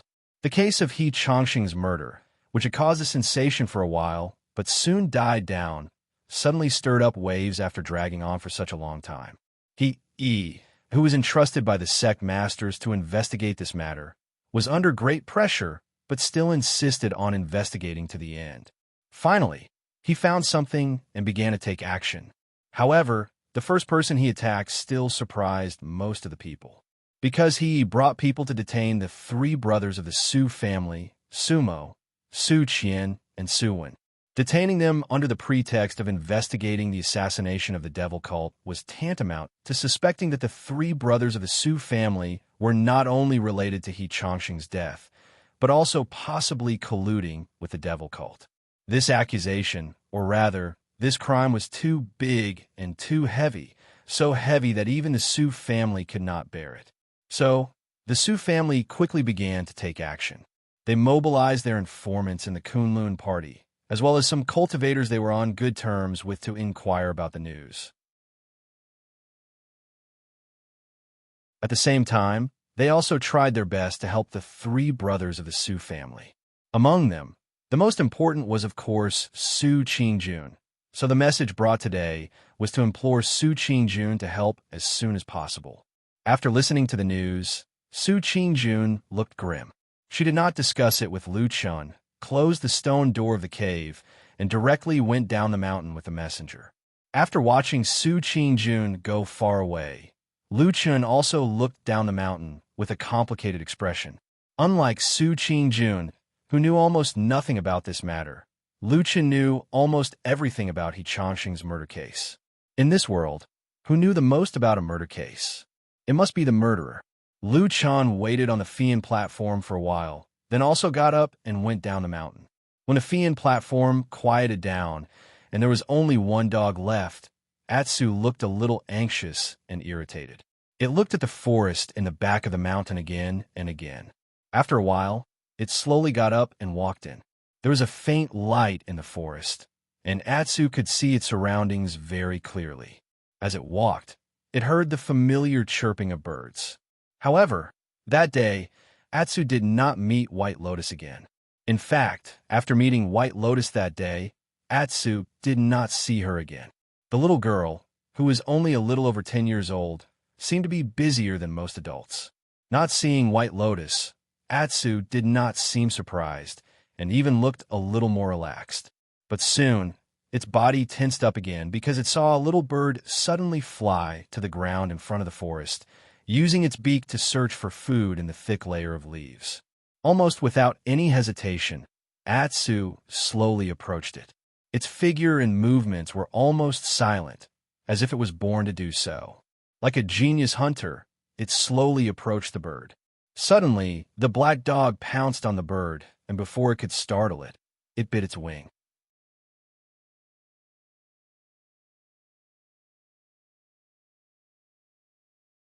Chapter 190. Hiei's sudden action seemed tough and abrupt, and his target was the Su family, a well-known aristocratic family in Kunwa City. Therefore, it was hard for people not to think of what happened to his younger brother, Hegang, some time ago. Revenge in public? Or was he deliberately framing others? All kinds of guesses and rumors quickly spread, but after Su Qingjun went down the mountain and met her father, she learned about it through her trusted subordinates in the sect, so she had a general idea of what was going on. First of all, he did take people to detain Sumo and the other two brothers of the Su family, but he only detained them temporarily. He didn't convict them, nor did he interrogate them by torture. In the words of the other side, he just asked them some questions. There was, of course, a world of difference between questioning and convicting them. Although the Su family was still indignant, they calmed down a little.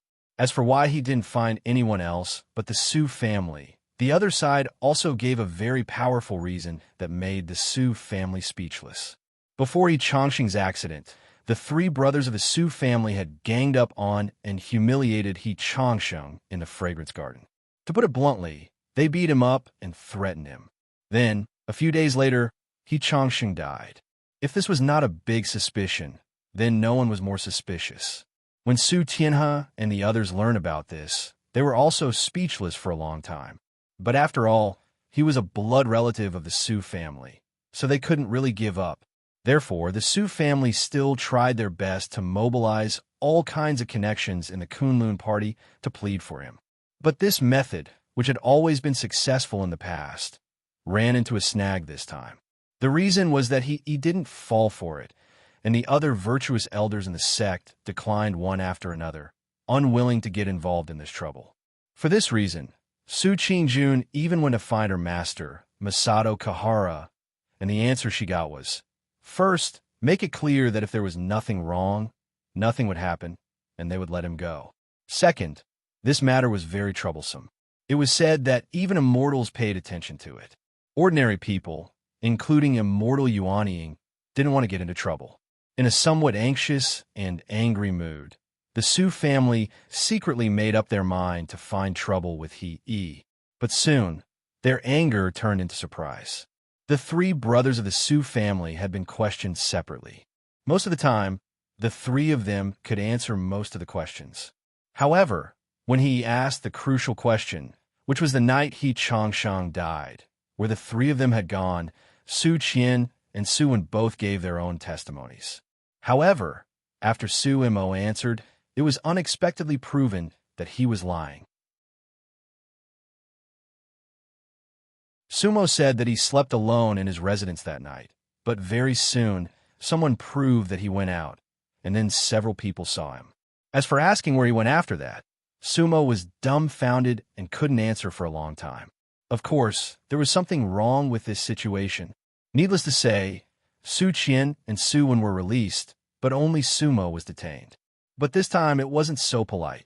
She was directly detained in a secluded, quiet room, which was equivalent to being locked up. After that, there wasn't much news, but as it spread, it gradually became dark, because it was said that he was eager to make a contribution and planned to, or had already started to try to use torture on Sumo. Retribution in the present. Retribution in the present. Luchan arrived at the Black Hill Pavilion opened by Old Ma in Kunwa City. Listening to Old Ma's gloating tone, Luchan couldn't help but shake his head and say, "Don't be too happy. We still don't know whether this news is reliable or not. It's all spread by others. Who cares?" Old Ma laughed and said, "In any case, I've long disliked that guy Sumo. It's best if he suffers a bit more. Unfortunately, my identity is limited, otherwise I really want to go and see with my own eyes." Lu Chan waved his hand. He was too lazy to argue with Old Ma about these things. He sat there and pondered for a moment before saying, this time, he acted without any warning. Almost no one knew about it beforehand. It feels a bit strange. It seems like he suddenly got hold of some information, so he began to vigorously investigate. Old Ma frowned, and the smile on his face faded a bit. He looked at Lu Chun with a hint of worry and asked in a low voice, what's wrong? Is there any danger? Lu Chun shook his head and said, not yet. Let's wait and see first. After a pause, his eyes suddenly flashed, and he said, could it be that he got the information from the martyr's grave? Old Ma walked to the side and returned after a moment. He handed him a letter and said, take a look yourself. Lu Chun glanced at the envelope and saw that there was no signature, no specific name, and no word on the envelope. He took out 2 pieces of paper. After reading it, he suddenly nodded and then sighed softly. The damn Baldy said that he will rush back 3 to 5 days before the next full moon night. Old Ma smiled and said, you see, I told you long ago that the old man still likes you the most. Even if you were a little uncertain, he is still willing to believe you. Lu Chun didn't comment, but he was still silent for a while. Then he stood up and walked 2 steps in the room. He said to Old Ma, you pay attention to he gang these days.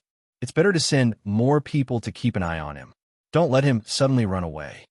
Old Ma narrowed his eyes slightly and said, what do you want to do? Lu Chun said indifferently, I haven't thought about it yet, but I've thought about one thing before. Maybe it's a plan to kill 2 birds with 1 stone. If he pursues this matter strictly and refuses to let Sumo off, and at the same time, his only blood brother suddenly meets with an accident in Kunwa City, what will the result be? Old Ma pondered in silence. After a while, he suddenly sucked in a breath of cold air and looked at Lu Chun. For a moment, he didn't know what to say. Lu Chun calmly said, killing 2 birds with 1 stone.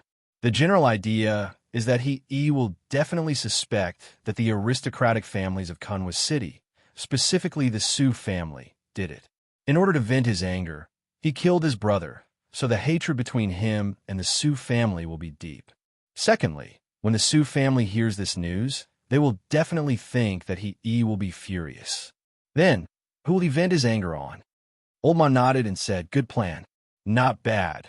Not bad. Lu Chun looked at Old Ma and said, although Sumo is stupid and annoying, his identity is different from others.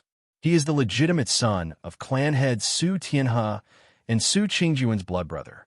The Su family will absolutely not tolerate anything happening to Sumo. But Old Ma seemed to want to say something, but he was stopped by Lu Chun. Lu Chun didn't have any intention of speaking loudly.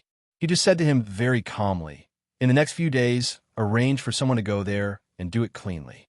Old Ma was silent for a moment before he nodded and said, okay, right, there's one more thing.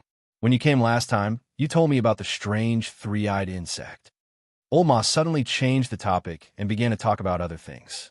Oh, Lu Chun said, how is it? Did you find any clues? Old Ma's expression was a little solemn. He looked at Lu Chun with a strange look in his eyes and said, I've looked into this thing, but the result seems to be that this thing has been extinct for thousands of years. It has long disappeared from this world.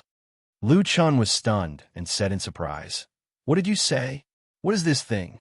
Old Ma said, according to the appearance and talent you mentioned, I couldn't find any clues at first. But after looking through some ancient scrolls with a long history, I finally found a monster similar to it in the oldest one. Blood-devouring insect. That's the name. Old Ma said, blood-devouring insect?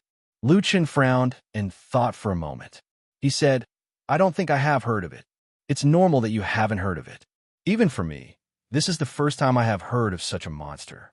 When I went to the library of ancient scrolls and saw the blood-devouring insect, I was really worried about you. Lu Chun said, why you say so? Old Ma didn't answer and asked, do you still remember the legend of the 2 founders of the Kunlun party occupying the spirited mountain of Kunlun and establishing the sect? I remember.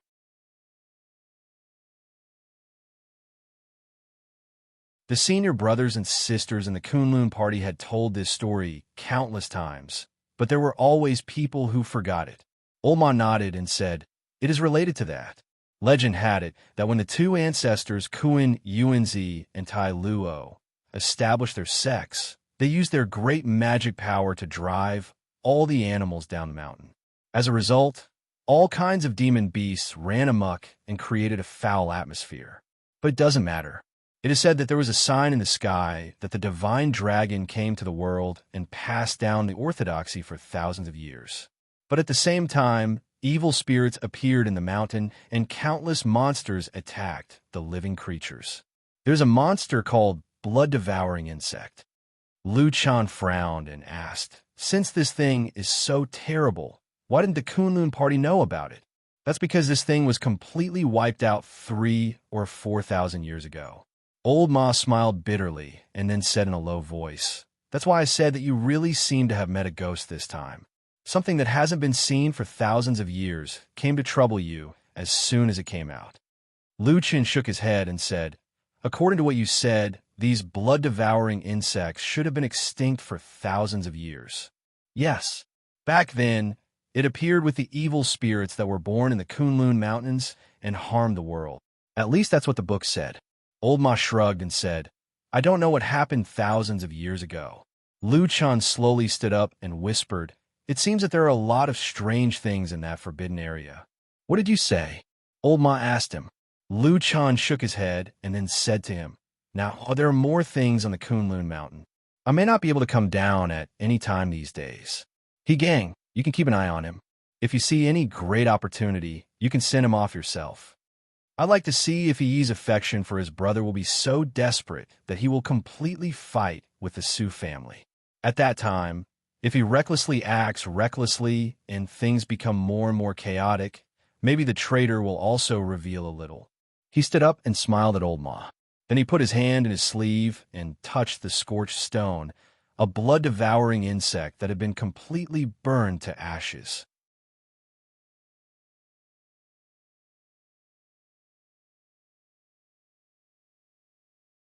Chapter 191. There were still 16 days until the next full moon night. The Su family worked hard in the sect, hoping to rescue Sumo. Because no matter what, they didn't believe that Sumo, who had been pampered and spoiled since she was a child, would have any relations with the cruel and vicious evildoers of the devil cult. In fact, it wasn't just the Su family who thought so. Most of the people from influential clans in Kunwa City also had similar views. Therefore, the rumor that he suddenly found trouble with the Su family was to vent his anger for the matter with He gang a while ago naturally spread. This kind of rumor was very damaging and often made people unable to advance or retreat, making them very depressed. But this time, he seemed to be determined to go through with it to the end. From beginning to end, he remained indifferent to the pressure from the outside world. Despite the pressure from the Su family, he still hadn't released Sumo. The activities of the Su family in the sect also encountered unexpected resistance. Almost all the Taoist masters in the Yuanying realm and above refused or declined the request to intercede on their behalf, including Su Qingjuan Shifu, Masato Kahara. This deadlock lasted for a day or two, and the atmosphere in the Kunlun party suddenly changed. Many of the originally indignant and seemingly very angry clans suddenly became silent. They were all old foxes who had mingled in the mountains of Kunlun for several hundred years, who didn't know how to listen to the wind, and who didn't know how to steer according to the wind. Although Su Qingjun quarreled with Sumo and the others a while ago, and even taught them a lesson, causing her and her family to be in a cold war for a while, no matter what was said, Sumo was still her blood-related younger brother. But no matter what, Su Mo was still her blood-related younger brother, and her parents were worried sick. She couldn't stay out of it, so she went to plead with her master, Master Muyuan. The whole Kunlun party knew Masato Kahara's love for Su Qingjun, but on that day, he still shook his head and refused Su Qingjun. Su Qingjun was puzzled. Masato Kahara sighed. Seeing that there was no one around, she said to her softly, "Now is not like before. This matter already has the intention of Senior Immortal. They will definitely investigate it thoroughly, and no one can stop them. You should also behave for the time being. Don't stand out at will." Su Qingjun was shocked. Her face turned pale, and even her voice trembled as she whispered, "Sure, Fu. Could it be that? Could it be that Hakushin Jinkoen actually did something to our Su family? Shut up." Masato Kahara's expression suddenly changed. She immediately opened her mouth to stop Su Qingjun and then observed the surroundings. Although the two of them were in Masato Kahara's own cave, and it was almost impossible for ordinary people to eavesdrop on their conversation, but Masato Kahara's expression was as careful as a thief. After observing the surroundings for a while, Masato Kahara let out a sigh of relief. Then, she pulled Su Qingjun to another secluded place and said, "Listen carefully. First, this matter is not targeted at your Su family. It's just that your younger brothers were unlucky and happened to encounter this matter. They also happened to give the truth to others, so naturally, we have to investigate. But if there's a justifiable reason, then he will not make things too difficult for you. Didn't you see that Su Qian and Su would have both gone back?" Su Qingjun responded. Her complexion looked a little better, as if she had breathed a sigh of relief. However, she was still a little worried and asked in a low voice, "What about Su Mo?" Masato Kahara did not answer her question. She just snorted and said, "The second thing you don't know is that the one who pays attention to this matter is not Hakushin Jinkoen, but perfected Lord Tianlan." "Ah." Su Qingjun was shocked and said, "Grandmaster Tianlan? How could he?" Masato Kahara said with a sullen face, "Although martial uncle Tianlan is not often in Kunlun Mountain, he is after all one of the two supreme perfected gods of Huashan realm in our sect. I heard that a few days ago, the senior suddenly wrote a letter in his own hand, sternly reprimanding sect leader Xianyue Shixiao, saying that in the Kunlun Mountains, a devil cult evildoer unexpectedly killed people, which is really a shocking matter. Moreover, after many days of investigation, there is still no progress, which is even more incompetent." Su Qingjun's beautiful face turned pale when she heard this. Although she had not yet reached the highest level in the cultivation world like Zhenren Yuanying, she had been influenced by aristocratic families since she was a child, and because of her outstanding talent, she had followed Masato Kahara for a long time, so she still knew some of the changes in the sect. At this moment, she subconsciously covered her mouth with her hand and said in surprise, "Grandmaster Tianlan, how could he speak to Immortals sect leader like this?" Masato Kahara smiled and said, "He is a perfected god of Huashan realm, and also the martial uncle of Idle Month. Of course he is qualified. Didn't you see that although Idle Month was unhappy at that time, he still gritted his teeth and endured it?" Su Qingjun was a smart person, and she quickly thought of another matter. She whispered, "Then Grandmaster by Chen," Masato Kahara said lightly, "in this kind of matter, it is impossible for Martial Uncle Bai Chan to come forward and say anything." Su Qingjun nodded, but there was still a worried look on her face. Masato Kahara glanced at her, sighed, and said, "Qingjun, you know that our Tieji is weak." Now, there are undercurrents in the sect, and the open and secret struggles are all on the Kuenji side. Not to mention other things, just the two perfected gods who are in the open and in the dark are not people we dare to get involved in at all. Otherwise, if those two get angry, the consequences will be unimaginable. Su Qingjun nodded silently and didn't say anything else. Masato Kahara thought for a moment and comforted her. "But in my opinion, if your brother really didn't do anything, he will suffer a little at most. It shouldn't be a big deal." Su Qingjun suddenly raised her head and said, "Master, is that true?" Masato Kahara smiled and said, "Now that perfected God Tianlan has suddenly come forward to put pressure, even sect master Idle Month Martial Uncle can't take it, let alone a little disciple. Therefore, they must give an explanation. Under such circumstances, they won't easily let off anyone who is even slightly suspicious, but they probably won't deliberately make a confession through torture. How can they fake it in front of a perfected god?" So he patted Su Qingjun's shoulder and said gently, "Go back and tell the head of the Su family and the other family members that they have to temporarily endure it. It will be better after this period of time. Our Kunlun party is a famous sect with 5,000 years of history. The sect rules are strict, and we definitely won't wrongly accuse an innocent person. All right, Su Qing-jun said softly. These words were told by Masato Kahara to Su Qing-jun in private. Many people who hadn't reached the level of perfected yuanying couldn't see it so clearly. This was the case for the Su family. However, after Su Qing-jun brought back this news, the head of the Su family, Su Tianhe, made a prompt decision to immediately cease all activities and prepare to listen to Masato Kahara's advice. There were some twists and turns in the process. Madame Bai, who was anxious for her son, was heartbroken and wanted to save him as soon as possible.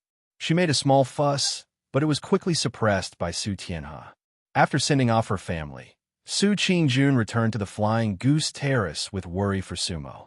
She looked at the sky and saw that it was almost dark. She stood by the roadside for a while and saw that the door of the wooden house was closed. She could vaguely see a figure inside. She seemed to want to go over and say a few words, probably to chat with Lu Chun. However, in the end, she walked back to the cave in the mountain wall without saying a word and didn't come out again for the whole day. Lu Chun lay in the wooden house and saw the appearance of Su Qing-jun when she came back. However, he didn't have the intention to greet her. Instead, he stayed on the bed with Atsu in his arms and watched the sky turn dark and the moon rise. That night, the moon was already as thin as a hook, hanging alone in the sky. Atsu squatted on the bed beside him and looked up at the moon through the window, lost in thought. Lu Chun gently stroked Atu's head. He didn't know when, but Atu had fallen in love with the moon. It often stared at the bright moon for a long time, but it didn't howl at the moon like many wolves and dogs. It just silently looked at the moon, unusually quiet, but there was a strange aura emanating from its body, making people feel that it was different from the black dog in the past. The next day, the seemingly calm Kunlun Mountain suddenly stirred up waves. Before noon, Sumo, who the Su family was worried about, had not been released, but he sent someone to ask a few people to his place. These people, including Lin Kuangyi and Zhang Ji, were all at the scene of the dispute in the Liuxiang Garden that day. After hearing this news, Lu Chen had a bad feeling. Sure enough, someone came to Fian platform in the afternoon. That person was a Kunlun disciple from the Heavenly Soldier Hall. In terms of seniority, he was He Yi's junior. When he came here, his words were polite, but his attitude was very firm. He invited Su Qing-jun and Lu Chen to go with him to meet He Yi. Everyone chatted. At this time, of course, no one was willing to chat with He Yi. He said he was chatting, but everyone knew that he had a bad idea. If they were not careful, they might be detained, and the detained people would not dare to resist.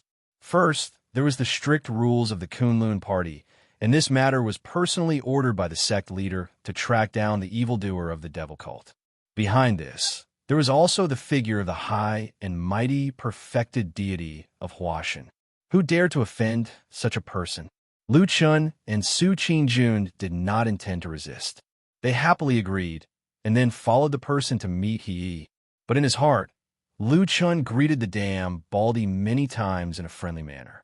Previously, it was only said that He Yi detained people, but when they were really brought to the location, Lu Chun was stunned to discover that He Yi had actually placed the place where the suspect was detained and interrogated directly in the martyr's grave at the back of the nameless mountain peak.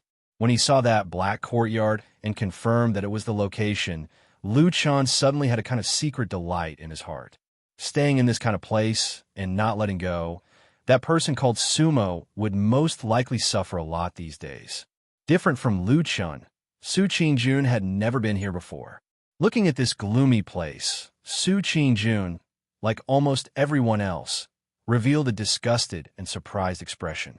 It seemed that she had never thought that on the Kunlun Mountain there would actually be such a place. Although it was not fast, they still had to go. But when they were about to knock on the door, suddenly the black door outside the martyr's grave was suddenly opened. Then a person staggered out. His steps were somewhat unsteady. Looking closely, it was He Yi. You're tuning into the Romance Rendezvous YouTube channel.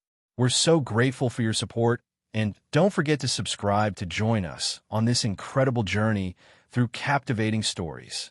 Your generosity through donations truly makes a world of difference, as it's the primary source of revenue that allows me to expand and enhance this channel for you.